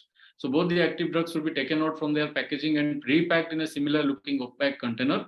The container can be labeled according to the randomization. So you have to tell the company, or you have to tell the sponsor, or you have to tell your something called as the person who is going to investigator, who is going to initiate the trial. So that they should manufacture, or they should pack the drug in this kind of packings. The observer can be blinded by separating the room also. Like, for example, there are 2 drugs and you want to give the 2 different control and treatment arm. Sometimes the observer or the data collector which is observing the patient, sometimes he may not be in the same room where the person is dispensing the drug and where the person is observing the effect of the drug. This is how also the blinding can also be done. Okay, but these are all inferior methods. Now, blinding in case of a surgical trial, like for example, you want to compare a standard treatment versus a treatment which is going to be new. So in that case, if it is a surgical case, using the same treatment is actually nothing, but the procedures will actually exactly look like the other procedures, or exactly the steps are same to the other procedures. Like, for example, in a case of arthritis, for example, septic arthritis, somebody want to do the standard treatment like opening the joint and giving a wash, and the other treatment is opening the joint and giving an antibiotic solution there with no wash. So this is called the sham treatment. So sham treatment is an inactive treatment of procedure that is intended to mimic as closely as possible in a therapy in a clinical trial. These are mostly meant for the surgical procedures. So the treatment is given to the subjects in the control group to mimic the investigational treatment group. With the use of the sham treatment, a seemingly impossible blinded study can now be blinded. Okay, and like for example, you want to study the laparoscopy versus the open surgery. So the procedure step the surgeon may be aware of, and sometimes the patient may not aware. It can be a single blinded trial. The dressing and whatever the things you want to apply after the surgery, the dressings are exactly same like a midline big dressing with dummy dressings, which is just looks like a laparoscopic keyhole dressing, should be applied to both the groups. Even if the patient has undergone a laparoscopic treatment, the keyholes of the laparoscope puncture site should also be included to do a surging, to do a dressing, as well as that patient also should be applied a straight dressing, even if the abdomen is not open. So from outside, the patient or the family, they are not aware of that this patient has undergone this kind of treatment, laparoscopic versus the standard treatment. This is how the blinding happens in the surgical trials. Now, the third thing is separating the treating physician and the evaluation or examining physician. Okay, the clinical trials are a separate physician other than the treating physician or investigator is employed to assess the efficacy or safety. So like, suppose I am the treating physician, I may not be involved in administering the drug or getting the effect. But the examining physicians are separate and do not communicate about the assessment result. He's not aware of what drug is being given, but I am aware of what drug or what control I'm able to give. So this will serve 2 purposes. One purpose is the blinding can happen, and at a time of life-threatening events, suppose the patient is developing severe life-threatening reaction, I am aware that this patient is or this group is being given this kind of drugs, and my antidotes is being ready with me, and immediately I can give the antidote. Okay. Third thing is treating physicians can be unblinded to a treatment assignment, but the examining physician is blinded. Okay. So this also can take place. Therefore, the blinding is maintained. This type of arrangement is useful and necessary in neurological trials, specifically in multiple sclerosis trials where many subject scales are used. So if there are a lot of patients are being involved, these are the different trials. Now, this is basically a there are different procedures how you can actually make the blinding trials more and more smoother. One is by the central reader with blinded clinical trials. Second is firewall to prevent the sponsorer from performing the aggregate analysis. That means the sponsorer is being prevented to know, or there is a gap. The firewall between the sponsor and the data monitoring committee is there is a gap. That is called building a firewall, which is necessary to make sure that the study integrity is maintained and the sponsor is absolutely not aware of what study we are going to do. This is by making a firewall to prevent the sponsor from performing the aggregate analysis. And second thing is a central reader with the blinded clinical trial. So a central reader for it's basically a computer generated system for reading the image endpoints, or the central reader is blinded to the clinical data to avoid the biases. Okay.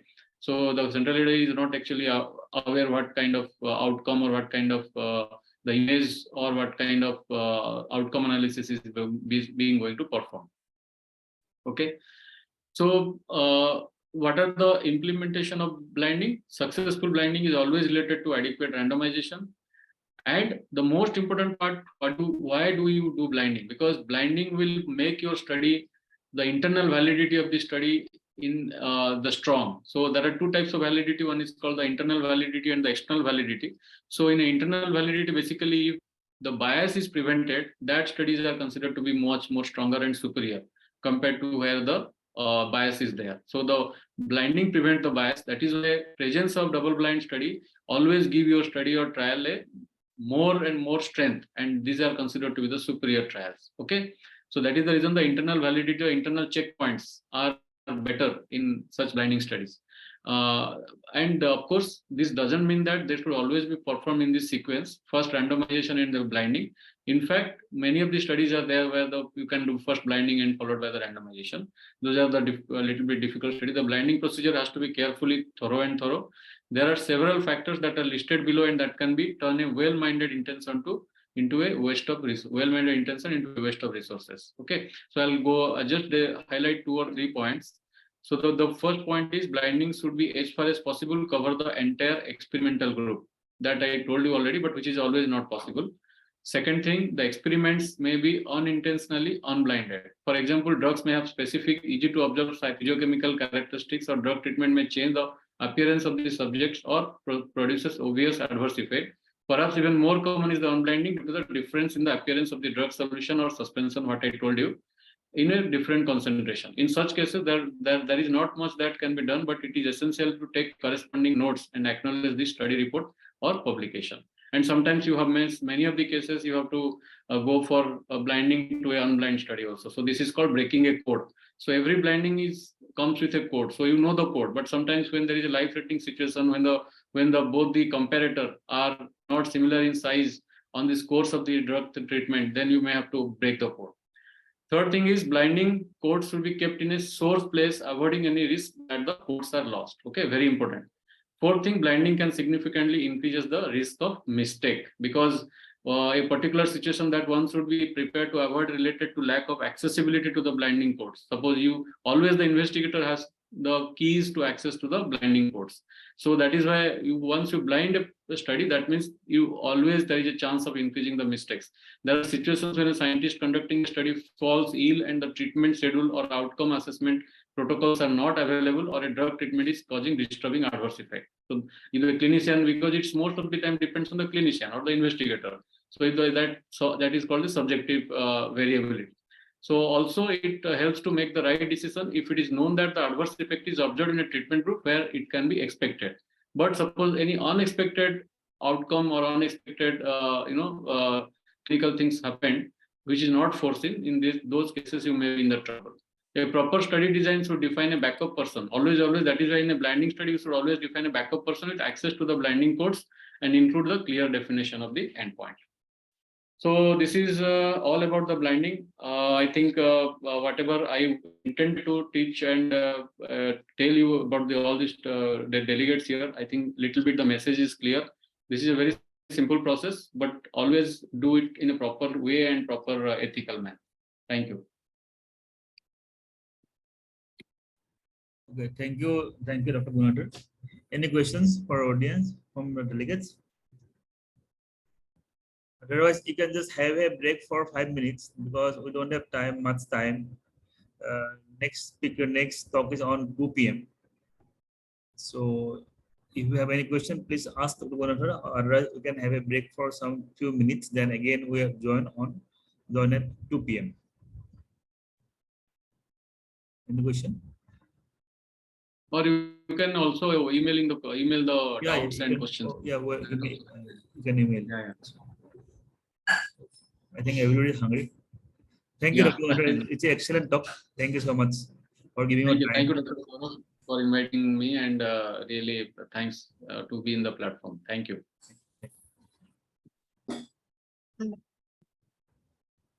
Thank you, Dr. Das. Sorry, actually, right now I'm at home. So it's Saturday we have off. Yeah. So, Sorry for disturbing you at Saturday, right? It's okay. It's okay. Can I start my class now? Yes, ma'am. Okay, sure. I'll just share my screen.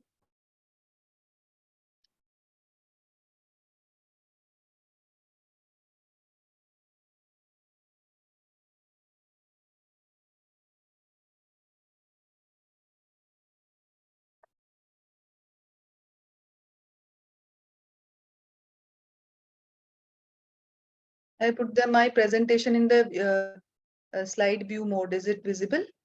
Yes, ma'am, it's visible. The slide view mode is visible, no? Yeah. Okay. So, good afternoon, everyone.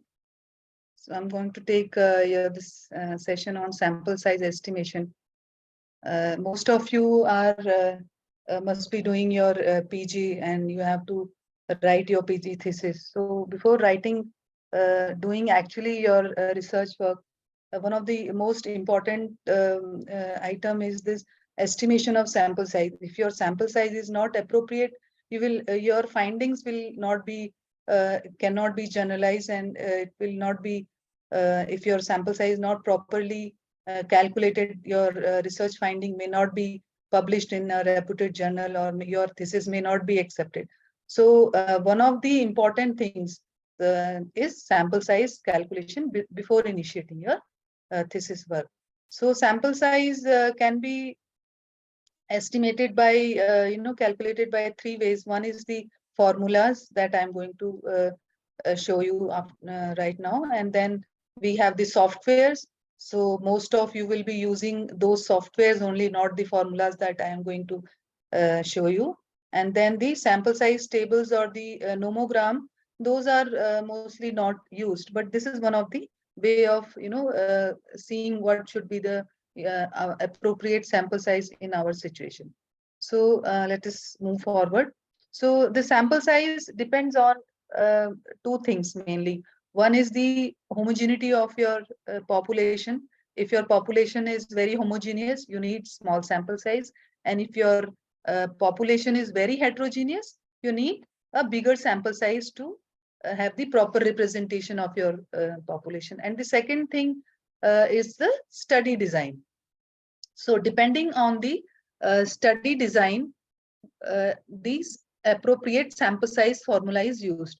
So 4PQ by D square is not the only formula that can be used for all the sample size, all the study designs. So mostly, most of the students, what they do, that they just use the 4PQ by D square formula for calculating the sample size, even if it is a RCT or even if it is a case control design or cohort study.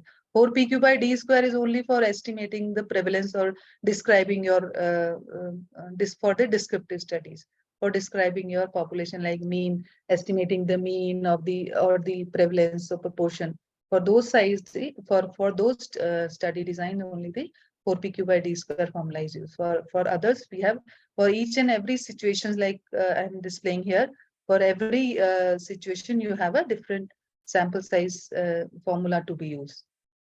So we have two types of study design. One is observational study design, and the other one is the interventional studies design, or the experimental, and the appropriate study design is the RCT, randomized controlled trial mostly. And under observational, we have the cross-sectional, where we are doing the, just doing the sample survey and trying to find out the mean of certain parameter, or a proportion of certain parameter, or even you can compare two populations, like comparing the mean of two independent samples, comparing the means of two groups. And then we have the under observation, we have case controls studies, and then we case control studies where we have the diseased population, and on the other hand we have the non-disease, and we just see the what is the exposure level. And with this case control design, we try to find out whether there is a association between the disease and the exposure. And then we have the cohort, that is the most appropriate for finding out the association. Cohort design, where we have the exposed and unexposed population, and we follow up the population, the two groups, over a period of time, and then see how many are developing after how much time interval developing the disease in the two groups, like exposed and non-exposed. Then we have the diagnostic test also, and under interventional we have the RCTs. So let us go one by one. The under cross-sectional design for estimating mean and population. So this is the formula for estimating the mean and population, and where sigma square is the variance of the population. The higher the variance, as I already told you, higher the variation or higher the more heterogeneous population. So sigma square shows the heterogeneity of the population, the variance or the variation in the population. So more the variation, more the sample size. And the denominator, we have the error, margin of error of the mean. So how much error you can tolerate, okay, for in estimating your population parameters. So higher the error, suppose you say that I can tolerate 5% error, 5% this side or 5% that side of the actual mean, my estimate will be. So so the higher the margin of error, the lower the sample size. For having less margin of error, you need higher sample size. And for similarly for estimating the proportion, this is the formula. Now let us take the example. You would like to estimate the mean systolic blood pressure of British adults with 95% confidence and a margin of error no larger than 2 mm Hg. How many samples are required? So what do we have here? Mean systolic blood pressure we want to estimate. For estimating the mean, this is the formula. So what do you want? The sigma square and the margin of error and the alpha level. Okay, alpha level is nothing but 1 minus or 100 minus this 95 confidence interval. Suppose your alpha, you want 95 confidence interval, that means alpha is 5%. Okay, how many samples are required? Assuming a population variance of 100. So sigma square is 100 over here. Then the sample size is 97. So let us go to this sample size, how you are going to calculate this. So this is the sample size calculator. This is a website or app or package. You can say, you can just note down this. So as soon as I click on this, so you can see this is the software, or you can say application, for which you can in which you can calculate the sample size for all the conditions, all the study designs I have told you. Okay, so our condition is, right now we are doing the observational and the cross-sectional study. Cross-sectional study. So in cross-sectional study, what do you have to give? One is the alpha. So alpha over here is 5. So alpha is 0.05. Sorry, not this one, this survey, cross-section. So here you have to specify the alpha and the standard deviation. So as in the example, the variance is sigma square is 100. So the standard deviation is nothing but the square root of variance. So that is 10. Okay. So for SD is 10, and absolute error of margin, what is there? 2. So let us calculate. You can see the sample size is 97 over here. Is it visible to you, the total sample size? Dr. Das? Hello? No, ma'am, it is not visible. This application is not visible. With that, I'm showing the calculations. Yes, ma'am. Oh, I'm so sorry. Only this, oh, let me share this.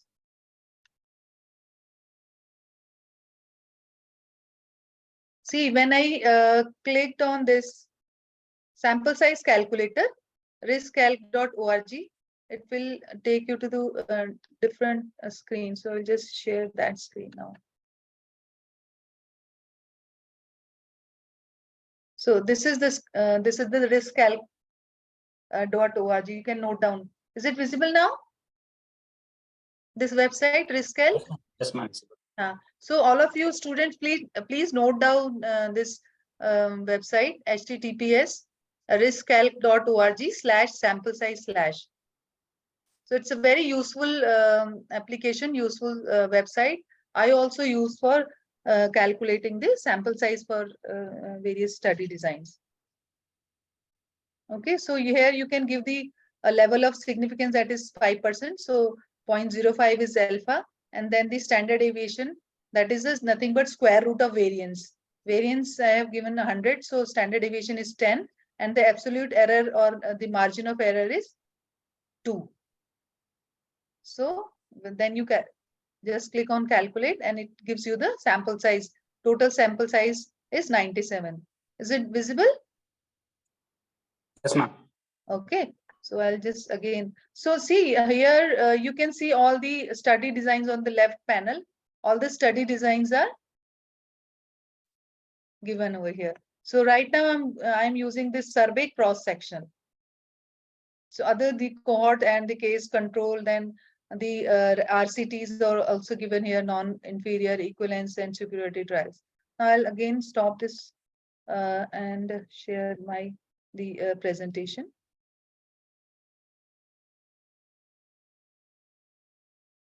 Okay, so for this for first example, the total size sample size is 97. And let us take the another example for estimating the proportion. For the proportional variable, the level of acceptable error is 5%. That is nothing but alpha. Sorry, margin of error that comes in the denominator, and the expected proportion in population is 0.5. So here the p-value is 0.5. So that this p-value you have to take from the other, the previous or from the historical studies. You can take this proportion. So suppose somebody else has done some studies on the same estimation of the prevalence. So that prevalence you can take, this p-value you can take from other studies, and then give the level of significance and 5%, and the margin of error as already specified is 0.05. You can take 5% or 10% also. For 10%, the sample size will be more than 385. Sorry, less than 385.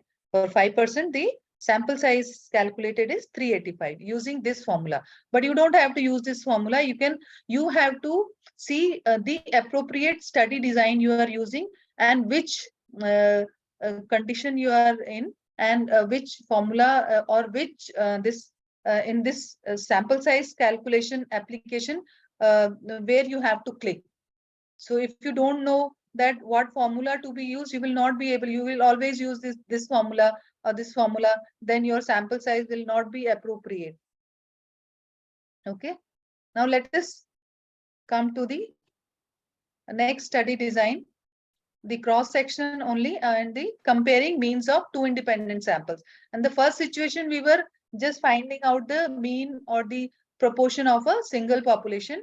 In this, we are comparing the two population or the two groups with respect to some parameter.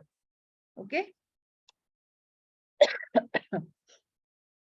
So for comparing either mean or proportion of two independent samples in a cross-sectional study. Cross-sectional study means in the survey setting. You are comparing two groups. So for comparing the mean, this is the formula. And where mu naught and mu1 are the means in the two groups. So this mu1 and mu naught you have to take from previous studies, and this alpha is generally taken as 5%. So you will give 0.05 in alpha, and then beta. Whenever you are comparing two groups, you have to take the beta also. In the previous example where we had only one population or only one group, we were not comparing two groups, then we only give the alpha. But whenever you are comparing two groups, so in that case, you have to specify the beta also. So beta is nothing but the type 2 error, and 1 minus beta is the power. So what do you mean by power? How sure you want to detect a small difference between the two groups. Okay, so for detecting the difference between the two groups, we specify the 1 minus beta. That is also called the power of our study. If you don't take, if your power of the study is not sufficient, you will end up in a smaller sample size, and you will not be able to detect the difference between the two groups. Even if the difference is there, but your study will not be able to find out the difference. It will not detect the difference, that it will say, your findings will say that the two groups are not different. You are not able to detect the difference. So this 1 minus beta is very important, specifying 1 minus beta. So generally we take either 80% or 90%. That means beta is either 10 or 20. Power is 1 minus beta. And in this, for comparing the means, you have to give the variance in the sigma square. That is a common variance of the two population, two samples, that again you have to take from the previous studies. And for comparing proportion between two groups, some proportion you want to see, proportion of some parameter like hypertensive, how many proportion, how many people are, what proportion of people are hypertensive in this group versus that group. So for those type of comparison, you have to use the second formula. So again, you don't have to remember this formula. You just have to remember the situation. Okay, we are in this situation, and so we will accordingly, we will in the application or in the software, we will click on the appropriate space. Let us see. I'm again showing you that software.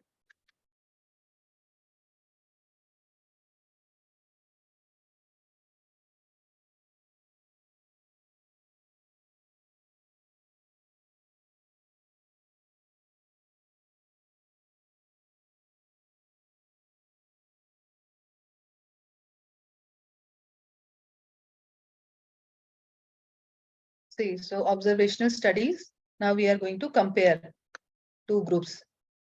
Okay, so you have to give the alpha and beta, and then this is a ratio of cases to control. Means in the two groups you have to specify how many controls will be taken with for each case. Suppose we want to take 1:1 in the both the groups, or you may be suppose you're in the control group, it's a very large group, so you want to take two controls versus one case, so you can give it as 2. So right now I'm taking 1:1. Then you have to specify the two proportion, and then you just calculate the sample size. So this P0 is the proportion in the treatment group, and cases, and P1 is the control. So you just calculate, click on the calculate, and it will give you the sample size. Okay, so 107, 107 in the two groups.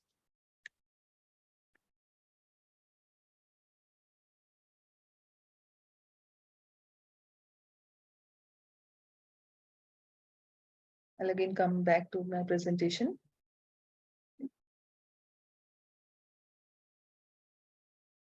So now let us come to the this case control. Case control I have already explained. Now come to cohort.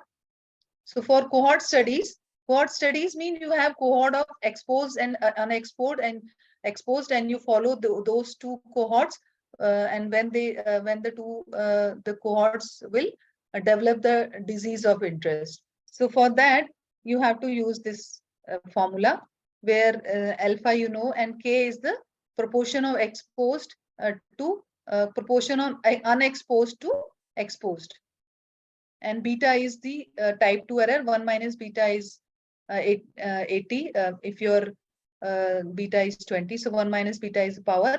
And P naught is the probability of your disease or event in the unexposed group. And P1 is the probability of event in the unexposed group. So this P naught and P1 you have to take from the previous study. So this is the formula for exposed if you are cohort studies, if you are comparing two cohorts, exposed and unexposed. So this is the example. A government initiative has decided to reduce the prevalence of males smoking to 30%. Okay. So so your P1 is 0.3 and a sample survey is planned to test at least 5% at the 5% level of significance. So your alpha is 5%. The hypothesis that the percentage of the smokers in the male population is 30% against one-sided alternative that it is greater. So how much greater? The survey would be able to find a prevalence of 32. Okay, so your P naught is 0.32 or 32% when it is true and with 90% power. So 1 minus beta is 90. So all these values you will feed in your software that and then it will calculate you the sample size, appropriate sample size. Now let us come to RCTs, diagnostic I will take at the last. RCTs, so whenever you are conducting a randomized control trial, so randomized control trial means your participants are randomized to the intervention or the control arm. So they are assigned to the intervention or the control arm randomly in a random manner. Okay, just to avoid the bias.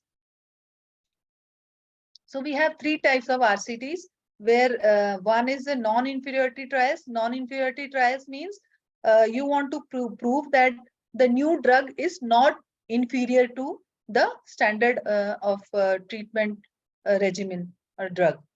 Okay, so why do you want to prove that it is non-inferior? If it is non-inferior, why not to take the standard drug only? Because it may be the situation that your new drug is cheaper or it is having less side effects. So in those conditions, whenever you are trying to prove the either the non-inferiority or the equivalence of the two drugs, the new drugs and the standard drug, then in those conditions you use these two formulas. And then the third one is the superiority trial, where you want to prove the superiority of the new drug. That means you are assuming that your new drug is superior or having more efficacious than the previous one or the standard arm. So in that condition, you use this formula. For all these three conditions, we have the accordingly. Let me share again that. In this software, you can go to the these are the RCTs. Under RCTs, you have three: non-inferiority, equivalence, or the superiority. So in these three, you have to specify the margin of non-inferiority. And for equivalence, you have to specify the margin of equivalence, means how much deviation, if it is on the left side of the standard arm or on the right side of the standard arm. So you have to specify the margin. It means if your new drug is lying within this margin, you will say that it is equivalent. Or non-inferiority accordingly, if your drug is less than, you specify the margin of non-inferiority. If your drug is within that margin of inferiority, it is inferior to the standard drug, but within a margin, then you say that it is non-inferior. So you will use this non-inferiority trial. If you say that yes, it is superior, then but again, then you have to specify that you have to specify the margin of superiority. We say that if this drug is better than by this margin, better than the previous drug by this margin, then only we will say it is superior. Okay, so clinical significance. So then we use the superiority trial. So in this situation, let us take our outcome is dichotomous, and then you have to specify the alpha here, and then the beta, the power 1 minus beta, then the ratio of cases to control, and then this PT is nothing but the expected proportion of outcome in the treatment group. And then PC is nothing but the expected proportion in the control group. So these PT and PC, you have to take from the previous studies. And then you say the superiority margin. Okay, so this is also called margin on risk difference scale. So it can be 0.1, 0.3, 0.4, 0.5. Then you calculate. It gives the sample size in the treatment arm as 35, sample size in the control arm as 35. Equal, because we have taken K as 1. Here, K as 1. If you take K 2, so your controls will be double than the. Is it visible, this screen? Yes. Visual. Yeah. So see, your sample size in the treatment is 52 and the control it is 27.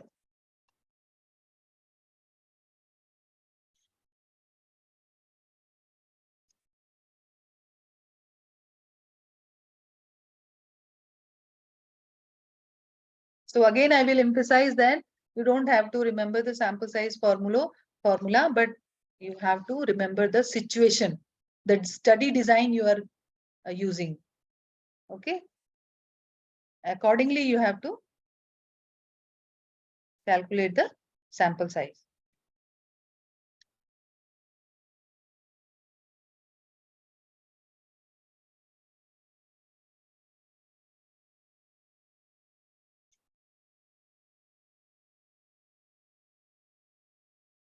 So these are a few of the examples of non-inferiority trials. Suppose it is of interest to establish non-inferiority of the test drug compared to the active control agent. The non-inferiority margin is chosen to be 10%. So that means delta is 0.1. Also, suppose the true mean cure rate of the treatment agent and the active control is 85%. So true mean cure rate means PT. In the treatment arm, PT is 0.85. And the active control, it is 65%, mean PC is 0.65. And for achieving an 80% power, so 1 minus beta is 0.8 at the 5% level of significance. So alpha is 0.05 with equal allocation is 1. The sample size for the treatment agent and the control agent is 25 respectively. And equivalence trial, suppose it is of interest to establish equivalence of the test drug compared to the active control agent. So in that case, assuming the equivalence margin as 0%. You can take 0% also, or 10%, 20%. So if you take 10%, so your this delta will be 0.1. But here we are saying equivalence margin is 0, so delta is 0. Also, suppose the true mean cure rate of treatment agent and the active control is 85 and 65 respectively. So treatment PT will be 0.85 and PC will be 0.65. And for achieving 80% power, that means 1 minus beta is 0.8 and 5% level of significance, that means alpha is 0.05 with equal allocation. Equal allocation means cases and control equal, means the two arms equal size, so K will be equal. The sample size for this type of example will be 55 and 55 in treatment and control arm. And similarly for superiority trials. Now let us come to the diagnostic test. So for diagnostic test, we have generally we see the sensitivity and specificity of our test, of our diagnostic test. So if you are concentrating on the sensitivity, so you use this n is equal to z square Sn, that is sensitivity, minus 1 into 1 minus sensitivity upon the error margin of error square and then the prevalence of the disease. So this is the formula for diagnostic test for sensitivity, and this is for specificity. So if you are concentrating on specificity, if for you specificity is more important, then you just replace that sensitivity with specificity. Thank you. Any question? I have a query, like some trial we see, they do interim analysis. Like initially they calculate sample size of 1,000, they do an interim analysis and they found that results are significant, then they stop the trial and publish the trial. If taking less sample size won't affect the power of the study. So see, you have to post, you can calculate the post power also, So if your power is sufficient and, but you must be having some reasons for, doing the interim analysis or terminating your trial in between. So, sir, for example, there's a cap code trial. They another use of steroid in pneumonia patient. Like actually, they initially they took very less, like very high incidence of mortality in pneumonia. But later on, when they actually did the study, the incidence of death in pneumonia was low. So that means with that low death rate, they actually needed much more number of sample size than it was originally designed. Yeah, required. Yes. But they just published like that. It was an NEGM. Yes, for low sample, for low incidence, you need a larger sample size, and for higher incidence, you need a smaller sample size. I am not understanding exactly what you want to ask after that. So like won't it affect that? Should we continue? Should we like people they do interim analysis and take lower sample size? But though it affect the power of study, and if you calculate power study later on, it is actually less. But still they publish like that. Yeah. No, but that is not correct, na? So correct. if you take less sample size, your power will be less. So that means your whatever inference or you are calculating, that will not be representative of your actual parameter. Any more questions from delegates?